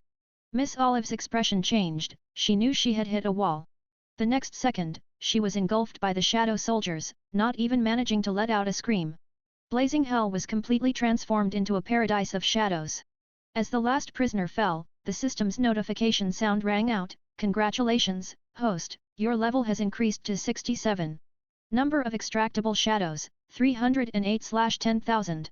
Cheng Xiao didn't hesitate for a moment and immediately headed to the next level. He had to hurry. The fifth level, Freezing Hell. The temperature here plummeted, and the air was filled with an icy chill. The ground was covered with thick ice, and the cold wind howled, cutting like a knife on the face. Compared to the previous Blazing Hell, it was like going from fire to ice.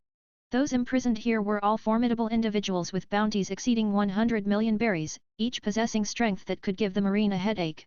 A bit interesting. Cheng Xiao's lips curled into a cold smile, perfect for some practice. The stronger the opponent, the more it ignited his desire to fight. Cheng Xiao repeated his tactic, summoning the shadow army again and launching a ruthless slaughter in freezing hell. However, this battle was not as easy as before. These pirates with bounties over 100 million berries were all battle-hardened strong men, they possessed various devil fruit abilities and extremely rich combat experience. Fortunately, he also had powerful generals like Kuina, Jin, and Arlong on his side, and their strength was also rapidly increasing during the battle. The intensity of the battle increased significantly compared to the previous level, and the shadow soldiers also began to suffer casualties. For a time, freezing hell became a meat grinder, screams, roars, and the clang of weapons intertwined, forming a cruel symphony. Half an hour later, the battle finally ended. Cheng Xiao stood amidst a mountain of corpses and a sea of blood, covered in fresh blood, but he felt no fatigue, instead, he was filled with excitement. Congratulations, host, your level has increased to 81. Number of extractable shadows, 358/10,000. The system's notification sound rang out again, and Cheng Xiao's lips curled into a cold smile.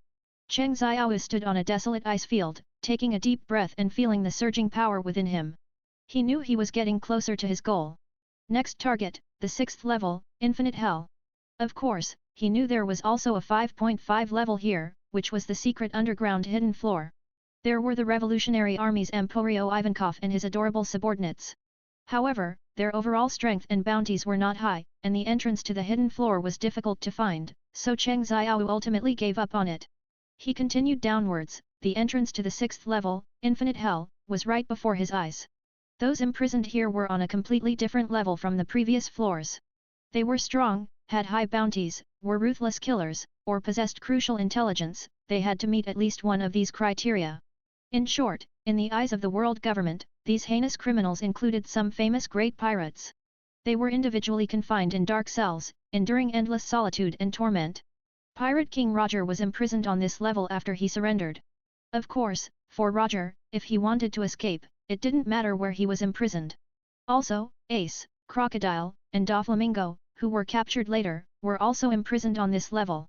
And the crew members Blackbeard took out from this level during his invasion former Impel Down head jailer Shiryu of the Rain. Giant San Juan Wolf. Drunkard Vasco Shot. Female pirate Katarina Devon. These were all great pirates with bounties exceeding 500 million berries. If Cheng Xiao eliminated all of them, he might break through to level 90. But then again, it was unlikely that Cheng Xiao could kill everyone on this level within the limited time. Not to mention how tricky these people's strengths were, time simply wouldn't allow it. He estimated that the Admiral should be arriving soon, and if he didn't leave in time, the situation would become very troublesome. If he were captured again, he probably wouldn't receive such lenient treatment. Now that Cheng Xiao's level had reached 81, not only had his own strength greatly increased, but he could also extract Admiral-level shadows. This undoubtedly gave him a lot of operational space, so Cheng Xiao's goal in this infinite hell was very clear. As for those imprisoned here with Admiral-level combat power, besides the diarrheic Magellan, the figure that most quickly appeared in his mind was that man. A former member of the Roger Pirates, known as the Devil Offspring. A man whose combat power rivaled that of Pluton Rayleigh, his true strength should be at the Admiral level. His name was Douglas Bullet. Get 35 plus chapters ahead of everyone on p.a.t.r.e.o.n. Ravenscott. Content source, webnovel.com. Chapter 30 to 30. Chapter 30 Infinite Hell Devil's Descendants 30, Chapter 30, Infinite Hell, Devil's Descendants 30, Chapter 30, Infinite Hell, Devil's Descendants. Cheng Xiao recalled his shadow army, which retreated like a tide, finally disappearing into the darkness behind him. He stepped alone into the 6th level of Impel Down the Infinite Hell. Piercing alarms echoed through the empty corridors, and red warning lights flashed incessantly, bathing the entire 6th level in a bloody, slaughterhouse-like glow. The atmosphere here was completely different from the upper levels, the air was thick with suffocating oppression and despair, as if even breathing became heavy. Cheng Xiao's appearance broke this deathly silence. Hey, is there a new person? A pirate, a rough voice came from deep within a cell. This guy doesn't look like a jailer, and with this alarm, could he be an escapee? Another voice questioned with doubt. No, escapees all wear our striped uniforms. This kid is wearing a black suit. So pretentious. Where's Magellan, who was in charge of the escort? Is he dead? All sorts of questions and conjectures rose from the cells, like beasts lurking in the darkness, greedily eyeing Cheng Xiao. Cheng Xiao was deaf to these voices. He advanced expressionlessly along the corridor, his gaze coldly sweeping over the cells on either side. The cells held the most heinous criminals, each infamous and with blood on their hands. If he didn't have limited time, he would have eliminated all of them. His objective for this trip was only one: Douglas Bullet. Kid, you're arrogant. How dare you ignore us? A burly pirate suddenly poked his head out of a cell and roared at Cheng Xiao. Exactly, who do you think you are? An admiral, another pirate chimed in. Hey! Kid! Are you deaf? I'm talking to you. The rough pirate, seeing Cheng Xiao ignore him, immediately became enraged. He slammed the iron bars, making a deafening noise. The other pirates also joined in, their shouts, taunts, and threats intertwining into a cacophony of noise. Cheng Xiao still paid them no mind, continuing to walk forward. If you have the guts, let me out. I'll show you what I can do. Right. You just happened to escape when Magellan had diarrhea, didn't you? Then let us out. Otherwise, you won't be able to escape alone either. The pirates in the cells immediately erupted, clamoring to teach Cheng Xiao a lesson. Cheng Xiao finally stopped. He slowly turned around, his cold gaze sweeping over the noisy pirates, a sneer of disdain playing on his lips. A bunch of good-for-nothings, are you even worthy of speaking to me? His voice was deep and cold, as if from the abyss of hell, carrying a suffocating sense of oppression. As soon as his words fell, a powerful aura erupted from him, instantly sweeping through the entire corridor. The pirates, who had been clamoring moments before, immediately fell silent. Deathly silence. Suffocating deathly silence enveloped the entire 6th level. The previously noisy cells were now utterly silent, with only heavy breathing echoing in the air. The heinous pirates, one by one, had now shrunk back into the depths of their cells. Cheng Xiao's conqueror's haki, like an invisible giant hammer, struck heavily at their hearts, making them understand the true meaning of power. No matter where, power is the kingly way. Only absolute power can make others shut up. After a long while, a trembling voice broke the silence. Just now, that was the one in a million conquerors haki. As soon as this voice came out, the previously silent corridor immediately erupted. Conqueror's haki? It's been a long time since I felt such a powerful haki release, that's right, that feeling, I was fortunate enough to witness it once when I first set sail, and I fainted on the spot. So, this kid, walked to the 6th level by himself. However, Cheng Xiao's figure gradually blurred before their eyes, finally disappearing at the end of the corridor. At the end of the 6th level of Infinite Hell was an isolated cell. This cell was much larger and sturdier than the others, its walls were covered in sea stone, and even the main door was forged from thick sea stone. Inside the cell, a tall, blonde man sat cross-legged. His hair was messy, his beard scruffy, and he wore ragged prison clothes, looking like a golden lion king. His hands, feet, waist, back, and neck were all restrained by sea stone. But even so, his eyes were exceptionally sharp, like a hawk's, as if they could pierce through everything. Evidently, he was Douglas Bullet, a former member of the Roger Pirates, the man known as the Devil Offspring. Cheng Xiao stopped in front of the cell. You are Douglas Bullet. Cheng Xiao's voice was cold and deep. Bullet slowly opened his eyes, sized up Cheng Xiao, and a sneer appeared on his lips. Kid, you have a lot of guts, to dare to break into Infinite Hell alone. Of course, a timid person couldn't possess Conqueror's haki. I'm here to take your life. Cheng Xiao's tone was flat, yet carried an undeniable dominance. Ha ha ha. Bullet burst into laughter. Just you? A wet behind the ears kid, daring to speak so wildly.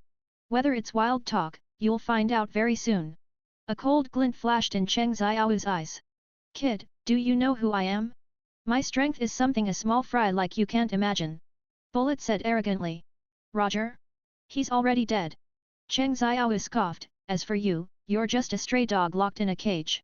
You're asking for death. Bullet roared, suddenly standing up, and a powerful aura erupted from him, like a volcanic eruption, sweeping through the entire cell. However, these heavy sea stones were ultimately impossible to break free from. Bullet's face turned red, veins bulging, but he could only struggle in vain, letting out a low growl like a trapped beast. The fury in his eyes almost gushed out as he glared fiercely at Cheng Xiao, gritting his teeth. Kid, I will kill you. Cheng Xiao's lips curved into an amused smile, his tone tinged with mockery. You, Douglas Bullet, once the Devil Offspring, are now nothing more than an imprisoned good-for-nothing. Bullet's rage intensified upon hearing this, yet he was helpless. How does it feel to be unable to unleash your strength?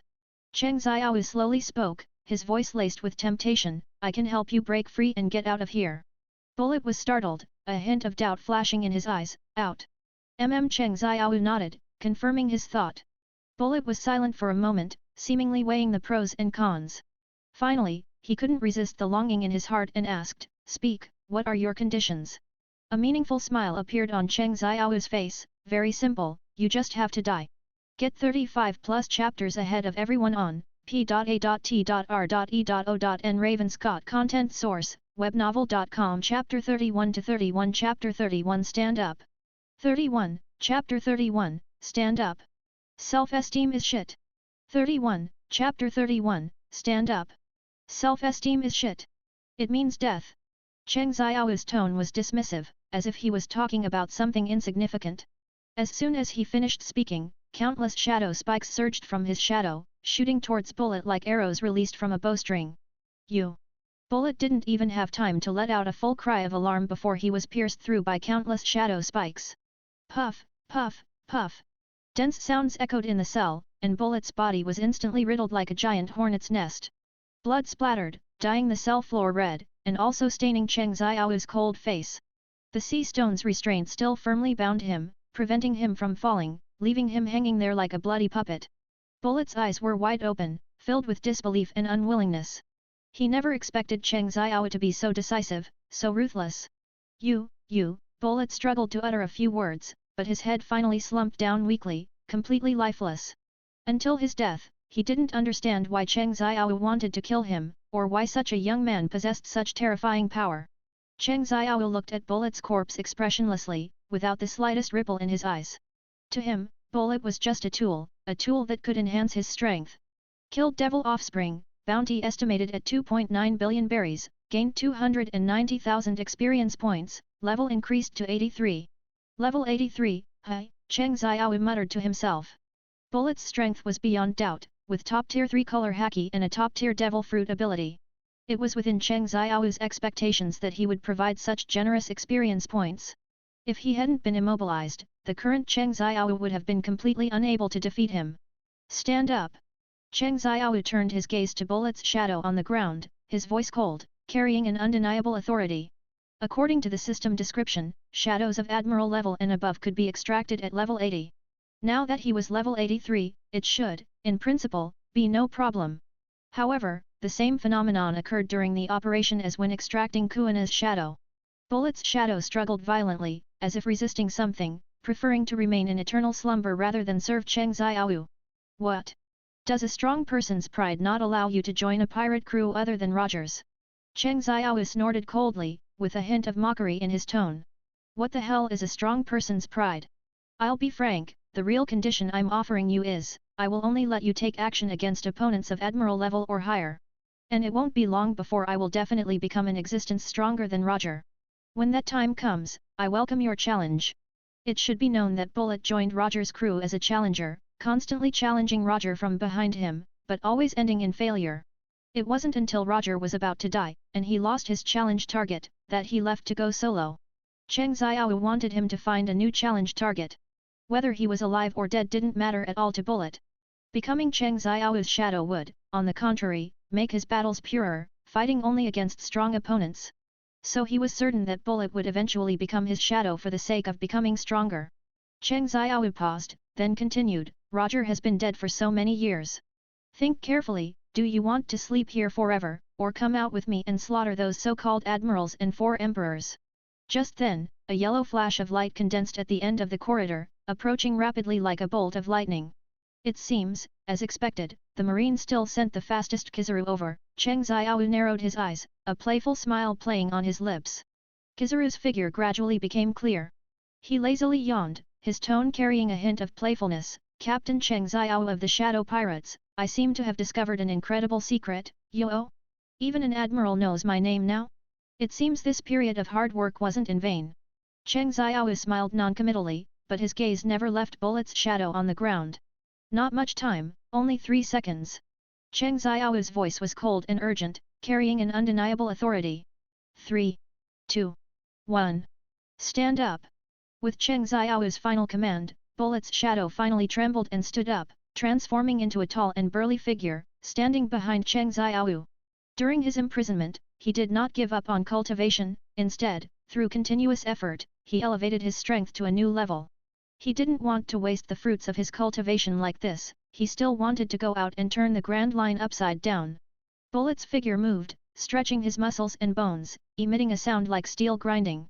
Truly an offer I can't refuse, Shadow Brat.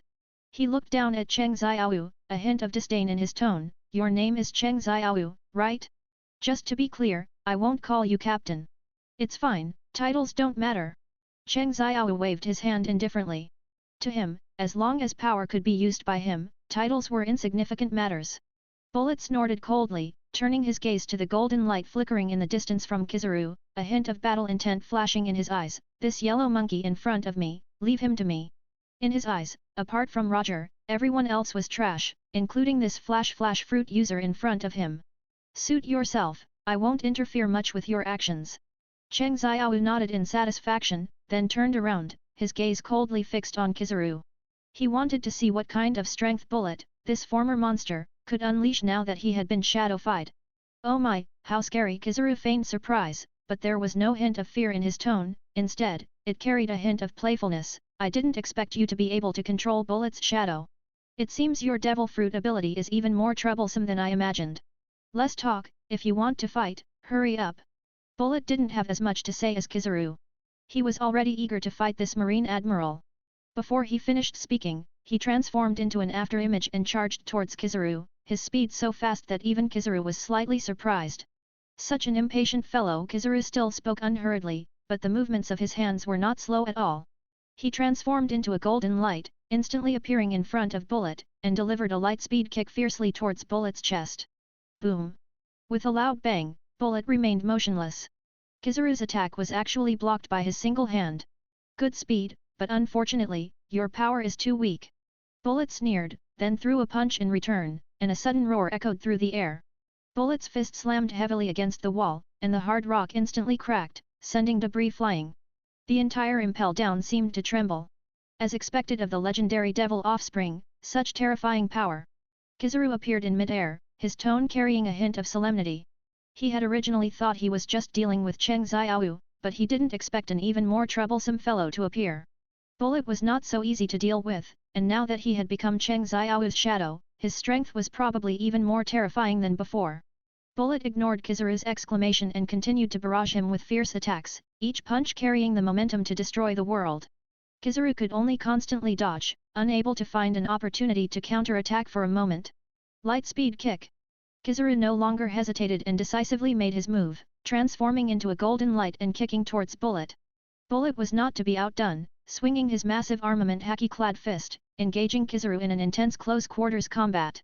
For a moment, golden light and black shadows intertwined, and fist winds and leg shadows flew together, turning the entire 6th level of Impel Down into their battlefield. Get 35 plus chapters ahead of everyone on p.a.t.r.e.o.n. Ravenscott creators thoughts. Ravenscott, are you liking the fanfic till now? If so, then leave some reviews and a guy. If you want to read more than 35 plus chapters ahead, then join my Patreon content source, webnovel.com. Chapter 32 to 32. Chapter 32, Barrett vs 32. Chapter 32, Barrett vs Kizaru. 32. Chapter 32, Barrett vs Kizaru. Kizaru floated in mid-air, his hands in his suit pockets, his muscles already tensed beneath his usual lazy posture. He tilted his head towards Bullet, a forced smile playing on his lips. What a hassle for a monster from 20 years ago to still be able to crawl out of his coffin. Before he finished speaking, Bullet had already blasted in front of him like a cannonball, his haki-wrapped fist tearing through the air with a roaring sound. Bang! Kizaru's elemental body dispersed into photons at the last moment, leaving a 10-meter deep crater where he had been, blasted out by the force of the punch.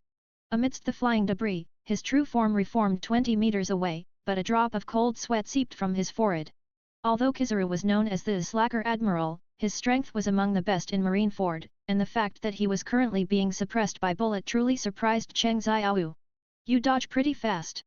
Bullet grinned, revealing his bone-white teeth. Ha ha ha, exhilarating. Again. Bullet laughed loudly. He had been imprisoned in Impel Down for over 20 years, and now that he was finally free, he urgently needed a hearty battle to vent the frustration in his heart. He stomped his right foot fiercely on the ground, and Impel Down's special sea stone floor shattered like tofu, instantly closing in on Kizaru with the recoil. Kizaru was too slow to dodge and was hit hard in the chest by a heavy punch from Bullet, sending him flying backward and smashing a large crater into Impel Down's thick wall. Cough cough, Kizaru climbed out of the rubble, a trace of blood spilling from the corner of his mouth, his face also looking rather grim. He never expected that he, a dignified admiral, would be beaten so miserably. Is this all the current admiral can do? How disappointing! Bullet stretched his limbs, his eyes full of mockery. What a troublesome fellow! Kizaru wiped the blood from his mouth, his gaze becoming sharp. It seems I'll have to get serious. I remember you, back during the Buster call, you were just a vice admiral. I never thought you'd dare to show off in front of me now. Bullet roared, his voice like thunder, shaking the entire Impel Down. What a nostalgic memory! Kizaru maintained his lazy tone, but his gaze gradually grew solemn. The brutal scene of that Buster call still remained vivid in his mind. At that time, Bullet already possessed monstrous strength. Sengoku and Garp had to work together and only managed to subdue him by exhausting his stamina. The level of power involved was self-evident. Now, after being enhanced by Cheng Xiaoyu's Shadow Fruit ability, he was even terrifyingly stronger. Bullet didn't care about Kizaru's sentiments, he roared and charged at Kizaru again. Boom! Boom! Boom! Their fists and feet clashed, erupting in roars, as if the entire 6th level of Impel Down was about to be torn down by them. Is this, a monster from the old era? Cheng Xiaoyu stood at the edge of the storm, his black trench coat flapping in the wind. Bullet's strength was indeed very strong, even an admiral like Kizaru was being suppressed by him. It seems I made the right bet this time. Cheng Xiaoyu's lips curled slightly, revealing a cold smile. It looked like Cheng Xiaoyu had only leveled up twice and extracted one shadow on Impel Down's 6th level. But even so, the gains were much greater than from the previous levels. Because Bullet was truly formidable. The battle between Bullet and Kizaru continued, but anyone with a discerning eye could see that Kizaru had completely fallen into a disadvantage. Ama no Murakumo. Kizaru once again used his signature skill, drawing a golden light sword and striking at Bullet. Bullet snorted coldly, not dodging, and met it directly with a punch. Boom! With a loud bang, Kizaru was sent flying directly by Bullet's punch, crashing heavily into the wall, creating a huge crater in it. Cough cough, Kizaru struggled to get up from the ground, a trace of blood spilling from the corner of his mouth. He clutched his chest, his face extremely grim. He never expected that he would suffer such a great loss at Bullet's hands. You bastard, Kizaru gritted his teeth, looking at Bullet, his eyes filled with anger and shock. The Bullet before him was actually completely suppressing Kizaru's attacks purely with his 3 types of haki and his own physique. To be able to achieve this level without even using his combine fruit ability was truly terrifying. You can die now. Bullet sneered, approaching Kizaru step by step. Damn it, Kizaru cursed inwardly, he knew that he was probably done for today. Just then, Cheng Xiao suddenly spoke, enough, Bullet. Bullet heard this, stopped, and turned to look at Cheng Xiao, a hint of confusion flashing in his eyes. Are you telling me what to do? Cheng Xiao knew that with Bullet's current strength, dealing with Kizaru should be no problem, and what he needed to do was to leave this place of trouble as quickly as possible. Once Marineford discovered that Kizaru couldn't complete the mission, they would inevitably send stronger forces for support, and Magellan was only injured, not dead. At that time, if Magellan stalled for time until the next wave of stronger reinforcements arrived, it would be difficult for them to leave.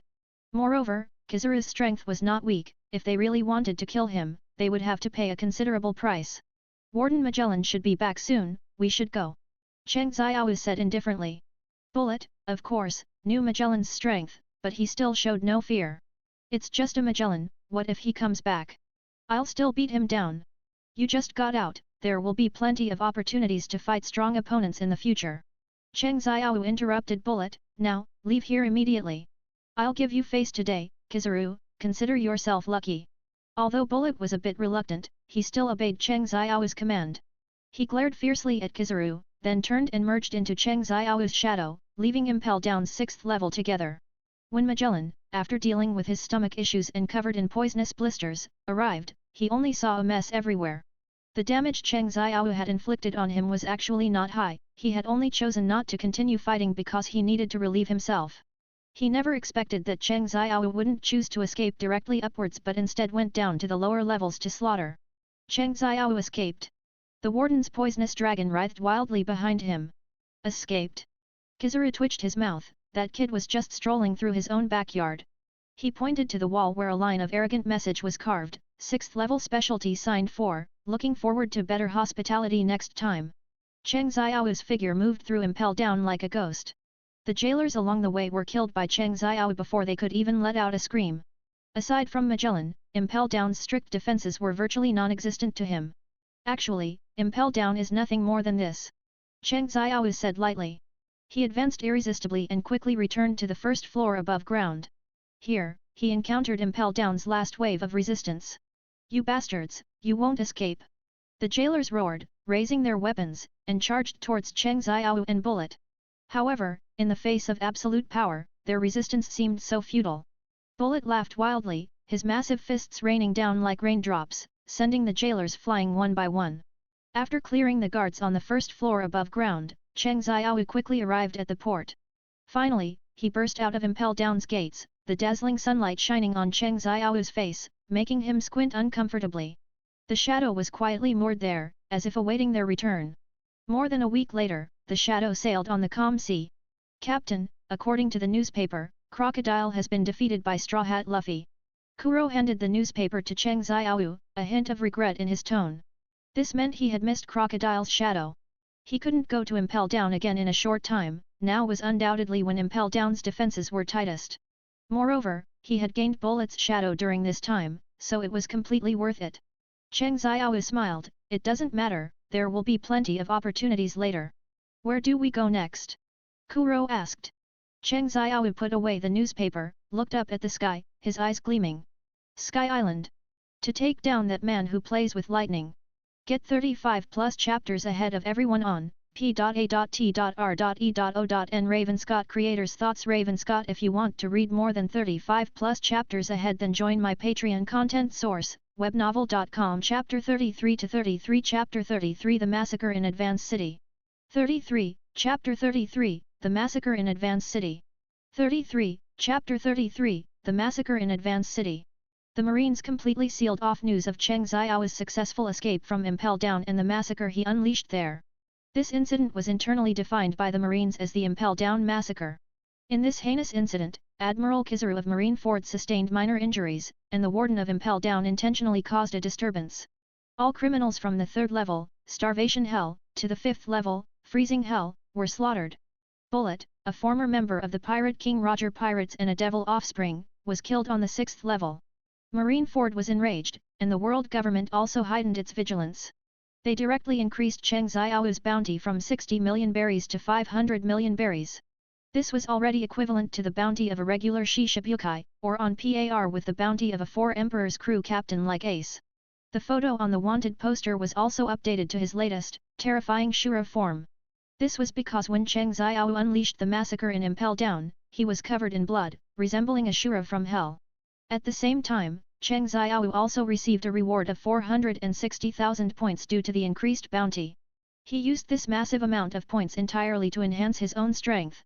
Armament Haki and Observation Haki broke through their bottlenecks in one go, reaching the advanced level.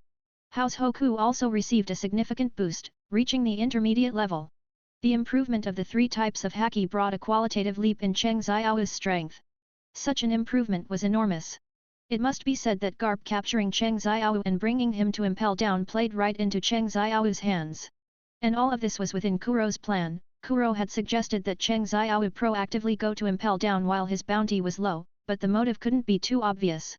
So they used Garp to legitimately enter the 3rd level of Impel Down. It must be said, Kuro truly is a rare talent. At this moment, Cheng Xiao was lying on the deck of the Shadow, enjoying a rare moment of tranquility.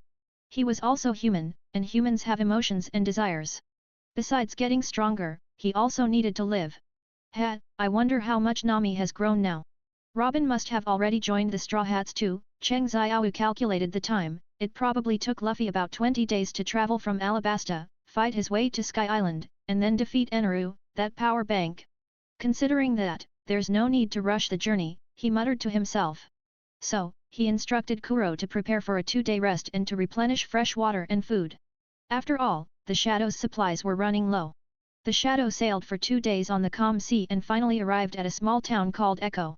As night fell, Cheng Xiao wandered alone to the liveliest tavern in town.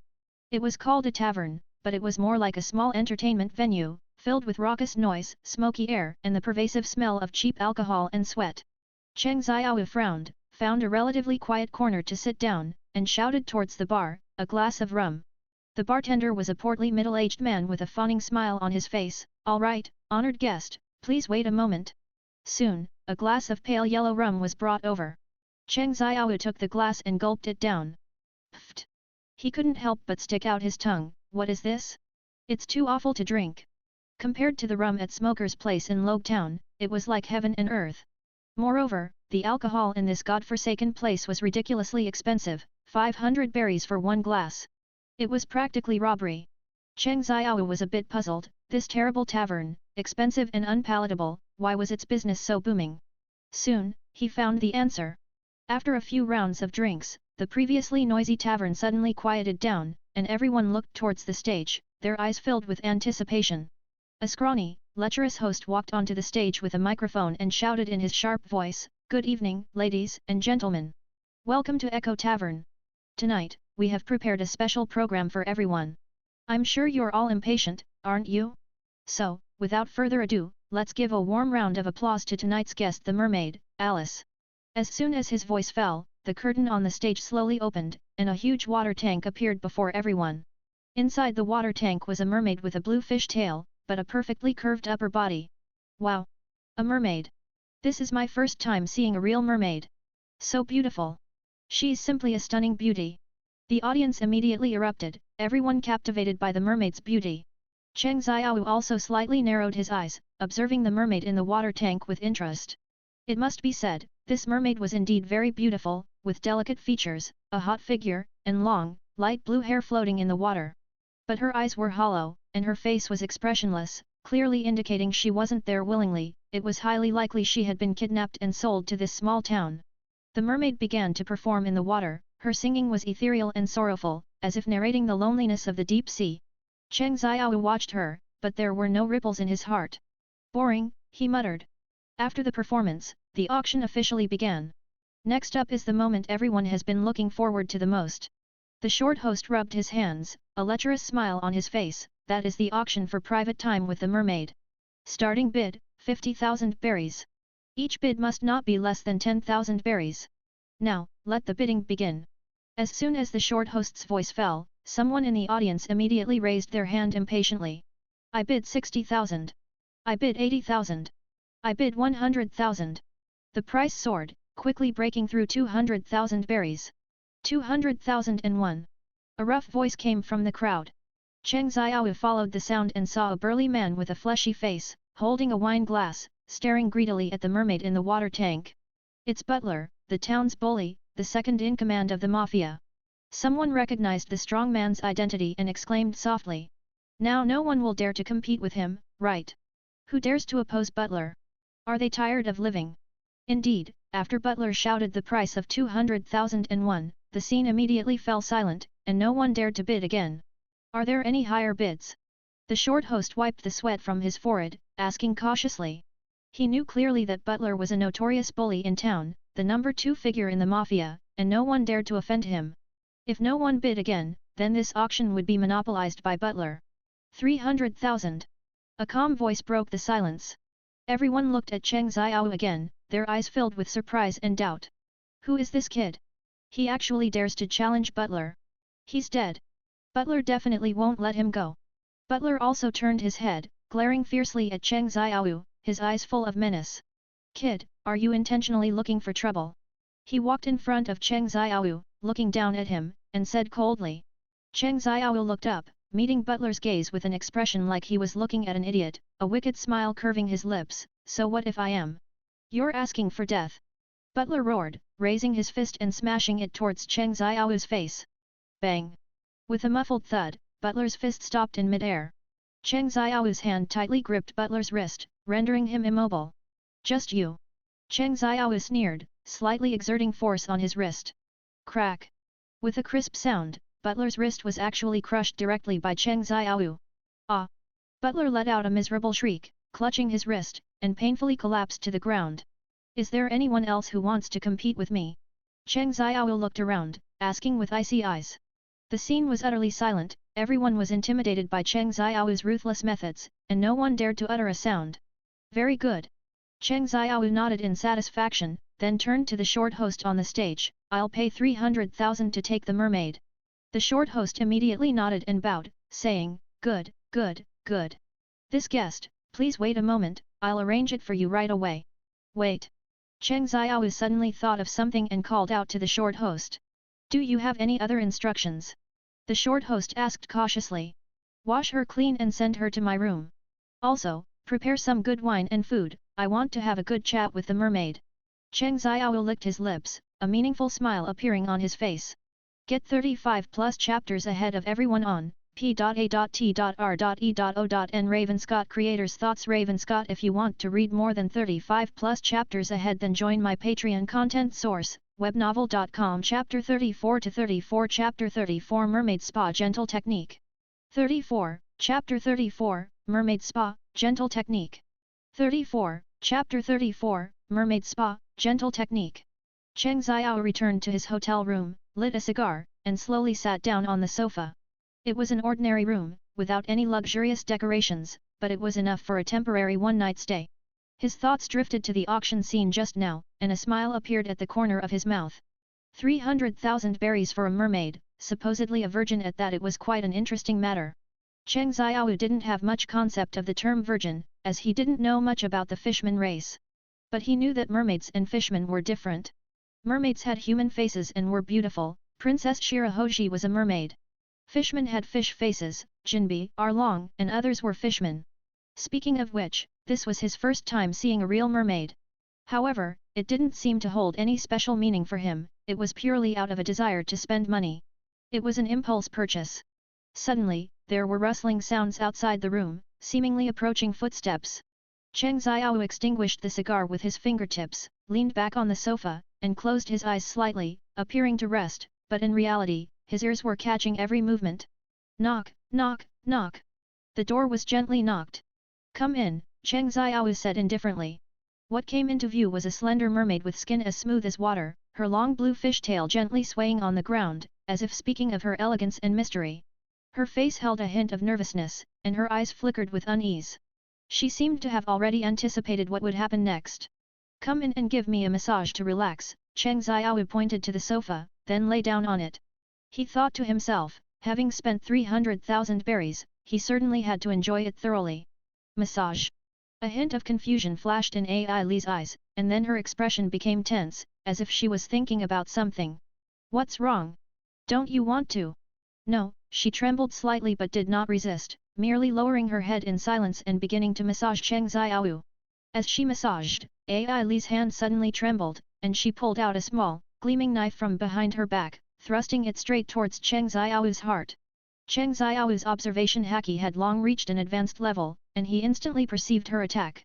He subtly shifted his body, swiftly grabbing her wrist with such force that Ai Li couldn't break free.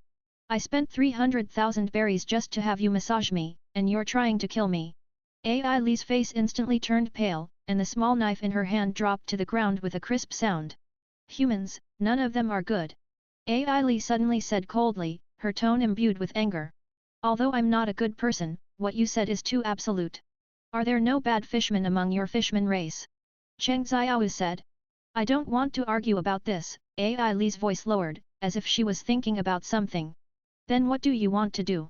Cheng Xiao leaned closer to her, his gaze sharp, looking directly into her eyes.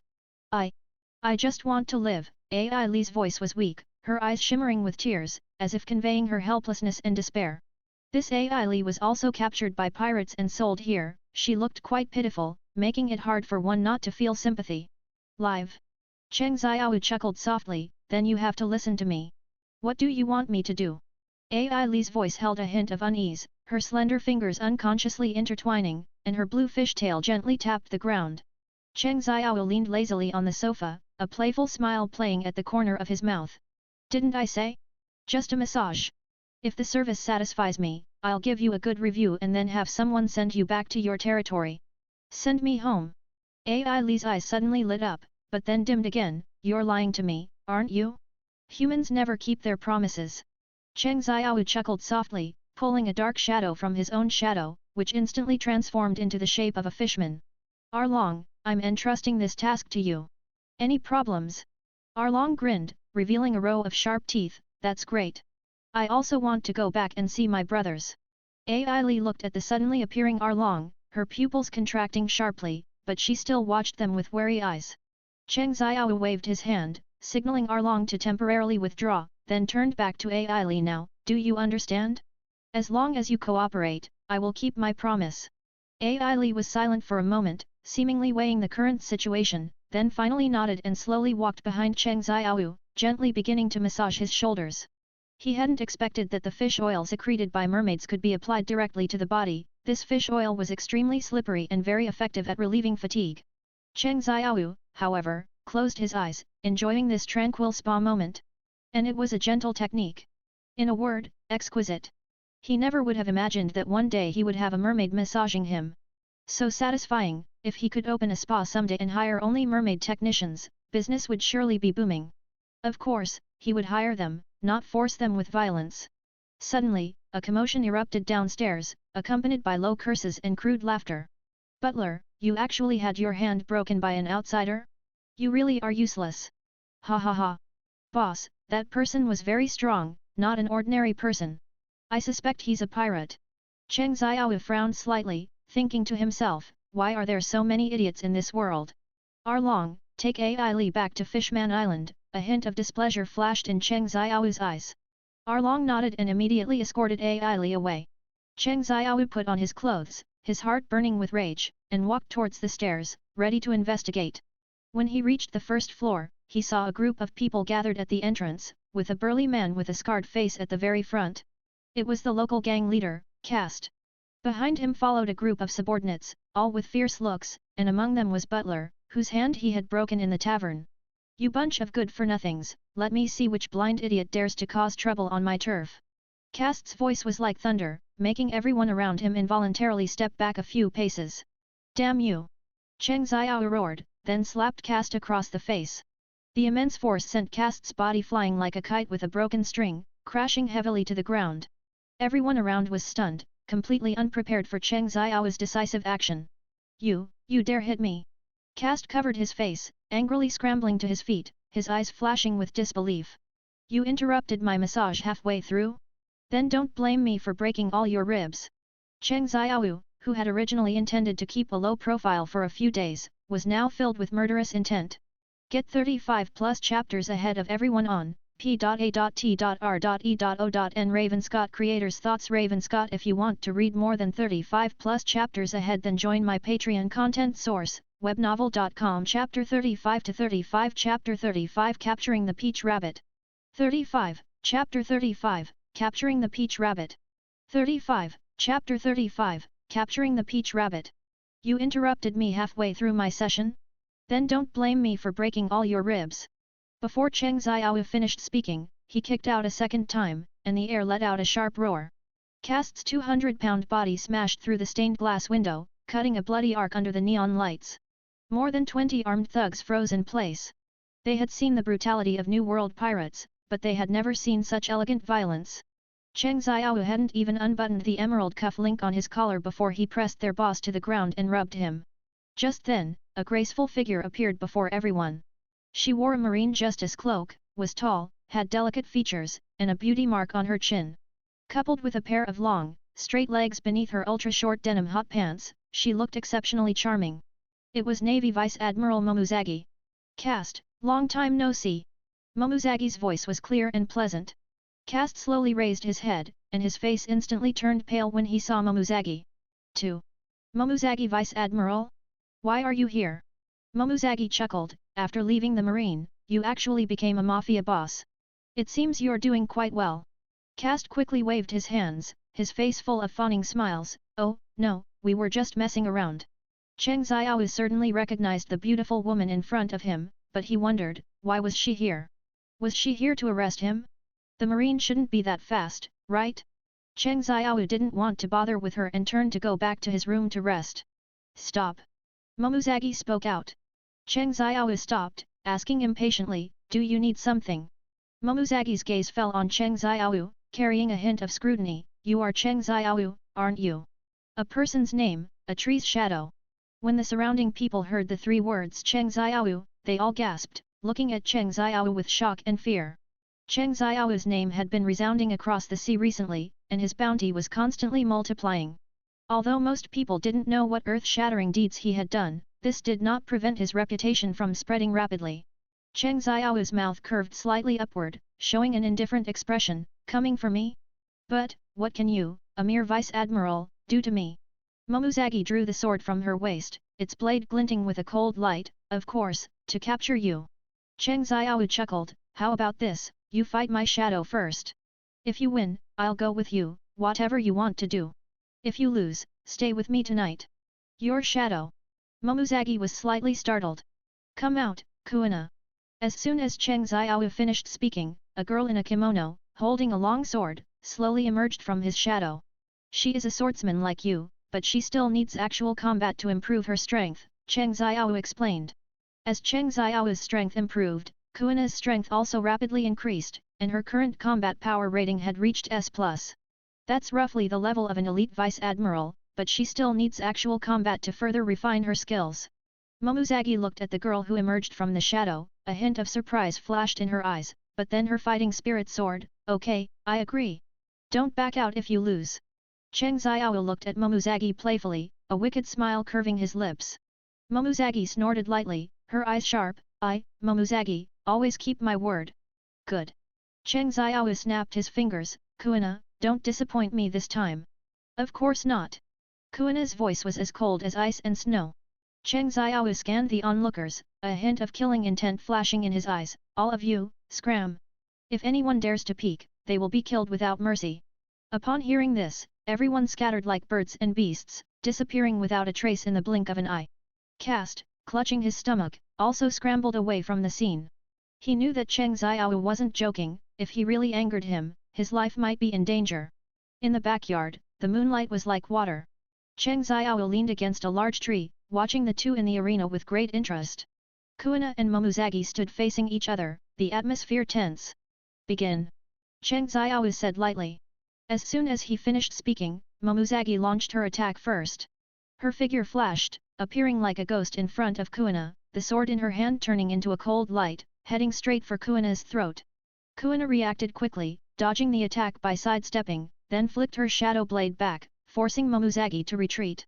The two went back and forth, swords clashing, moving too fast for the naked eye to catch. Initially, Kuina was clearly at a disadvantage. Momuzagi's swordsmanship was exquisite, and her attacks were continuous like a tide. Kuina could only passively defend, looking for an opportunity to counter-attack. But as the battle deepened, Kuina gradually adapted to Momuzagi's rhythm and began to show her true strength. Momuzagi's attacks became increasingly difficult to land, and she was forced to retreat repeatedly by Kuina's shadow blade. Phantom Sword Dance. Kuina let out a soft cry, and the Wado Ikimonji in her hand transformed into countless after-images, engulfing Momuzagi. Momuzagi's expression changed, and she quickly parried the attacks. Clang, clang, clang, the sound of metal clashing was incessant, and sparks flew. Although Momuzagi blocked most of the attacks, she was still cut on her arms and thighs by a few after-images, and blood flowed from the wounds. Damn it! Momuzagi cursed under her breath, not expecting to be pushed to such a state by a shadow samurai. But she did not give up, instead, it ignited her fighting spirit. Pink slash! Momuzagi cried out, a pink light glowing on her blade, and a massive slash cleaved towards Kuina. Kuina's expression was serious, she could feel the extraordinary power of this strike. Flowing heart, absolute. Kuina's figure disappeared from where she stood, and in the instant Momuzagi was stunned, Kuina had already arrived behind her. In a flash, the shadow of Wado Ikimonji was pressed against Momuzagi's neck. She lost. Momuzagi Vice Admiral, I've long heard that your geisha skills are renowned throughout the 4 seas. Cheng Xiao said with a smile. Momuzagi gritted her teeth, her eyes filled with unwillingness. But she was someone who honored her bets, since she lost, she could only accept reality. I will fulfill my promise. Momuzagi's voice trembled slightly. She didn't expect to lose even to Cheng Xiao's shadow. Cheng Xiao smiled contentedly and reached out to help Momuzagi up. Let's go, we'll go back to the room. Cheng Xiao put his arm around Momuzagi's waist and walked towards the room. Momuzagi's body trembled slightly, but she did not resist. She knew that tonight, she would become Cheng Xiao's captive. Get 35 plus chapters ahead of everyone on p.a.t.r.e.o.n Ravenscott Creators Thoughts Ravenscott. If you want to read more than 35 plus chapters ahead, then join my Patreon content source, webnovel.com. Chapter 36 to 36. Chapter 36 People's Dreams Will Never End. 36, Chapter 36, People's Dreams Will Never End. 36, Chapter 36, People's Dreams Will Never End. The dim room was filled with a faint scent of incense. Momuzagi had changed into a gorgeous geisha outfit, her exquisite makeup accentuating her beautiful face, making her look like a beauty straight out of a painting. She danced gracefully, every movement full of elegance and charm, her sleeves fluttering, dreamlike and ethereal. Cheng Xiao lay sprawled on the tatami, one hand propping his head, yawning idly. To be honest, in his opinion, this geisha dance was not as good as those hip-swaying streamers on his phone. He even began to miss the short videos on his phone, with all kinds of beautiful women, everything imaginable. Such as Wu Xiaomeng, Taipei Ziona, Li Xiaoa, Makami Yu, Aoi Sola. By the way, why didn't my phone come with me? Ding, detected that the host is dissatisfied with the current entertainment activity, system reward is being issued. Cheng Xiao suddenly sat upright, his eyes wide. Reward has been issued, Away's 18 forms has been learned. Cheng Xiao quickly closed his eyes, sensing the changes in his mind. A moment later, a wicked smile curled at the corner of his mouth. Interesting. Stop dancing, I'm sleepy. Cheng Xiao waved his hand impatiently, this dance was making him drowsy. Momuzagi stopped dancing, a hint of confusion flashing in her eyes. What do you want to do? Cheng Xiao gave a wicked smile and patted the empty space beside him. Of course, if I'm sleepy, I need to sleep. Come here. His eyes sparkled with amusement, the special techniques rewarded by the system in his mind made him eager to try them out. Cheng Xiao lazily waved his hand, and shadow, like a living thing, entwined itself around Momuzagi's ankles. Momozagi's pretty face flushed, and she cursed Cheng Xiao under her breath for not being human, but she still obediently allowed herself to be pulled by a force. After all, she had lost, and she had to accept her loss. "You're pressing on my hair, it hurts," Momozagi said shyly, her delicate brows furrowed. Cheng Xiao gave a wicked smile and whispered in her ear, "This is just the beginning, little rabbit." That night, the bed shook violently until it gradually subsided at dawn. When the morning light filtered through the paper window, a shallow knife mark appeared on Cheng Xiao's neck, and Momozagi's marine cloak remained in that room forever. "Sure enough, you still can't bear to kill me, can you?" Cheng Xiao turned his head to look beside him. It was empty, with only the lingering warmth on the sheets and a faint fragrance. He stretched, a playful smile on his lips. "Little rabbit, you ran quite fast." After a few days of rest, Cheng Xiao felt his stamina had fully recovered. He stood on the deck, gazing into the distance, thinking to himself, "It's time to head to Sky Island." Sky Island, the legendary land with the Golden City, and also the domain of the god Eneru. Cheng Xiao's target was precisely this man who called himself a god. Eneru's Goro Goro no Mi was an indispensable part of Cheng Xiao's plan. He planned to turn Eneru into his power bank, providing a continuous supply of electricity to his shadow, allowing shadow to fly. A few days later, Cheng Xiao's shadow arrived at Mok Town. The tavern in Mok Town was filled with the smell of cheap rum. Cheng Xiao sat in a corner, shadow shrouding his face. The headline of the newspaper in his hand was prominently Navy Vice Admiral Momozagi mysteriously disappears, with an accompanying picture of her resignation letter left at Marine Ford. As soon as he stepped onto the streets of Mok Town, Cheng Xiao's attention was drawn by a commotion. Following the sound, he saw a crowd gathered, seemingly watching some excitement. Curiosity drove Cheng Xiao to walk over, push through the crowd, and the scene before him made him chuckle. Two young men were lying on the ground, bruised and swollen, looking disheveled. One wore a straw hat, and the other had green algae-like hair. Who else could it be but Luffy and Zoro? Sitting on the ground in front of them was a tall man with a full beard, laughing wildly and arrogantly. "Zay ha ha ha! A man's dream will never end." Cheng Xiao recognized this man at a glance. It was one of the future 4 emperors, Blackbeard Teach. Currently, Blackbeard's bounty was pitifully low, not worth mentioning to Cheng Xiao. However, Cheng Xiao quite appreciated Teach's phrase, "A man's dream will never end," and even found it a bit inspiring. "Captain," Kuro pushed up his glasses, "should we make a move?" Cheng Xiao swirled his wine glass, Teach's reflection shimmering in the amber liquid. "No hurry, let the spear of destiny fly a little longer." Zay ha ha ha! Zay ha ha ha! Compared to the current Blackbeard, he was more interested in Nami, who was hiding in the alley. The little cat burglar was wearing a crop top today, her orange short hair like dancing flames in the sunlight. Momozagi was ripe, but Nami was fresh. He stayed in Mok Town for a few days, and during that time, he secretly went to chat with Nami. Although he couldn't harvest Crocodile's shadow on time, Nami did manage to take Luffy and the others away in time. She did what she was supposed to do, so Cheng Xiao simply gave her 10 million berries. For business, longevity is the hard truth. And as for Eneru next, he was determined to get him. A few days later, he waited until Bellamy, this frog in a well, stole the gold, and then kept jumping around in front of Luffy. Finally, he was knocked down by Luffy with one punch. One has to say, young people sleep well. After defeating Bellamy, Luffy prepared to go to Sky Island. That day, Cheng Xiao stood at the port, watching the Straw Hat Pirates merry ride the knock-up stream into the sky. "We should set off too." Under Cheng Xiao's control, Shadow transformed into a black lightning bolt, closely following Mary, and flew into the clouds within the knock-up stream. Sky Island, White Sea. In the White Sea, the clear waves rippled, and clouds floated like cotton candy in the air, forming a strange spectacle. Shadow was steadily anchored at the edge of the White Sea, and Cheng Xiao stood at the bow, observing this magical sea area with interest. "So this is Sky Island," he murmured, a playful smile on his lips. "It really is, quite white." Unlike the Straw Hat's predicament, Cheng Xiao had no intention of sneaking in. At the Heaven's Gate, he waved his hand, directly pulling out a large bag of berries and throwing it to the angels who came to greet him. The old woman at Heaven's Gate looked at the bag of berries Cheng Xiao threw, and her cloudy eyes suddenly gleamed. "Sir, do you need a guide?" "No need," Cheng Xiao snapped his fingers, and shadow condensed into a map in the air. "I'm very familiar with this place." "Is this money enough?" Cheng Xiao raised an eyebrow, a hint of arrogance in his tone. The angel looked at the full bag of berries, her eyes wide, and quickly bowed and nodded. "Enough, enough, enough." Money makes the world go round, this saying applies everywhere. Cheng Xiao followed the old angel woman, entering the central area of Sky Island without any hindrance.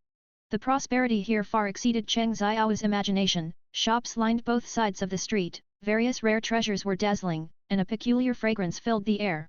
Cheng Xiao stayed at a luxurious hotel called To the Clouds, where the rooms were lavishly decorated, and outside the window was the endless white sea, with breathtaking scenery. For the next few days, Cheng Xiao lived a life like a god. Every day, besides eating, drinking, and having fun, he studied the various specialties of Sky Island. "Captain, what should we do next?" Jin asked. "Eat, drink, have fun, wait." Cheng Xiao uttered a single word faintly. "Wait? Aren't we here to?" Jin was a bit confused. "No hurry," Cheng Xiao turned and walked towards the wine cabinet. "The best time is when Straw Hat Luffy rings the golden bell." Finally, after an unknown number of days, dong, the melodious chime echoed through the sky, spreading throughout Sky Island.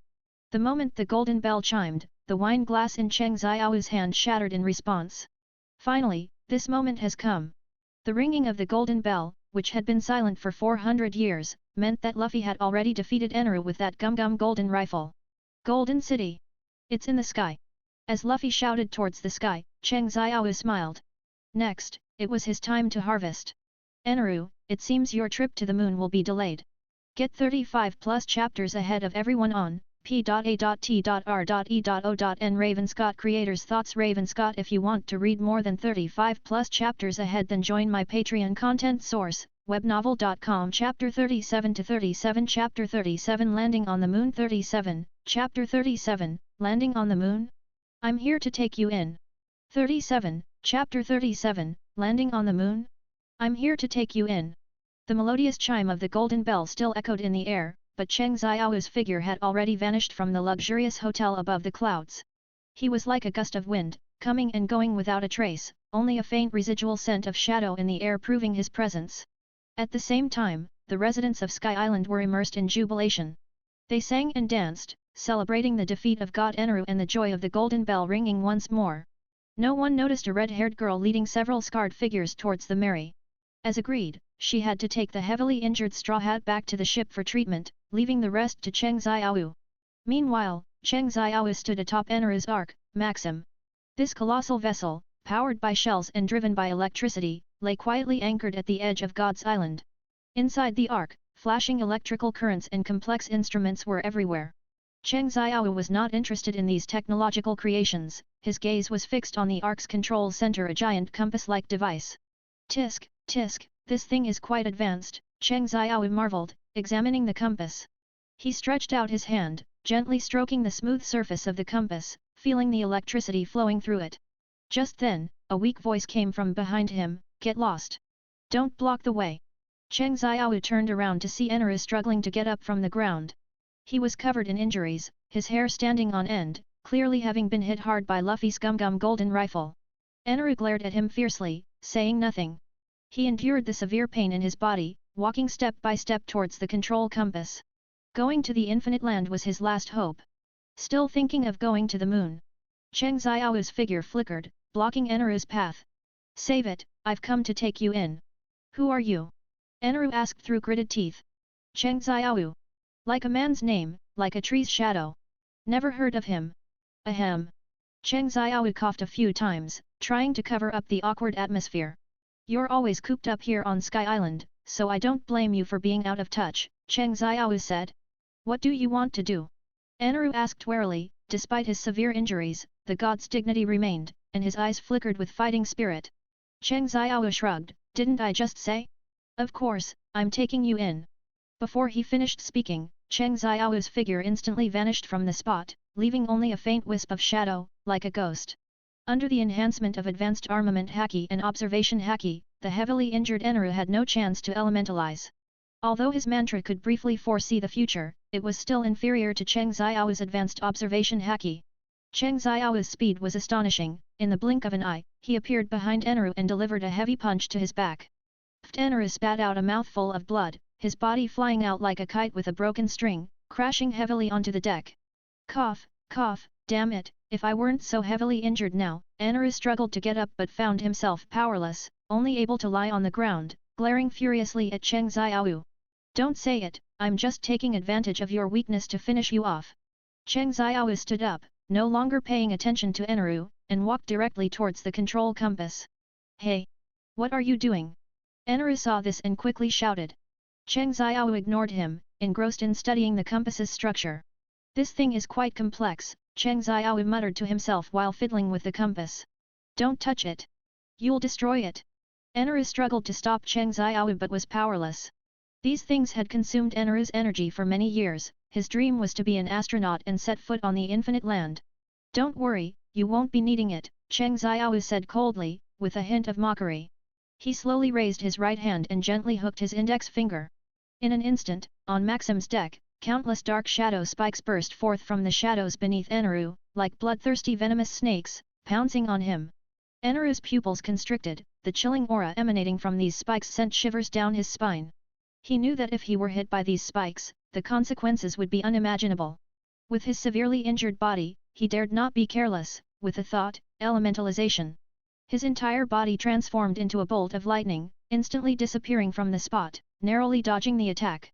In that instant, Eneru first electrocuted his heart to accelerate its beating, then teleported via the ship's electrical conductors. Like the glint-glint fruit, Eneru's speed after elementalizing was as astonishingly fast as lightning. Oh! To have such reaction speed in this state, truly impressive. As expected of the helmsman I've set my sights on. A hint of admiration flashed in Cheng Xiao's eyes as he controlled the shadow spikes to pursue relentlessly, giving Eneru no chance to breathe. Helmsman?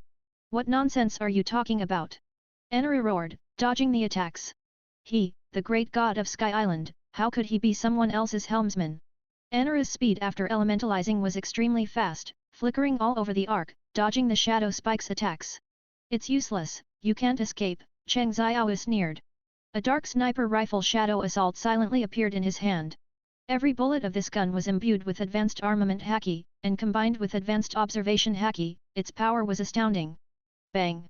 A dark bullet cut through the air, accurately hitting Eneru's head, which had just materialized. Eneru didn't even have time to scream, he was shot in the head. Advanced observation haki combined with bullets imbued with advanced haki, the power was terrifying. The god had fallen. Cheng Xiao walked with steady steps to Eneru's motionless body. He slowly squatted down, extended his index finger, and gently poked the part of Eneru's head that had been shot through. Once, twice, thrice. Get up! Cheng Xiao's low voice, imbued with an undeniable command, echoed on Maxim's deck. However, only endless silence responded to him. Eneru's body still lay quietly on the ground, without any reaction. Cheng Xiao stood up, letting out a soft sigh, a hint of helplessness in his expression. Seriously, it's so hard to find a suitable helmsman. What's the point of staying in a small place like Sky Island and proclaiming yourself a god? Cheng Xiao's gaze fell back on Eneru's corpse, a strange light flickering in his eyes. Follow me and witness the great waves of the new world. Cheng Xiao said softly. In 3 years, I'll set you free, and then you can go to your dreamed-of infinite land. Before Cheng Xiao's words finished, the shadow beneath Eneru began to change. It violently churned like boiling ink, constantly twisting, deforming, stretching, and contracting, like a living entity struggling to break free from some constraint. Gradually, the edges of the shadow began to sharpen, and its outline became distinct, finally condensing into a dark human figure. At this point, Cheng Xiao finally had an infinitely charged power bank. From then on, his shadow would also gain the ability to fly. Get 35 plus chapters ahead of everyone on p.a.t.r.e.o.n. Ravenscott Creators Thoughts. Ravenscott. If you want to read more than 35 plus chapters ahead, then join my Patreon content source, webnovel.com. Chapter 38 to 38. Chapter 38. Flying Shadow boarding the terrifying 3 strange sailboat. 38, Chapter 38, Flying Shadow, boarding the terrifying 3 strange sailboat. 38, Chapter 38, Flying Shadow, boarding the terrifying 3 strange sailboat. What you just said, is it true? Eneru's voice was hoarse and weak, tinged with disbelief. Of course, it's true. Once the 3-year period is up, I'll return your freedom. Then it's a deal.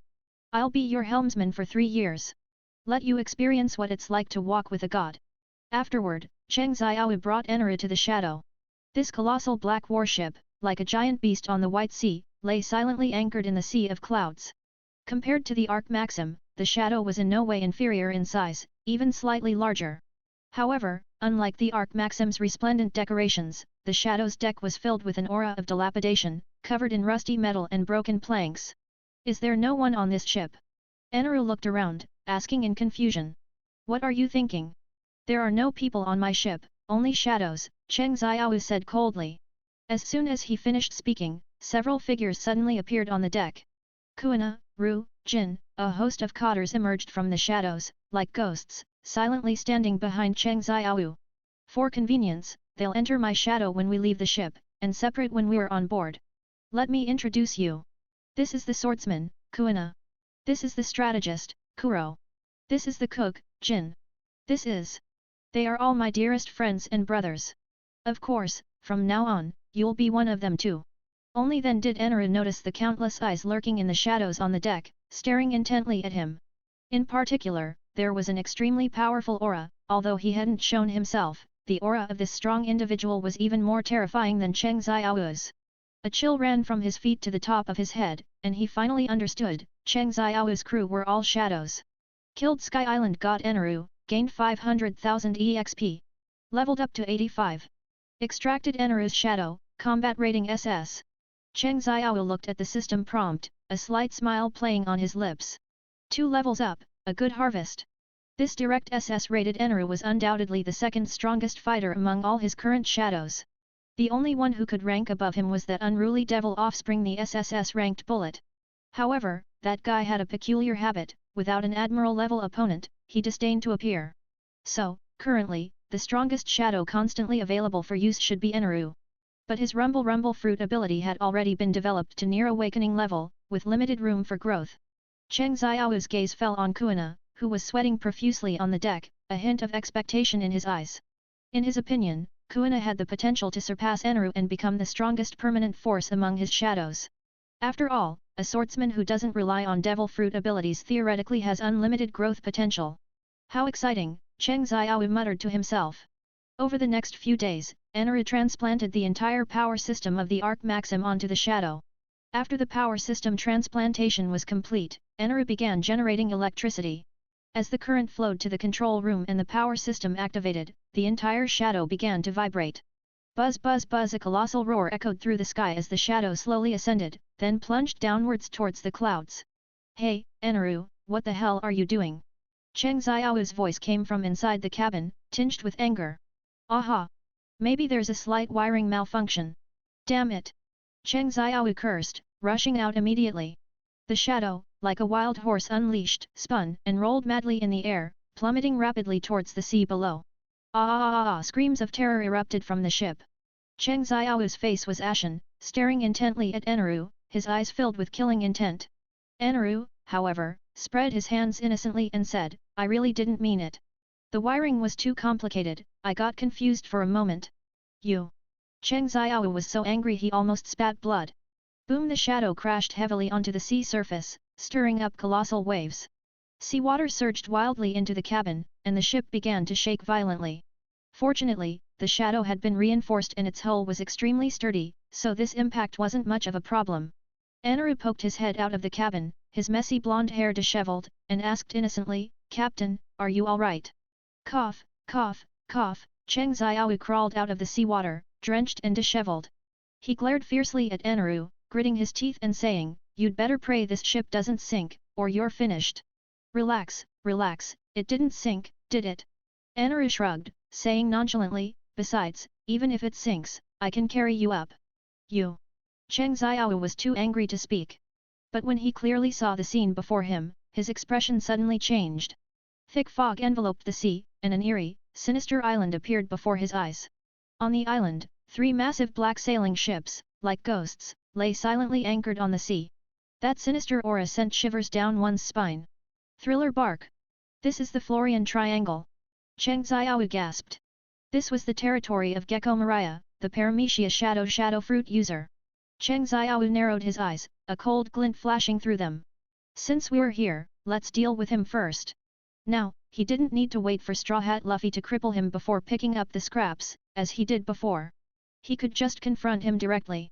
Moreover, the shadow fruit, to put it plainly, was merely a subordinate fruit to his shadow fruit, with too many limitations. It was Perona's negative hollows that made him somewhat wary. Thick fog permeated the air, and a chilling wind blew. The shadow, like a beached giant beast, lay anchored by the shore of the Florian Triangle. Cheng Xiao stepped onto this eerie land, and a putrid, sickening odor assailed him. Immediately after disembarking, a large wave of strangely shaped zombies emerged from the thick fog. These zombies varied in height, fatness, and thinness. Some were missing arms or legs, and some even had only half a body remaining, yet they still bared their fangs and claws, approaching Cheng Xiao. "Oh, good luck, is it just time for a night raid?" Cheng Xiao snorted, not a hint of fear in his eyes, but rather a trace of excitement. These low-level zombies were like ants in his eyes, not worth mentioning. He didn't even bother to act personally. With just a thought, countless shadow soldiers surged from beneath his feet, sweeping out like a black tide. Amidst flashing blades and swords, the zombies fell one after another, dismembered limbs scattered across the ground. Wails and the sound of bones shattering rose and fell, interweaving into an eerie symphony of death. "General Zombie? Spider Monkey? Tisk, is that all?" Cheng Xiao curled his lip in disdain. These powerful zombies, which had given the Straw Hat crew a tough fight in the original story, were as flimsy as paper against his Shadow Legion, unable to withstand a single blow. This was also thanks to Cheng Xiao's level. After reaching level 85, the base attributes of all shadow soldiers had also received a significant boost. Such a huge commotion naturally alarmed the master of Thriller Bark Gecko Mariah. He, an eerie laugh came from afar, accompanied by the sound of crumpled newspaper. "Cheng Xiao, welcome to my territory. Get 35 plus chapters ahead of everyone on p.a.t.r.e.o.n. Ravenscott Creators Thoughts. Ravenscott. If you want to read more than 35 plus chapters ahead, then join my Patreon content source, webnovel.com. Chapter 39 to 39. Chapter 39. I was careless. Ryoma Shimatsuki. 39. Chapter 39. I was careless. Ryoma Shimatsuki. 39. Chapter 39. I was careless. Ryoma Shimatsuki. A cold, sinister laugh, like the cry of a night owl, echoed through the fog-shrouded Thriller Bark. A tall figure slowly emerged from the dense fog, like a demon crawling out from the depths of hell. He was bloated, bat-like in shape, with a strange smile on his pale face. It was none other than one of the 7 warlords of the sea, Gecko Mariah. 7 warlords of the sea, Gecko Mariah, bounty 320 million. Kill him to gain 320,000 experience points. The system's notification sounded in Cheng Xiao's mind. 320,000 experience points were enough to level him up to 86. Mariah was once a notable figure many years ago, but ever since he was defeated by Kaido in Wano country and his subordinates were all killed, he had been hiding in the first half of the Grand Line, biding his time. "Cheng Xiao, I've been waiting for you for a long time," Mariah said sinisterly, his thick lips wiggling. "Waiting for me? Waiting for me to turn you into a shadow?" Cheng Xiao retorted unceremoniously. He. Mariah let out a strange laugh. "From the first day I saw your bounty poster, I guessed that your shadow fruit ability was very similar to my shadow fruit ability, and from the battle just now, that certainly seems to be the case, except you can directly control others' shadows without needing to insert them into zombie bodies. Mariah, you've got it completely wrong, because my shadows are not on the same level as your mindless zombies." Cheng Xiao paused. "Your shadow fruit, at its core, is just a lower tier fruit of the shadow fruit." "What did you say? You said my shadow fruit is a lower tier fruit." Mariah's voice suddenly rose, his obese body trembling slightly, clearly enraged by Cheng Xiao's words. "I'm just stating the facts," Cheng Xiao shrugged, looking calm and unbothered. "Shadows are just support, the key is the strength of the main body. What good is it for you to hole up here all day, making things up in isolation?" Cheng Xiao unceremoniously pointed out Mariah's weakness, his words striking at the heart. "Stop talking nonsense, let me see what you're capable of." Just then, a figure shot out like lightning, blocking Cheng Xiao's path. It was Kuina. "Wait!" Before Cheng Xiao could finish, Kuina had already rushed towards Mariah like an arrow loosed from a bow. A flash of gleaming sword light slashed towards Mariah. However, Mariah merely smiled eerily, and his body twisted like a shadow, instantly vanishing from his spot. The next second, he appeared behind Kuina, a massive pair of scissors in his hand glinting with a cold light, poised to cut Kuina's shadow. Kuina naturally reacted, but these scissors surprisingly ignored the shadow's defense. Snap! With a crisp sound, Kuina's shadow was actually cut off by Mariah. "Damn it!" Cheng Xiao cursed inwardly. Mariah's scissors had an absolute counter to shadows, even his own shadows were no exception. "So, you're a swordsman, are you?" Then go inside. Mariah cackled, stuffing Kuina's shadow into the body of a samurai zombie wielding a black blade. The next second, the samurai zombie's eyes snapped open, and a sharp sword intent instantly erupted. This zombie was none other than the legendary Grand Swordsman of Wano Country, Ryama of the Shimatsuki family, known as the Sword God of Wano Country. He had been careless. Cheng Xiao had never expected Mariah to insert Kuina into Ryama's body. This top-tier swordsman's shadow combined with a top-tier swordsman's body, to put it bluntly, this was a top-tier swordsman right before his eyes. Compared to the Ryama in the original story, who had Brooke's shadow inserted, this one was at least 10 times stronger. The next second, the Ryama zombie, wielding the black blade Shusui, charged towards Cheng Xiao with a fierce sword intent. Cheng Xiao's figure flickered, dodging the Ryama zombie's attack. He knew he couldn't face it head-on. Mariah's scissors had an absolute counter to shadows, and the black blade Shusui in the Ryama zombie's hand was no ordinary item. Once struck, the consequences would be unimaginable. The next second, he recalled all his shadows. If anyone else accidentally got cut, it would only make things worse. Shadow bind. Cheng Xiao let out a low roar, and the shadows on the ground spread out like tentacles, tightly binding the Ryama zombie's legs. It's useless. Mariah's voice sounded again, he won't be restrained by such petty tricks. No sooner had he spoken than a powerful force erupted from the Ryama zombie's body, and it actually broke free from the shadow's restraint, continuing its assault on Cheng Xiao. This is really troublesome, Cheng Xiao frowned, secretly pondering a countermeasure. He had initially thought the battle here would end very quickly, but it seemed he had been too simplistic in his thinking. He. Once I deal with you tonight, all the shadows you possess will become mine. Mariah cackled, as if Cheng Xiao was already a prey for him to butcher. Just then, a pink ghost silently floated over, carrying a cloyingly sweet scent. It was Perona's negative hollow.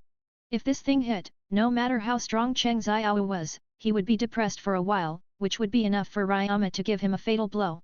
Fortunately, Cheng Xiao's observation haki was not to be underestimated, this little trick was as clear as slow-motion playback in his eyes. He shifted slightly, easily dodging the negative hollow. To avoid distraction during the battle, his eyes narrowed, and an invisible wave spread out from him. Conqueror's haki!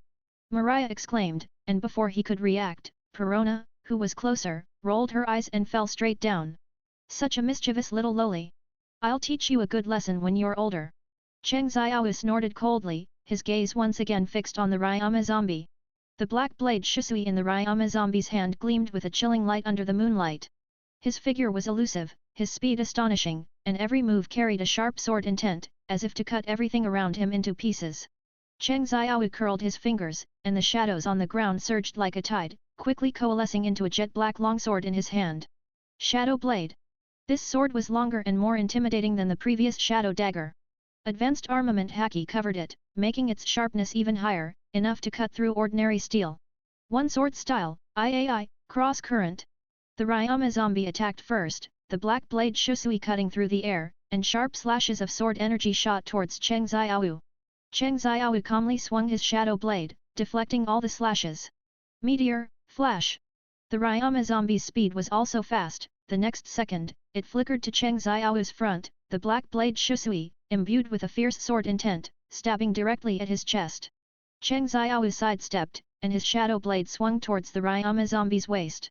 I've seen all your moves. Phantom, sword dance. The Ryama zombie was unmoved, quickly swinging the black blade Shusui, and a series of even stronger slashes continuously assaulted him. Cheng Xiao swung his shadow blade, clashing head-on with the black blade Shusui, producing a grating sound of metal colliding. Clang! Clang! Clang! Clang! Clang! Clang! Sparks flew, and two powerful forces cancelled each other out. The two exchanged blows, sword lights intertwining, and for a moment, it was hard to tell who had the upper hand. The swordsmanship Cheng Xiao learned at the Ashiin Dojo now came in handy. The swordsmanship of the Shimatsuki family was already deeply ingrained in his mind. As the ancestor of the Shimatsuki family, Ryama's techniques were largely similar to what Cheng Xiao had learned at the Ashiin Dojo. Your swordsmanship is indeed good, Cheng Xiao commented while fighting. Unfortunately, your body limits your performance. Ryama was, after all, just a zombie, even with Kuina's shadow inserted, although both possessed powerful swordsmanship, they couldn't fully unleash its true power. Get 35+ chapters ahead of everyone on P.A.T.R.E.O.N Ravenscott Creators Thoughts Ravenscott. If you want to read more than 35 plus chapters ahead, then join my Patreon content source, webnovel.com. Chapter 40 to 40. Chapter 40 Shadow Showdown, the weakest of the 7 warlords of the sea. 40, Chapter 40, Shadow Showdown, the weakest of the 7 warlords of the sea. 40, Chapter 40, Shadow Showdown, the weakest of the 7 warlords of the sea. The two exchanged blows, sword-light intertwining, making it difficult to determine a victor for a time. Mariah stood to the side, his face terribly grim. Damn it! This guy, he clearly has a swordsman's shadow, so why is his own swordsmanship still so strong? Mariah said through gritted teeth. He hadn't expected Cheng Xiao's swordsmanship to be so powerful that even the Ryama zombie couldn't suppress him. Just then, a figure silently appeared behind Mariah. Mariah-sama, do you need my help? A chilling voice whispered in Mariah's ear. Mariah spun around, only to see a tall, hat-wearing figure. Phew phew phew phew phew. Absalom, go help Ryama end this fight quickly, Mariah said. The next second, Absalom's figure vanished again, reappearing behind Cheng Xiao, his dagger plunging fiercely towards Cheng Xiao's back. Cheng Xiao's lips curled into a cold smile, his advanced observation haki had already covered everything around him. An invisible man? In front of him, it was like a naked streaker, with no secrets to hide. A transparent fruit user? Interesting, Cheng Xiao looked at Absalom with interest. However, do you think this is enough to ambush me?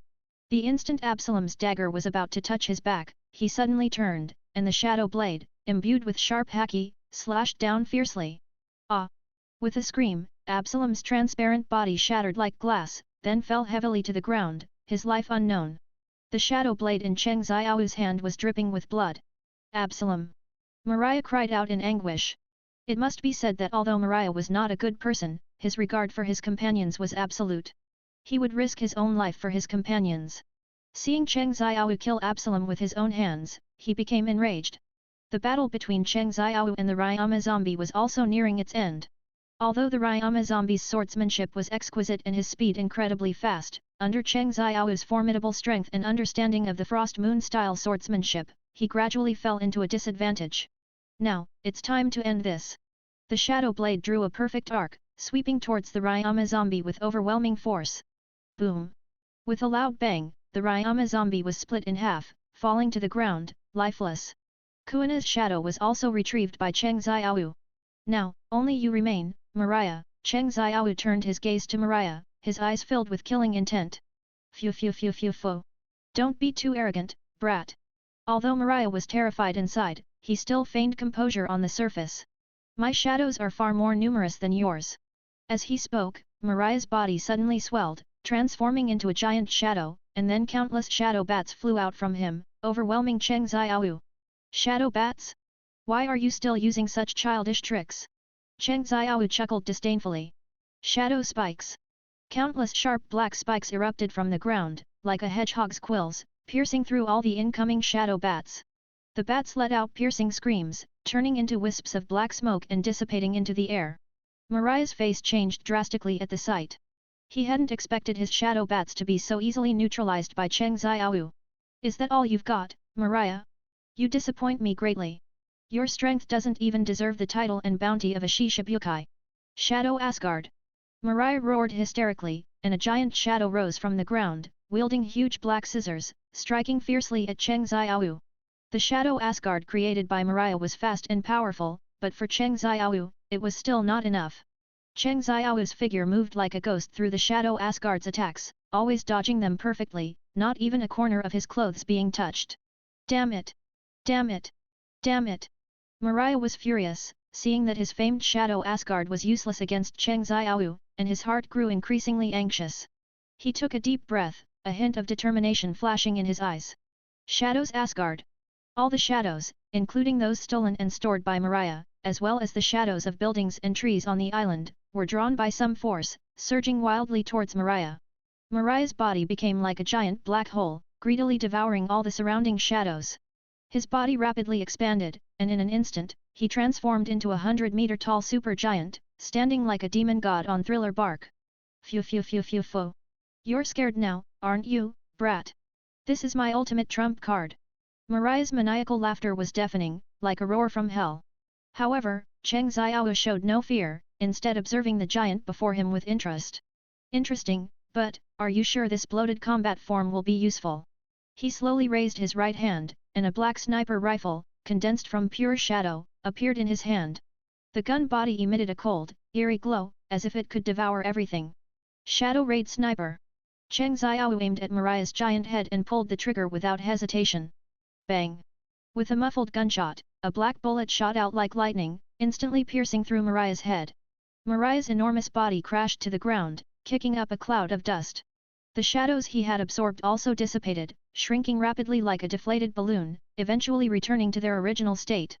Mariah, it's not me saying this, but you are too weak, no wonder you are called the weakest Shishibukai.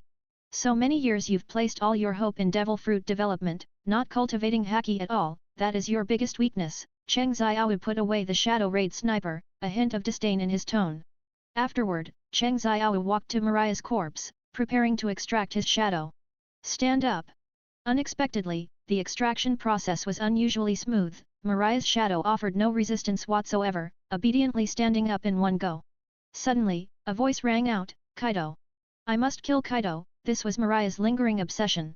Only then did Cheng Xiao understand that the reason Mariah was so easily extracted was because his revenge was unfulfilled, and he could not rest in peace. He only wanted to take revenge on Kaido but was powerless to fight him. Now that he had been killed by Cheng Xiao, it was a form of release. The four emperors Kaido, hi, Cheng Xiao murmured to himself, don't worry, Mariah, I will get justice for you from Kaido. Phew phew phew phew phew. Cheng Xiao, are you planning to conquer the world with shadows? Mariah chuckled eerily. Of course, I will become the strongest in the world. The title of Shadow Monarch will surely echo throughout the entire sea. Get 35 plus chapters ahead of everyone on p.a.t.r.e.o.n.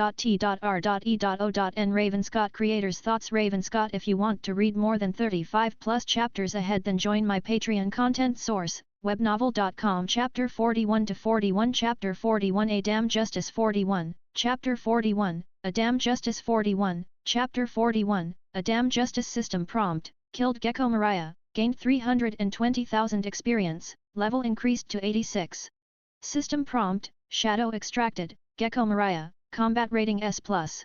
Cheng Xiao picked up the black blade shusui that had fallen to the ground. It was cold to the touch. The blade was as black as ink, faintly emitting a cold gleam. After several hundred years, the blade was still incredibly sharp, truly worthy of being the sword of Ryama, the sword god. He weighed it in his hand, then swung it casually, and a fierce black sword aura shot through the air, cutting a distant withered tree in half at the waist. Kuina, let this black blade shusui be your second sword.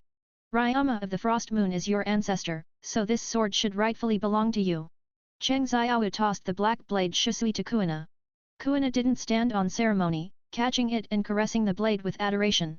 Since that's the case, I'll accept this sword. Upgrading, acquiring a shadow, and even giving Kuina a good sword. Cheng Xiao's trip was quite fruitful. If the Straw Hat had arrived here first, that Zoro would definitely have taken this black blade shusui. Looking at it this way, not going to Water 7 and N Ice Lobby was a gain. After all, there was nothing he wanted there.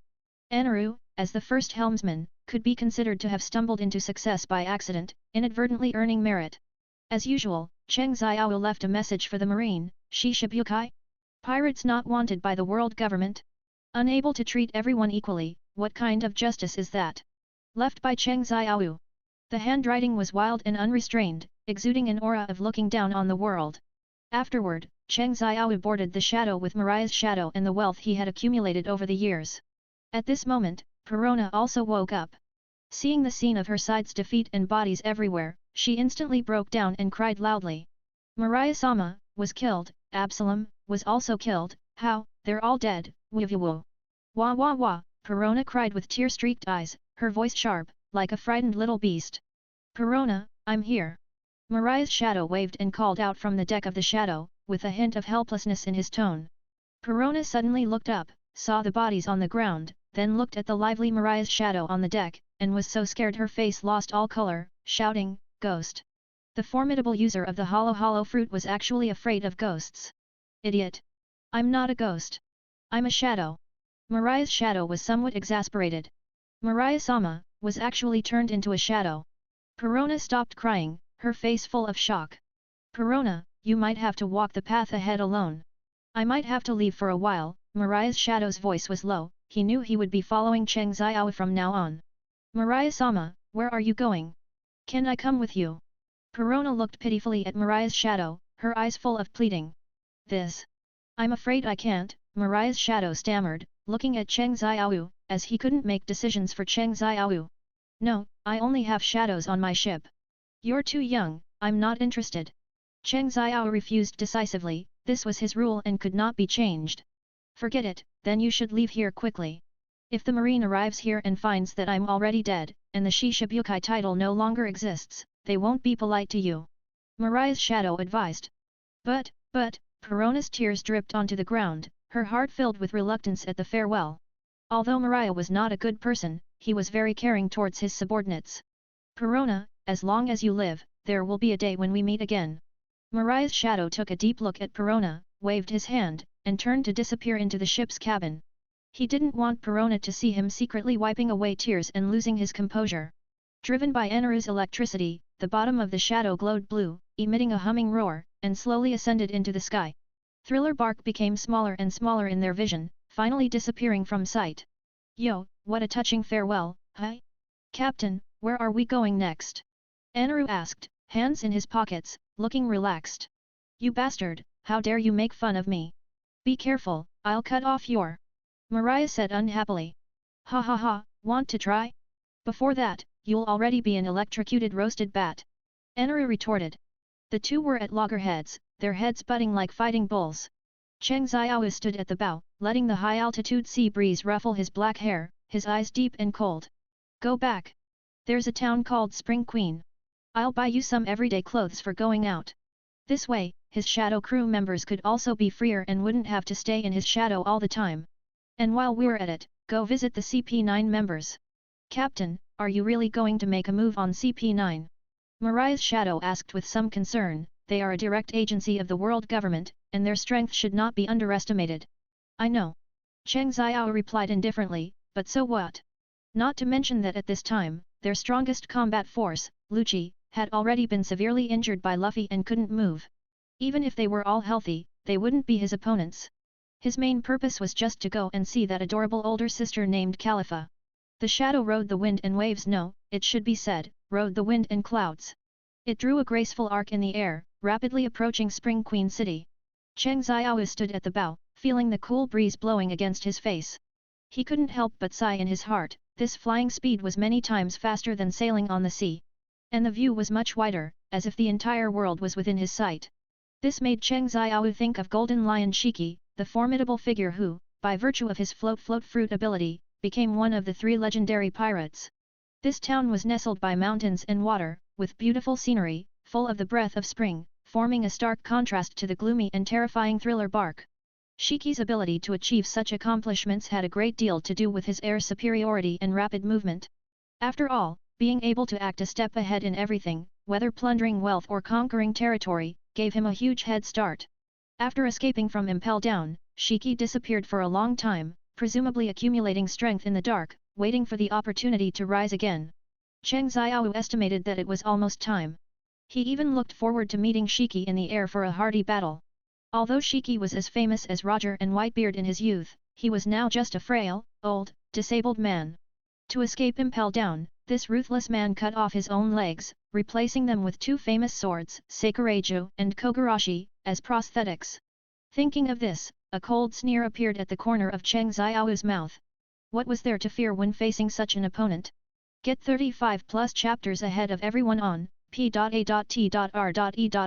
Ravenscott Creators Thoughts. Ravenscott. If you want to read more than 35+ chapters ahead, then join my Patreon content source, webnovel.com. Chapter 42 to 42. Chapter 42. Do you need money? 42. Chapter 42. Do you need money? 42. Chapter 42. Do you need money? Cheng Xiao and his group stepped off the shadow, immediately attracting the attention of the town's residents. After all, a flying ship was simply too rare. Wow! Look, what's that?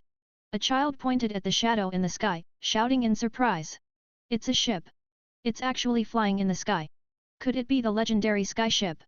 The residents discussed animatedly, full of curiosity about Cheng Xiao and his group. Cheng Xiao ignored the surrounding gazes and stepped onto the streets of the city of Spring Queen, a bustling atmosphere washing over him. On both sides of the street, shops lined up, and the sounds of people were deafening. Captain, the clothes here all look so ordinary, Anaru pouted with some dissatisfaction, are there any more extravagant ones? Like those decorated with gold? Cheng Xiao glared at him in annoyance, clothes made of gold? Are you planning to wear them to show off your wealth? Keep a low profile. Just then, a slightly hoarse singing voice reached Cheng Xiao's ears. Oh, my son, you shine on me. Following the sound, he saw several men in suits performing opera vigorously at the street corner. Their expressions were exaggerated, and their movements comical, drawing many passers-by to stop and watch. The corner of Cheng Xiao's mouth twitched slightly. Why did these guys look so familiar? Upon closer inspection, Cheng Xiao's eyes widened instantly. What the F***ck? Weren't those some members of CP9? The tall Keiku was seen performing vigorously, transformed into a giraffe. By the city wall, a woman with long golden hair, delicate features, and a pair of captivating long legs was diligently cleaning the city wall by creating bubbles. A faint smile adorned her face, making her appear very kind and amiable. It was Khalifa, the only female member of CP9. Speaking of which, Khalifa had 3 treasures: glasses, black stockings, and bubble blowing. Goodness, what an exquisite mature woman! Most striking was the owl, who was holding a tattered wooden bowl, collecting donations from the surrounding people. It was understandable that CP9, abandoned by the world government after the Battle of Nice Lobby, had now fallen to street performing. It seems they need money. Cheng Xiao stroked his chin, a playful glint flashing in his eyes. Captain, what do you plan to do? Mariah's shadow asked tentatively. The enemy of my enemy is my friend. Cheng Xiao's lips curved slightly upward. Since they are currently being hunted by the marine, we might as well give them a hand. Cheng Xiao, of course, knew the potential of these CP9 members. Lucci and Keiku would awaken their devil fruit abilities in the near future. Cheng Xiao walked directly towards Keiku, who was performing vigorously, took out a wad of berries, and put them into the owl's broken bowl. Roughly estimated, there were at least 100,000 berries. Thank you. Thank you very much. Seeing someone so generous, the few of them repeatedly expressed their gratitude. With this money, they would have enough to nurse Lucci's injuries here. When they looked up and saw Cheng Xiao's face, their expressions immediately changed, and they instinctively assumed a fighting stance. It's you. Shadow Pirates, Cheng Xiao. Keiku said through gritted teeth, his eyes filled with vigilance and hostility. Although they had not seen Cheng Xiao himself, the man in front of them looked exactly like the person in the bounty poster. Don't be nervous, I'm not here to fight. Cheng Xiao raised his hands, indicating he had no ill intentions. I just wanted to ask, is this money enough? If not, I can give you more.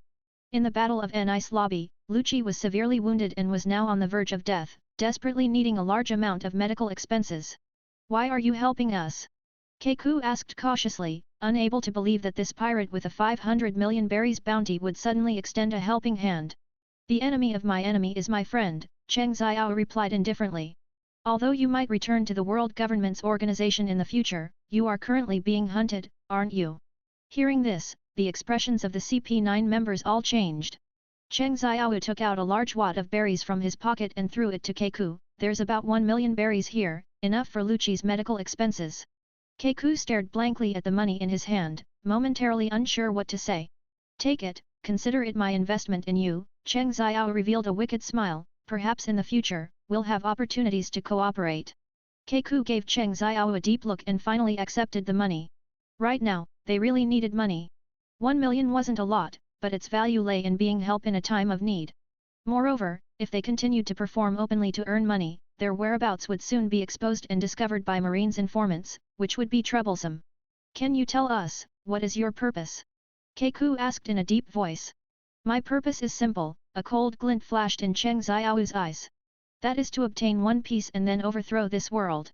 Hearing this shocking declaration, the members of CP9 couldn't help but gasp. They hadn't expected this man's ambition to be so vast. What do you need us to do? Nothing, just be yourselves. After Cheng Xiao finished speaking, he turned and left. Afterward, Cheng Xiao and his group continued to wander around the town. It was a rare opportunity to visit a new island, so they naturally wanted to relax and replenish some supplies. Captain, what do you think of this shirt? Mariah's shadow held up a floral shirt, waving it in front of him. Cheng Xiao glanced at it, frowning in distaste. Are you sure this thing wasn't stripped off some clown? Mariah's shadow shrank his neck in an aggrieved manner, then picked up a black t-shirt with a skull print. Then how about this one? A little better, but still too flashy. Cheng Xiao shook his head. Low-key, understand. Ultimately, Cheng Xiao chose a simple plain black cloak for himself. It could conceal his identity and maintain a sense of mystery. Cheng Xiao then turned his gaze to Kuina. Since joining the Shadow Pirates, this girl had grown incredibly fast, and her original clothes were now too small. How about this one? Kuina held up a light blue dress, holding it against herself. Very pretty, Cheng Xiao nodded. It suits you well, but you should also buy more clothes that you can wear in combat. Okay, then this one, and this one. Kuina looked at herself in the mirror and smiled contentedly. It had to be said, Kuina had grown quite a bit without realizing it. She couldn't even go to the children's clothing store to buy clothes anymore. Night. Cheng Xiao naturally went to the most famous local tavern to relax. Drinking fine wine and enjoying the company of women, what could be more delightful? Work-life balance was the right path. Just then, a charming voice spoke. Handsome, may I sit here? Get 35 plus chapters ahead of everyone on p.a.t.r.e.o.n. Ravenscott Creators Thoughts. Ravenscott. If you want to read more than 35 plus chapters ahead, then join my Patreon content source, webnovel.com. Chapter 43 to 43. Chapter 43 Encounter with Ace. 43, Chapter 43, Encounter with Ace. Song of Shadow and Fire. 43, Chapter 43, Encounter with Ace. Song of Shadow and Fire. Haven't you already sat down, you charming lady? The woman chuckled, bringing a glass of wine to Cheng Xiao's lips. Thank you for today, I'll drink to you. There's a good saying, when you're chasing a girl, have you ever considered that she might be chasing you too? After a few rounds of drinks, Cheng Xiao returned to the hotel with a slight buzz. As soon as he pushed open the door, a soft body pounced on him, pushing him into the room. Click. The door was locked. Khalifa? Is something wrong? Cheng Xiao smelled a familiar perfume, asking the obvious. Khalifa had wavy blonde hair, a fiery figure, paired with fishnet stockings, her eyes hazy, and her breath like orchids. What? Don't you welcome me? In the darkness, Cheng Xiao chuckled softly. How could I not? You're a former secretary, and I heard you're very good at blowing bubbles. Khalifa smiled charmingly, her finger lightly tracing his lips. Whether I am or not, you'll know if I blow them for you later. The next morning, Cheng Xiao walked out of the hotel feeling refreshed, stretching lazily. Last night's bubbles were indeed excellent, leaving him with a lingering taste. The taste of a mature woman, truly wonderful. Yo, hello there. A hearty voice called out. Cheng Xiao turned his head and saw a young man wearing a cowboy hat and freckles on his face, who had been waiting for a long time. Ace. Cheng Xiao recognized him at a glance. Porghasti Ace, a Logia user of the Mara no Mi, and like himself, a pirate with a bounty of 500 million berries. He was Pirate King Roger's biological son, Whitebeard's adopted son, and Luffy's elder brother. Ace grinned, revealing 2 rows of white teeth. I'm looking for a pirate named Blackbeard. Teach. Have you seen him? Yes, in Mock Town, about 2 weeks ago, Cheng Xiao replied indifferently. Thanks. Ace nodded, turning to leave. Wait. Cheng Xiao called out to him. Is there something else? Ace frowned. You can't beat him, Cheng Xiao said bluntly. Ace paused, turning back to look at him in confusion. What do you mean? Literally. Cheng Xiao shrugged. Blackbeard Teach's strength is far beyond your imagination. Going to him is just seeking your own death. Ace's face darkened, and a flash of anger flickered in his eyes. He violated the Whitebeard Pirates' rules. I must make him pay the price. The Whitebeard Pirates' rules. Cheng Xiao scoffed. What is that? In this world, only strength is the sole truth. Cheng Xiao sighed. This kid was truly stubborn. Forget it, I can't stop you. One day you'll understand what I mean. You said I can't beat him, what about you? Ace suddenly turned, looking at him provocatively. Cheng Xiao laughed heartily, his eyes full of confidence. Sorry, you're not my opponent either. Do you want to try? Ha ha ha, what an arrogant person. 2 years ago, when I first set sail, I was as arrogant as you. This vast ocean never lacks strong individuals. Ace looked at Cheng Xiao in front of him, a strange sense of familiarity welling up in his heart. He remembered when he first formed the Spade Pirates, how foolish he was, fresh out of the gate, to challenge the world's strongest man, Whitebeard. If Whitebeard hadn't held back, he would have died 100 times over. Cheng Xiao merely smiled faintly, not minding Ace's words. My name is Cheng Xiao, captain of the Shadow Pirates. Oh, I remember now, Cheng Xiao of the Shadow Pirates. It was in this morning's newspaper. Did you take down Shi Shibukai Maria?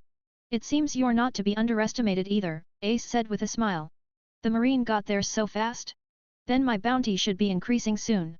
What Cheng Xiao most anticipated now was an increase in his bounty. He desperately needed points to exchange for the items he wanted. Shi Shibukai? I rejected their invitation shortly after setting sail. It's meaningless. Ace disdainfully curled his lips. The Shi Shibukai title was insignificant in his eyes. Then how about we find a place to spar? Ace was eager to try. He hadn't encountered such an interesting opponent in a long time. I have no problem. A glint of excitement flashed in Cheng Xiao's eyes. Just thinking about fighting Ace made his blood boil. He naturally wouldn't rush to extract Ace's shadow now, as the time was not yet right. He knew very well the important role Ace would play in the future Marineford War. He was the fuse for that war. To maximize benefits, the Marineford War must happen. The two exchanged smiles, everything unsaid. Soon, the two arrived on a deserted small island. It was far from any town, rarely visited, and perfect for a hardy battle. How about here? Ace looked around, nodding with satisfaction. Not bad. Cheng Xiao stretched his limbs, making cracking sounds. Then let's begin. Ace grinned, striking a combat pose. Then come on. Before he finished speaking, fierce flames ignited at his fingertips. Fire gun! Biu bia biu! Several scorching fireballs shot towards Cheng Xiao like bullets. Cheng Xiao stood still, unmoving, and the fire bullets passed directly through his body, like passing through air, causing him no harm. Ace, can't you show your true strength? Who isn't a Logia user? Is the Shadow Fruit a Logia type? Of course. Then how about trying this, Fire Fist? Ace's arm was engulfed in even more intense flames, striking Cheng Xiao like the iron fist of a fire god. A scorching heat wave rushed forward, and the air itself became distorted. Shadow Eightfold Gate. Cheng Xiao let out a low roar, and 8 massive shadow gates appeared out of thin air, forming an unbreakable barrier in front of him. This was a defensive move for long-range attacks that Cheng Xiao had comprehended as his level increased. The 8 colossal shadow gates overlapped, like a rotating shadow vortex, completely swallowing Ace's fire fist. Boom! A deafening explosion echoed, and the shockwave spread, kicking up a cloud of dust. When the dust settled, Cheng Xiao still stood unharmed in his original spot, the 8 shadow gates slowly dissipating. Ace, your 500 million bounty is because your level is only 500 million. My 500 million bounty is because the wanted poster hasn't been updated yet. Ace's face darkened, clearly provoked by Cheng Xiao's words. He was about to launch another attack when he found his hands and feet entangled by shadows that had appeared unnoticed, rendering him unable to move. Shadow Bind. Cheng Xiao's figure vanished instantly, and the next second, a dagger formed from condensed shadow was pressed against Ace's neck. The cold touch made Ace shiver involuntarily. I lost. Ace sighed helplessly. He knew that if Cheng Xiao had truly wanted to kill him, that last strike would have been fatal. Cheng Xiao put away the shadow dagger, his figure reappearing in front of Ace. Just a friendly match. Ace moved his restrained hands and feet, looking at Cheng Xiao with complex emotions in his eyes. He had to admit that Cheng Xiao's strength far exceeded his imagination. You're very strong, Ace praised sincerely. You've developed your Mara no Mi very well, Cheng Xiao smiled faintly, but your haki training is still far from enough. The two exchanged smiles, and the previous tension instantly dissipated. Do you want to join my pirate crew? Cheng Xiao suddenly asked tentatively. I refuse. Ace replied very directly. Although you are strong, I am the commander of the Whitebeard Pirates' 2nd Division. Once a Whitebeard pirate, always a Whitebeard pirate. And, I still have to settle the score with Blackbeard.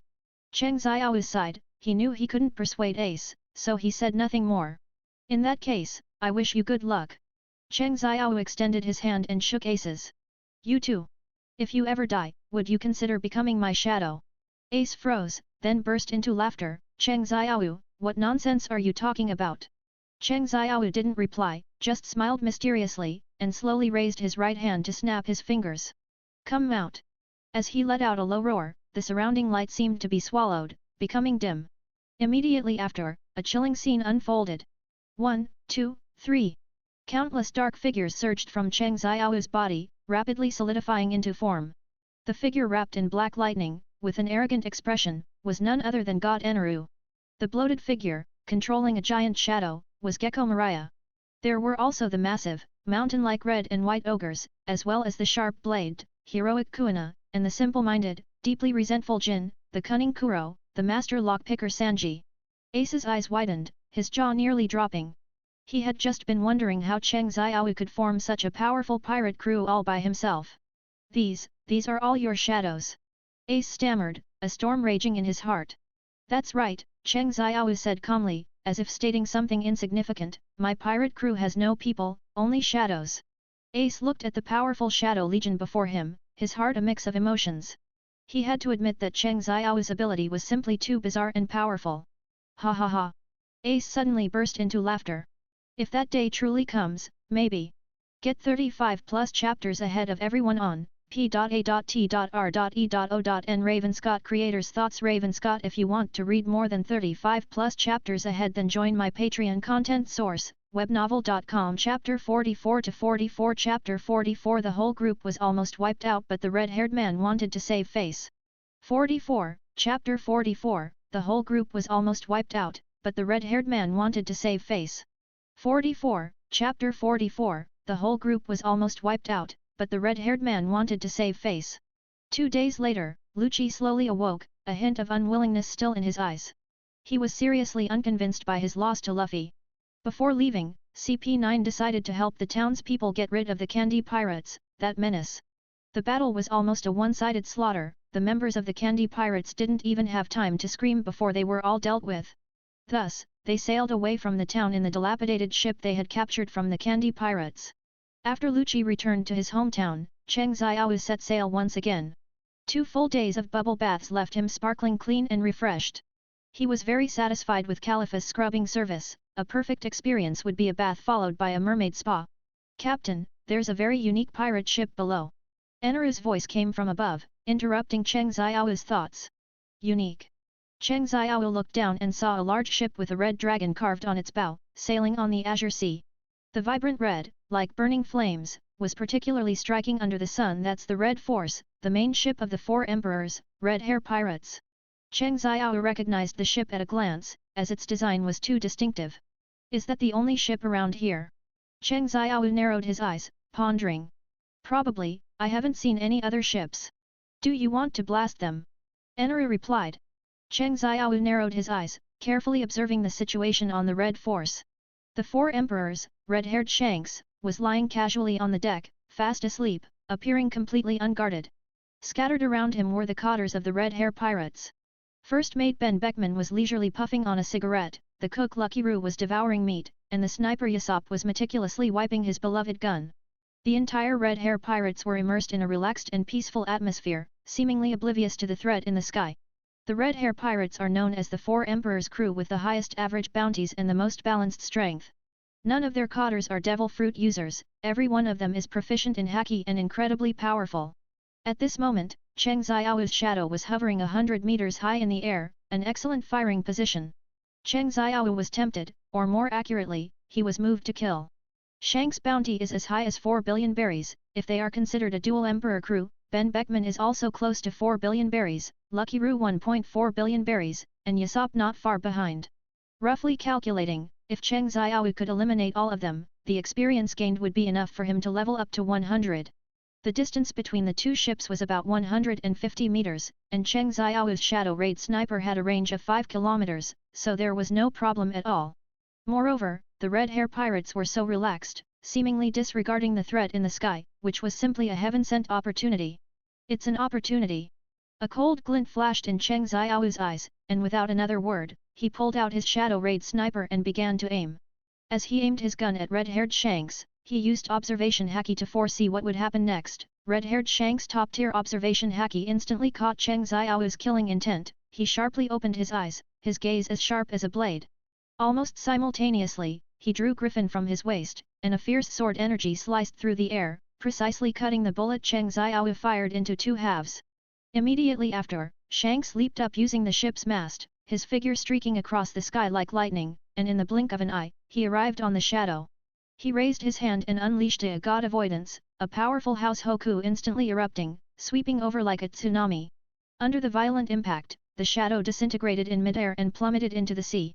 Cheng Xiao's face drastically changed, this terrifying future made him drop his gun directly. That was close, I almost died. Cheng Xiao was inwardly terrified, cold sweat trickling down his forehead. He hadn't expected red-haired Shank's strength to be so terrifying, just one encounter almost sent him and his ship to the bottom of the sea. Change course and stay away from them, we're not their match yet. Cheng Xiao turned around and said calmly.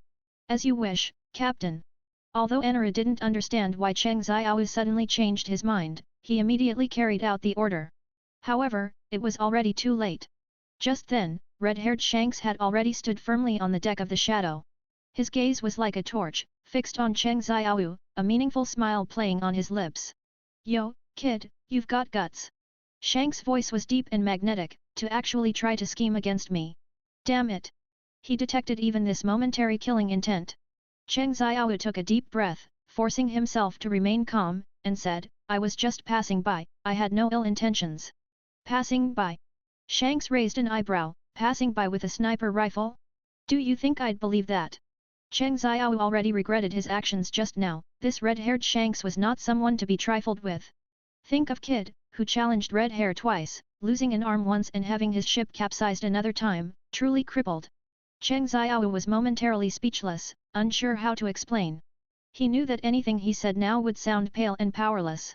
At this moment, Bullet in the shadow was restless. Let me do it, let me deal with him. Bullet's voice echoed in Cheng Xiao's mind, he wanted to fight Red Hair. No. If you come out, there will be no turning back. Cheng Xiao refused without even thinking. If red-haired Shanks knew that a dangerous person like Bullet existed in his shadow, even if he hadn't originally intended to act against him, he would kill him today. Who are you? Shanks continued to ask, why did you attack me? Shadow pirates, Cheng Xiao, I really was just passing by. Cheng Xiao's mind was racing with 1,000 curses right now, believe it. Leave. Quickly, quickly, quickly. Cheng Xiao? Is that the newcomer from the East Blue? To be honest, I have a good impression of the East Blue. Have you met Straw Hat Luffy? More than met. We have a pretty good relationship. Cheng Xiao said, who wouldn't try to curry favor. Shanks suddenly burst into laughter, ha ha ha ha ha. You have a good relationship, but is that a reason to challenge me? I just wanted to try it out, and in the end, I didn't do anything, did I? Cheng Xiao said with a smile. If judging by actions and not intentions, he indeed did nothing. If anyone was to blame, it could only be Red Hair's overly sensitive observation hacky. Ah, you're making me lose face, aren't you? Red-haired Shanks couldn't find a reason to fight and started talking about face again. My goodness! Cheng Xiao was almost amused by this sudden complaint. This 4 emperors who reigned over the new world, would he actually be bothered by something like face? He suppressed his laughter, deciding to cooperate with this face devil fruit user. So what do you want? To chop off one of my arms? Cheng Xiao deliberately imitated Shank's tone, jokingly saying, and even raised his left arm. Ha ha ha, no need for that. Shanks laughed heartily, as if his previous troubles had vanished, just promise me one thing. Cheng Xiao secretly breathed a sigh of relief, it seemed this 4 emperors was not an unreasonable person. Tell me. Next time you see Luffy, say hello to him for me. I'll be waiting for him in the new world. A hint of tenderness appeared in Shank's eyes, contrasting sharply with his usual wild and unrestrained image. That's it. Cheng Xiao was somewhat incredulous. He had expected some harsh condition, but it turned out to be just a message. Yes, that's it. Shanks nodded affirmingly. No problem. Cheng Xiao readily agreed. This was simply a piece of cake for him. Then it's settled. Shanks was in high spirits, patting Cheng Xiao's shoulder, till we meet again. Before his words faded, Shank's figure had already vanished from the deck. Cheng Xiao looked at the empty deck, filled with emotion. He had actually resolved a potential conflict with the 4 emperors, red-haired Shanks, so peacefully this was simply unbelievable. Captain, Red Hair, he left. Enru cautiously walked up to Cheng Xiao, his tone tinged with disbelief. He left. Cheng Xiao nodded. He just left like that. Enru's eyes widened, he actually didn't do anything to us. No, Cheng Xiao shrugged. Enru was completely baffled, this was completely different from the domineering 4 emperors he had imagined. Cheng Xiao, of course, knew that he was just lucky that Red Hair was in a good mood today, and that he posed little threat to his goals, which was why he let it go. Thinking of Kid's unfortunate fate, Cheng Xiao felt a shiver of fear. With this experience, he would definitely not harbor any killing intent towards the four emperors again unless he had absolute certainty. Get 35 plus chapters ahead of everyone on p.a.t.r.e.o.n Ravenscott Creators Thoughts Ravenscott. If you want to read more than 35 plus chapters ahead, then join my Patreon content source, webnovel.com. Chapter 45 to 45. Chapter 45 Hunting Sea Kings. 45. Chapter 45 Hunting Sea Kings. 45. Chapter 45 Hunting Sea Kings. Through this encounter with Red Hair, Cheng Xiao also realized that the gap between him and the four emperors was still very large. He must accelerate his pace of becoming stronger. Captain, where are we going next? Enru asked. To the Calm Belt. The Calm Belt? It seems the captain wants to. Kuro immediately understood Cheng Xiao's idea. Kuro, you guessed right, we're going to fish for big fish. To further enhance his strength, Cheng Xiao decided to undertake a major task in the next few days. Hunting sea kings. Sea kings are, after all, just fish, though a bit larger in size. As long as it's a fish, it fears electricity. His helmsman now was a man who wielded lightning. Enru, the next few days are up to you. Cheng Xiao told him his plan. Hehe, Captain, do you mean fishing with electricity? I've actually wanted to try that for a long time. Enru rubbed his hands excitedly, lightning crackling at his fingertips. The Shadow's ship sailed into the calm belt. This sea area was calm, yet it harbored immense danger. Sea kings. These colossal sea beasts were the nightmare of all navigators. But for Cheng Xiao, this place was simply a natural hunting ground, an excellent leveling map. Enru, begin your performance. Enru grinned, standing high in the air, like a thunder god descended. He released observation haki, swiftly locking onto the sea kings swimming beneath the surface, then thick bolts of lightning descended from the sky, precisely striking the sea kings. Boom, boom, boom. The sea surface instantly erupted, and the sea kings struck by lightning immediately turned belly up, their massive bodies floating on the sea, emitting the aroma of roasted fish. Ha ha, Captain, how was it? My Inajima is powerful, right? Enru returned to the deck triumphantly. Not bad, very efficient, keep up the good work. Cheng Xiao nodded, then directed the other crew members to begin salvaging the sea king's corpses. Such large fish, if all the meat was cut, it would be enough for him to eat for a long time. In the following days, they began a frantic hunting journey in the calm belt. Enru was like a human generator, shrouding the calm belt in thunderclouds, continuously outputting lightning. He stunned sea kings one by one with electricity, and then the other crew members finished them off. This trick worked every time. Although the experience gained from killing sea kings was not too much, on average, one was equivalent to a pirate with a bounty of 50 million berries, but the quantity was abundant. Every day they could kill more than 10, and Cheng Xiao's experience points soared. Day after day of hunting, though monotonous, significantly improved Cheng Xiao's strength. A week later, Cheng Xiao's level finally reached 90. Whew, Cheng Xiao let out a long breath, feeling the surging power within him. Level 90, one step closer to the goal. He opened the system panel to check his attributes: name, Cheng Xiao level, 90 fruit, shadow fruit, awakened, fruit abilities, shadow weapon, shadow bind, shadow spikes, ghost step, shadow 8 gates, eternal night haki, conqueror's haki, intermediate, armament haki, advanced, observation haki, advanced, strength, 900 intelligence, 900 agility, 900 stamina, 900 spirit, 900 height, 1.98 weight, 129 length, 9 to 23. Not bad. Cheng Xiao nodded in satisfaction. Calculating the time, it was almost time to go to Sabayati Archipelago. 3 days later, the coated bubbles shimmered with colorful light in the sun, and the shadow slowly landed in Area 29 of Sabayati Archipelago. Cheng Xiao stepped onto this peculiar land, formed by the roots of Yarikaman mangroves and covered in soap bubbles, feeling quite curious about such a dreamlike scene. He knew that the supernovas from the 4 seas would soon gather here. Originally 11, now with him, there were 12 in total. And among these so-called supernovas, his bounty alone could equal the sum of 4 others. Captain, why are we here? Enru jumped off the ship, curiously looking around, occasionally reaching out to pop a passing bubble. Fishing. Cheng Xiao said concisely, his deep gaze sweeping over the bustling crowd, as if searching for something. Fishing? What kind of fish can we catch here? Are they bigger than the sea kings in the calm belt? Eneru looked puzzled, he couldn't imagine what powerful creatures could be on this seemingly prosperous island. More interesting than sea kings. Cheng Xiaowu didn't explain, walking directly to a newsstand. Boss, a copy of today's newspaper. The stall owner was a burly man with a scarred face, and seeing Cheng Xiaowu in black, with an imposing aura, he didn't dare to be slow, quickly handing over a freshly printed newspaper. Cheng Xiaowu unfolded the newspaper, his gaze fixed on the front page headline, Shadow Pirates Cheng Xiaowu, bounty raised to 800 million berries. The accompanying picture hadn't changed, it was still his blood-soaked Shura silhouette from Impel Down. 800 million berries, not enough yet, Cheng Xiaowu's lips curved slightly, Mariah, it seems the world government put your bounty all on my head. 800 million berries, this bounty amount was already comparable to a high-ranking officer of the four emperors, enough to prove his level of threat in the eyes of the world government. Captain, what kind of fish are you going to catch after all? Eneru couldn't hold back any more, he idly kicked the bubbles under his feet, like a curious child.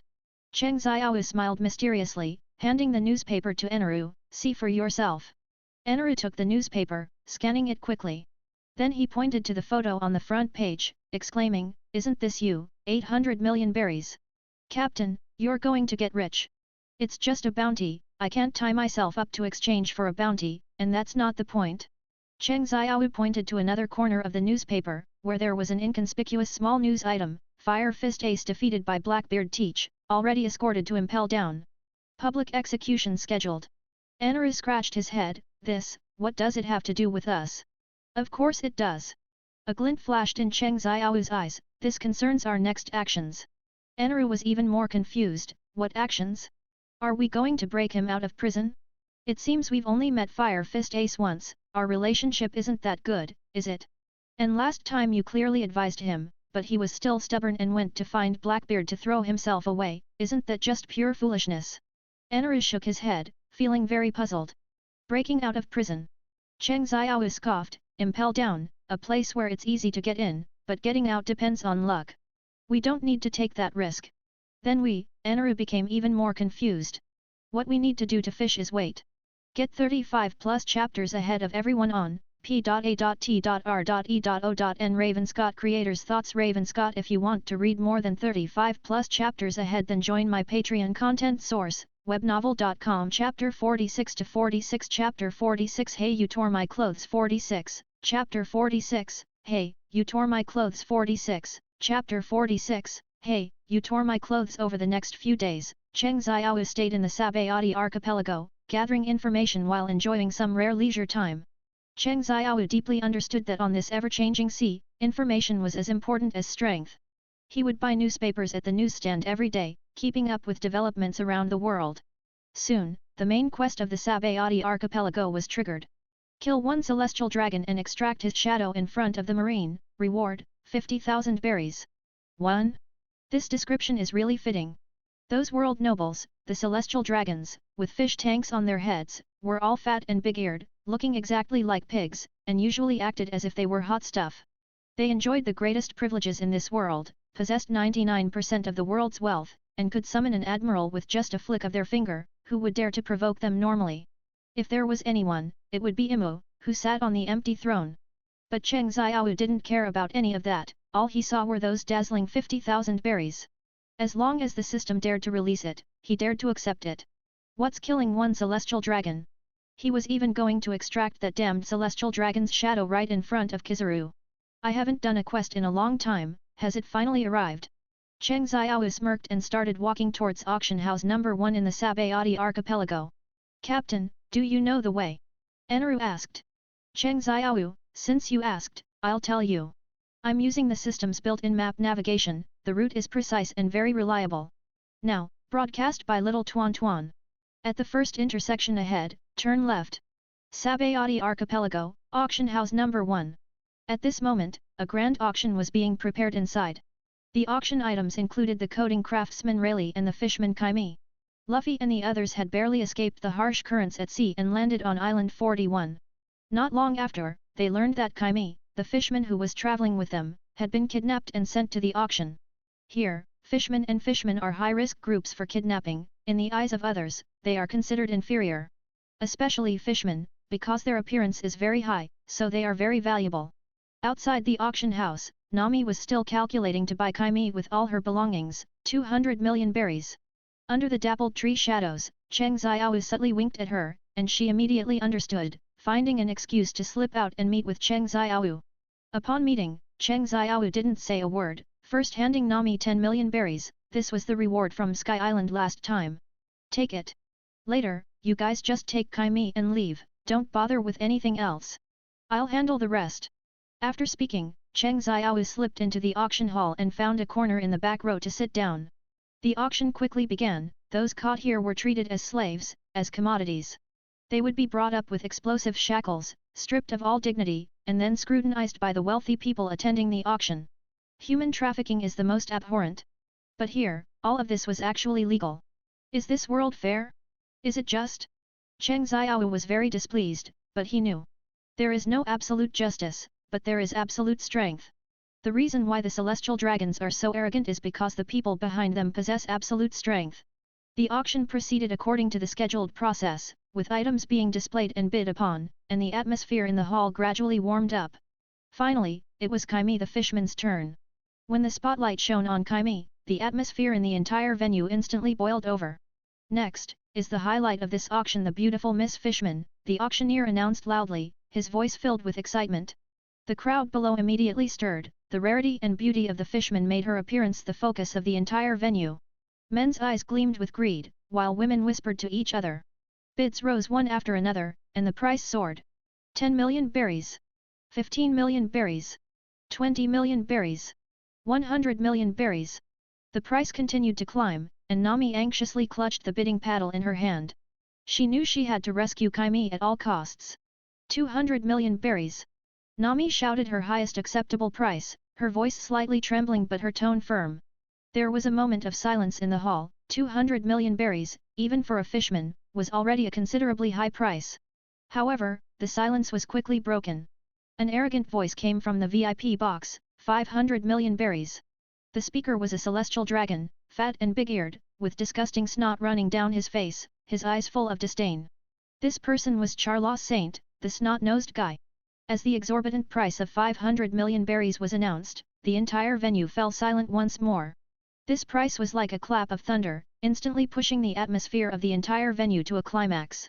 Nami collapsed onto the ground in despair. She knew she was powerless to turn the tide. For ordinary people, this was simply an astronomical figure. The auctioneer excitedly shouted, 500 million berries.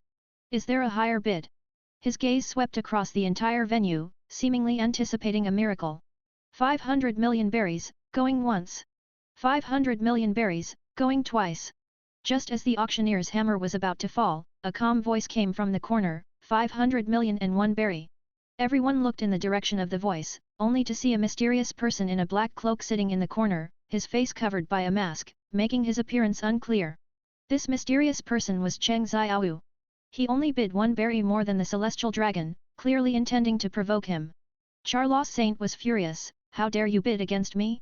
Do you know who I am? Cheng Xiao ignored the celestial dragon's clamor and simply sat there quietly. 1 billion berries. Charles Saint roared, directly doubling the price. For celestial dragons, they had endless wealth, money was just a number. 1,000,001 berry. Cheng Xiao still calmly added to the bid. The entire venue was in an uproar. This was no longer about money, this was blatant humiliation. Charles Saint felt like his lungs were about to explode from anger. He trembled as he raised his pistol, pointing it at Cheng Xiao, and shrieked, You're looking for death. Do you know who I am? I'm a celestial dragon. How dare you treat me like this, I'll make you, dead. Bang! Gunpowder exploded in the air, and a bullet traced a nearly invisible trajectory, shooting directly at Cheng Xiao. The celestial dragon Charles Saint's face showed a ferocious smile, as if he had already seen the scene of this reckless fellow falling in a pool of blood. The bullet pierced through Cheng Xiao's body, leaving a hole in the black cloak. The surrounding crowd burst into gasps, some covering their eyes, not daring to look at the bloody scene that was about to unfold. However, Cheng Xiao still stood there steadily, without even a slight sway. Damn it, you ruined my newly bought cloak. You have to compensate me, compensate? Compensate for what? Charles Saint looked bewildered. Compensate with your life. Get 35 plus chapters ahead of everyone on p.a.t.r.e.o.n. Ravenscott Creators Thoughts. Ravenscott. If you want to read more than 35 plus chapters ahead, then join my Patreon content source, webnovel.com. Chapter 47 to 47. Chapter 47, Killing the Celestial Dragons. Lawless. 47, Chapter 47, Killing the Celestial Dragons, Lawless. 47, Chapter 47, Killing the Celestial Dragons, Lawless. Pay with your life. Before he finished speaking, Cheng Xiao's figure vanished from the spot. When he reappeared, he was already standing in front of Charles Saint, one hand gripping his throat, lifting him high into the air. Ugh, ugh, Charles Saint struggled desperately, but he was held as if by iron pincers, unable to move. He widened his eyes in terror, snot bubbles inflating and deflating with each breath, his gaze filled with fear and despair. Just then, a commotion came from the auction house entrance.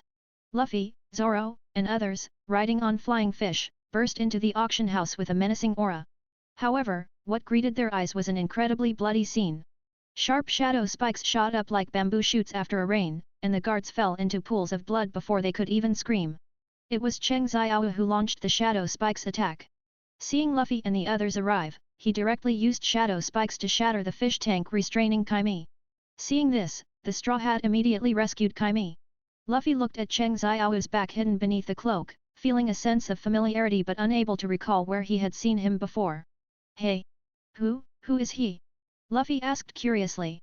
Don't worry about that. We have to leave here quickly. An admiral will arrive soon, and if we don't go now, it'll be too late. Nami grabbed Luffy and ran out with the Straw Hat. At this moment, the entire auction house was in utter chaos, with screams and cries rising and falling. The terrified audience scattered and fled, trying to escape this living hell. Trying to run? None of you will leave today. Cheng Xiao's cold voice echoed through the auction house. It's precisely because scum control this world that you all became scum. You all deserve to die. What kind of good people would attend such auctions? Aren't they all just a bunch of scumbags interested in buying and selling slaves? So Cheng Xiao decided to directly eliminate everyone in the auction house. Come out. In an instant, shadow soldiers swarmed out, blocking all exits. Kill them all. Leave no one. Although these shadow soldiers were not as strong as official crew members, for these weak noble bodies, it was a dimension-reducing strike. Soon, the scene turned into a purgatory. A few minutes later, only a few people were still alive in the entire auction house. Besides Charlos Saint, there were two other celestial dragons. The male was named Rosward Sei, and the female was named Shailia Palace. These two were father and daughter. They were already scared silly, sitting motionless, trembling all over. Marine Admiral! Come quickly! Hurry! Be quick! Shailia Palace tremblingly dialed the Den Mushi, her voice filled with fear. Cheng Xiao did not stop them, because that was the effect he wanted. Admiral? Heh, by the time they get here, you'll all be dead. Cheng Xiao slightly hooked his finger, and the chilling shadows coiled around the three trembling celestial dragons like venomous snakes. These three useless beings, for the first time in their lives, felt the threat of death. Charlos Saint cried out, No, don't kill me. The mermaid is yours. All yours. Shailia Palace shrieked, putting on a brave front, lowly commoner, if you dare touch us, the Admiral will absolutely not let you go. You're dead. Ha ha ha ha ha, it's the same as dying if I stop now. Since I'm going to die anyway, why not take you all down with me? Rosward Sei's entire waxy face trembled. If you kneel down and admit your mistake now, this Sei can consider pleading for you. No need, I just want you all to die. Cheng Xiao said coldly. Oh, by the way, I heard you celestial dragons disdain eating devil fruit. Shailia Palace, who had been full of terror, now showed a hint of disdain. That kind of garbage is only used to feed slaves. Cheng Xiao, good. Then today, I'll let you all die by the power of a devil fruit. With a few crisp snap sounds, their glass masks were instantly crushed by the shadows. The bursting glass shards pierced their faces, and the three screamed in pain. After that, shadows coiled around their necks like venomous snakes, hoisting them high up to the ceiling of the auction house stage. Crack! The sound of breaking necks was clearly audible. The three celestial dragons, 2 males and 1 female, were all hanged in mid-air. Killing one is still killing, killing 3 is still killing. Might as well kill them all. At this moment, Kid and Law, who had witnessed this brutal scene, also got up and prepared to leave. The situation had completely exceeded their expectations. This was no longer a simple incident of harming celestial dragons. It was a thorough massacre targeting celestial dragons. If they stayed here, they might very well be mistakenly killed by the arriving admiral. This person must be crazy, Law murmured, then turned and left. Kid, however, stared intently at Cheng Xiao beneath the cloak, complex light flickering in his eyes. Someone who can use this kind of devil fruit ability to control shadows, it must be Cheng Xiao of the Shadow Pirates. No wonder he has the highest bounty among the 12 supernovas, he really has guts. The original 11 supernovas became 12 due to Cheng Xiao's appearance. After Cheng Xiao finished all this, Rayleigh, who was waiting backstage to be auctioned, slowly walked out. It seems my plan was completely ruined. I originally wanted to rob my buyer, ha ha ha ha ha ha, Rayleigh said with a laugh. Cheng Xiao ignored this pirate king's first mate, Rayleigh. This old man only cares about connections, not people. Old man, if you don't want to be implicated, leave here quickly. Cheng Xiao said with a cold tone. Rayleigh shrugged, young man, don't be so hot-headed. However, you killed a celestial dragon, an admiral will arrive very soon, so you'd better pray for yourself. Nonsense, are you saying you can help me? Cheng Xiao's mouth twitched, and he retorted. You're so powerful, you don't need my help anyway. Rayleigh smiled slightly and disappeared from the auction house. Then why did you even say anything? Cheng Xiao muttered. Indeed, Straw Hat Luffy was Rayleigh's main focus for assistance. Everyone else, to Rayleigh, was just a passerby, unimportant. Someone like Cheng Xiao, with no background, still had to rely on himself. Cheng Xiao kicked aside the obstacles in his way, swaggered over, dragged a chair, and plunked himself down in the center of the auction stage. The 3 celestial dragon corpses dangled before him, swaying back and forth. It shouldn't be long before an admiral arrives. And, very likely, more than one. Marine Ford, Marine Ford. Burabarabaru. What? All 3 celestial dragons at the auction were killed. Fleet Admiral Sengoku roared, almost crushing the Den Den Mushi in his hand. Yes, Fleet Admiral Sengoku. The culprit is Supernova Cheng Xiao. A trembling voice came from the other end of the Den Den Mushi. It's him again. Why is it him again? This bastard, he's absolutely lawless. Get 35 plus chapters ahead of everyone on p.a.t.r.e.o.n. Ravenscott Creators Thoughts. Ravenscott. If you want to read more than 35 plus chapters ahead, then join my Patreon content source, webnovel.com. Chapter 48 to 48. Chapter 48 The Celestial Dragons kneel. 48, Chapter 48, The Celestial Dragons kneel. How terrifying! 48, Chapter 48, The Celestial Dragons kneel. How terrifying! Sengoku furiously smashed the table in front of him. This is outrageous. This Cheng Xiao simply doesn't put our marine in his eyes. That's incredible, he actually killed a celestial dragon. Let me go, I'm fast, but I'm not enough alone. Last time, Cheng Xiao brought a troublesome guy from Impel Down's 6th level. Kizaru said slowly, still looking lazy. I'll go too. Akina stood up. During this time, he had already learned about the heinous acts committed by Cheng Xiao. Now, he only wanted to quickly melt this extremely evil pirate completely with the magma of justice. No, Sakazuki, I don't want to see Sabayati Archipelago turn into a volcanic archipelago. Right now, you are to lead a fleet to Impel Down to strengthen its defenses, to prevent Whitebeard's guys from breaking in. That's what you should be doing.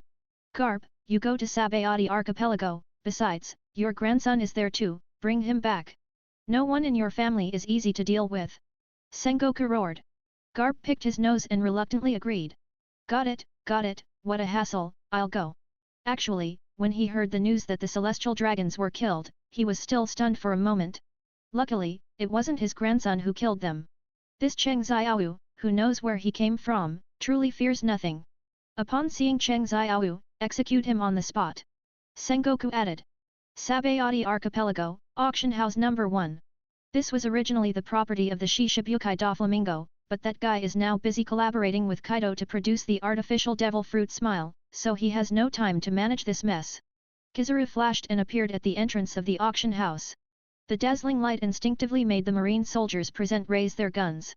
Upon seeing who it was, the soldiers lowered their guns and saluted. When Kizaru pushed open the auction house's door, even he was stunned for a moment. What met his eyes were 3 celestial dragon corpses hanging in midair. And Cheng Xiao, sitting calmly below, legs crossed, looking utterly at ease. Such a horrifying scene shocked all the marine present. The next second, a strange red light flashed in Cheng Xiao's eyes. Get out! The three celestial dragon corpses suddenly trembled violently, as if something was about to break out of their bodies. The marine soldiers present stared dumbfounded, not understanding why. Immediately after, a chilling scene appeared. Three dark shadows were forcibly pulled out from the corpses, twisting and struggling, finally solidifying behind Cheng Xiao. These three shadows were precisely the celestial dragons who had been killed earlier. However, they now stood blankly like marionettes, their eyes empty and lifeless. Kneel. Cheng Xiao coldly uttered two words. What was shocking was that the shadows of the three celestial dragons actually knelt down with a thud, their movements uniform and without the slightest hesitation. The once high and mighty, arrogant celestial dragons, now in the form of shadows, knelt before a pirate. This was an immense irony. This scene made everyone present gasp. Even the well-informed Kizaru couldn't help but frown. Cheng Xiao's actions this time were simply outrageous. Now, make all marines kneel down, Cheng Xiao said. The next second, the shadows of the three celestial dragons began to shout at the marine, their arrogant and overbearing tone identical to that of the celestial dragons before. Borsellino, did you hear? You all kneel down immediately too.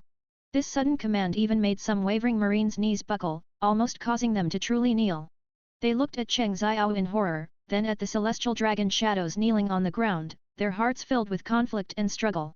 The supreme celestial dragons of the world government, now appearing in such a bizarre way, even ordering the marine to kneel. This made it difficult for them to accept at once, unsure of what to do. Kizaru stroked his chin with interest, a slight smile on his lips as he watched this absurd scene.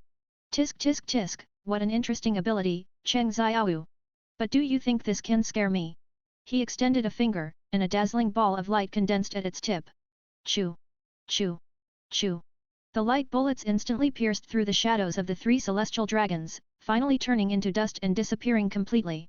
Cheng Xiao's expression remained unchanged, he just watched this scene coldly. Originally, these celestial dragon shadows were useless to him anyway, so it didn't matter if they were gone. Do you know, killing a celestial dragon is a serious crime, and you will have to pay the price.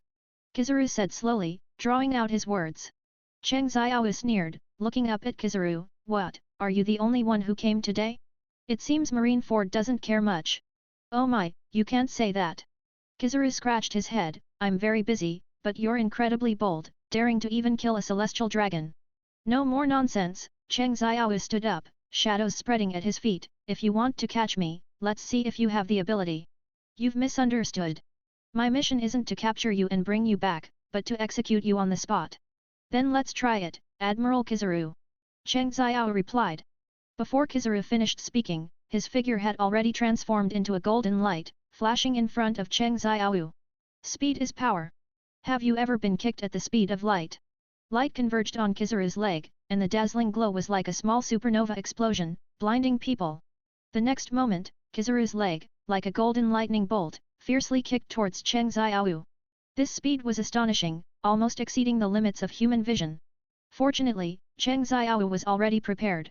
His advanced observation haki allowed him to predict the attack's landing point the moment Kizaru extended his leg. At this point, dodging was too late, and taking the hit head-on was the only option. Advanced armament haki instantly covered his left arm. The dark armament haki was as hard as steel, gleaming with a metallic luster. Come on, let me see how powerful your light speed kick really is. Cheng Xiao snorted coldly in his heart, crossing his left arm in front of his chest, taking Kizaru's full power blow head-on. Boom! With a loud bang, the entire auction house trembled. The shockwave spread out, overturning all the surrounding tables, chairs, and debris. In the flying dust, two figures retreated. Cheng Xiao retreated several steps, a sharp pain coming from his left arm, but he still stood steadily, without the slightest fear on his face. In contrast, Kizaru stumbled back a few steps before barely steadying himself. His right leg trembled slightly, and an expression of disbelief appeared on his face. Haki!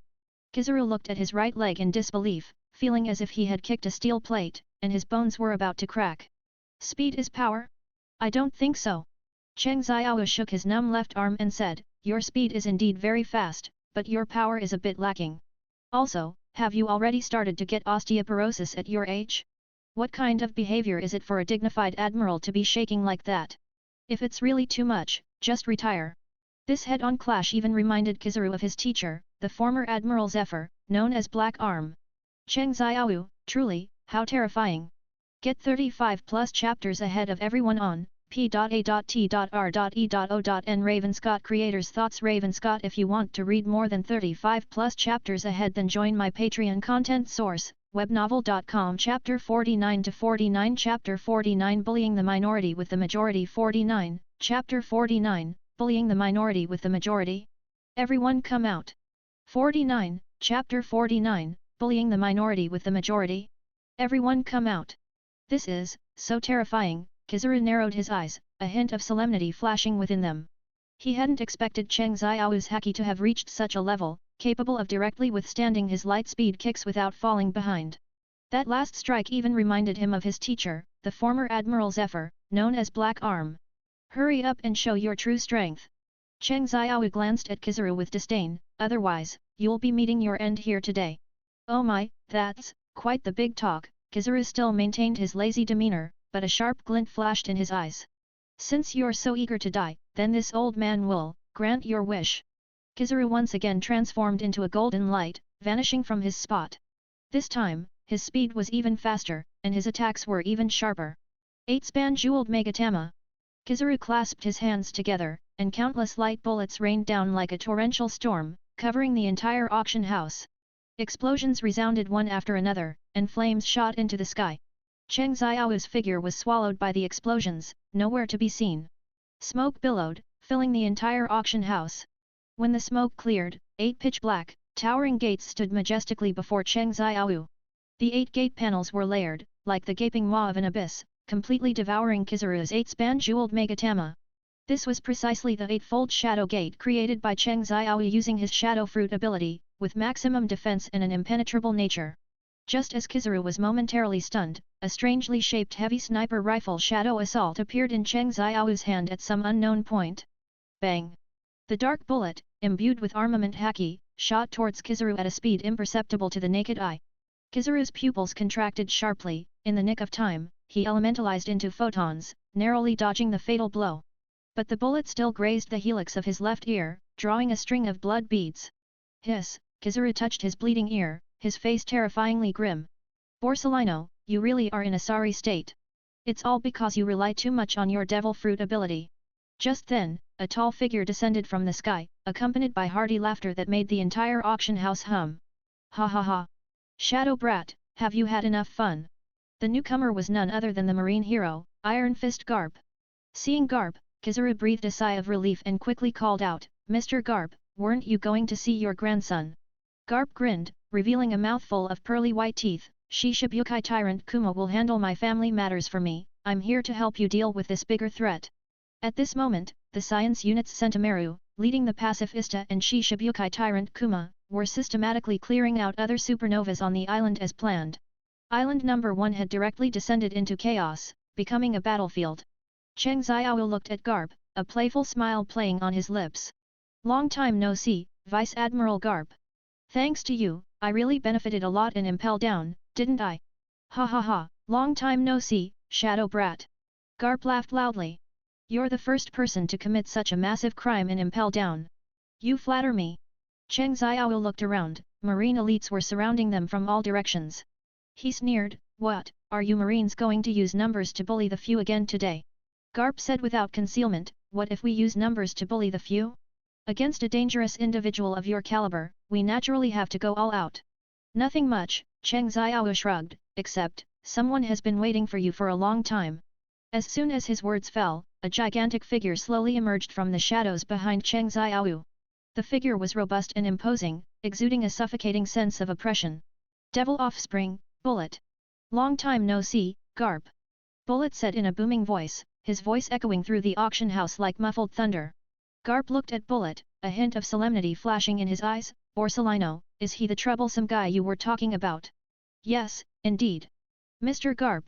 This man is certainly a nuisance. Garp clenched his fists, his fighting spirit burning fiercely. Garp, your opponent today is me. Bullet roared, clenching his fists, his muscles bulging like steel. Then come on. Garp showed no fear and charged forward. The battle between the two powerhouses was on the verge of erupting, with bone-jarring collisions sending out deafening roars. The entire auction house seemed to tremble, as if it could collapse at any moment. Go all out? Then, all of you, come out. Before his words finished, the shadows behind Cheng Xiao churned like boiling ink, rapidly expanding and spreading, instantly engulfing the entire auction house. The marine soldiers' eyes widened in terror, watching helplessly as the shadows transformed into hideous monsters, hissing and roaring, emerging from the darkness. Want to use numbers to bully the few? Not a chance. What the hell is this? A marine soldier collapsed to the ground in fear, a foul odor spreading from his crotch. Monsters! They're all monsters! Another soldier screamed incoherently, raising his gun and firing wildly, but utterly unable to harm these shadow monsters in the slightest. Among them, the most eye-catching were the two red and white ogres of the giant race, who, like two small mountains, broke through the auction house's ceiling. This place is too small, let's tear it down. With Cheng Xiao's command, the red and white ogres let out a deafening roar, unleashing a direct double ogre slam. The once magnificent auction house was instantly reduced to ruins under the rampage of the red and white ogres. Marine soldiers scattered in all directions, the scene a chaotic mess. There are even giant race shadows, this is truly incredible. Kizaru said through gritted teeth. Garp and Bullet's battle was also affected, the massive roars and flying debris forced them to temporarily stop. Garp looked at the chaotic scene before him, his brow tightly furrowed. Shadow Brat, are you going to make an enemy of the entire marine? Garp roared. Cheng Xiao stood atop the ruins, looking down at Garp with a sinister smile. Making an enemy of the marine? That's not very meaningful. What I want to do is overthrow the world government and exterminate the celestial dragons. That depends on whether you have the strength. Garp roared, his body erupting like a cannonball, shooting towards Cheng Xiao. However, before Garp's attack could reach Cheng Xiao, a figure stood between the two. Hey, Garp, I told you, your opponent is me. Bullet's rough voice rang out, and his massive fist, imbued with terrifying power, smashed heavily into Garp's face. Bang! With a dull thud, Garp flew backward like a broken kite, crashing heavily into the ruins and kicking up a cloud of dust. I can't believe you, after being cooped up and impelled down for so long, you actually got stronger. Garp climbed out of the ruins, his eyes filled with disbelief. Bullet grinned, revealing his bone-white teeth. Of course, in that hellhole, I simulated battles with strong opponents in my mind every day. Other than Roger, you were the one I simulated the most. Get 35 plus chapters ahead of everyone on p.a.t.r.e.o.n. Ravenscott Content Source, webnovel.com. Chapter 50-50. Chapter 50. Dark Thunder comes and sinks the island. 50, Chapter 50, Dark Thunder comes and sinks the island. 50, Chapter 50, Dark Thunder comes and sinks the island. Bullet laughed wildly, once again swinging his fist at Garp. Although Garp was caught off guard, he quickly stabilized himself and engaged in fierce close-quarters combat with Bullet. Bullet, as long as he can fight a true strong opponent, he is satisfied. He has no interest in opponents he can easily defeat. Main quest completed, 50,000 berries reward has been credited. The system's notification sound echoed in Cheng Xiao's mind, the main quest was complete, and the points were credited. Cheng Xiao's lips curled slightly, it was time to leave. Whoosh! Cheng Xiao's figure instantly vanished, using shadow exchange, he appeared on the shadow high in the sky. These supernova's bounties now seemed like small fry, 1 or 200 million berries simply couldn't satisfy his upgrade needs. It's better to cast a long line to catch a big fish, 2 years later, when they grow up, he can catch them all in one go. But if you don't survive the next move, you can't blame me. At this moment, he saw that the Shishibukai Bartholomew Kuma had already completed his undercover mission, slapping the entire Straw Hat crew away one by one. It seemed like an attack, but in reality, it was sending them to escape from here.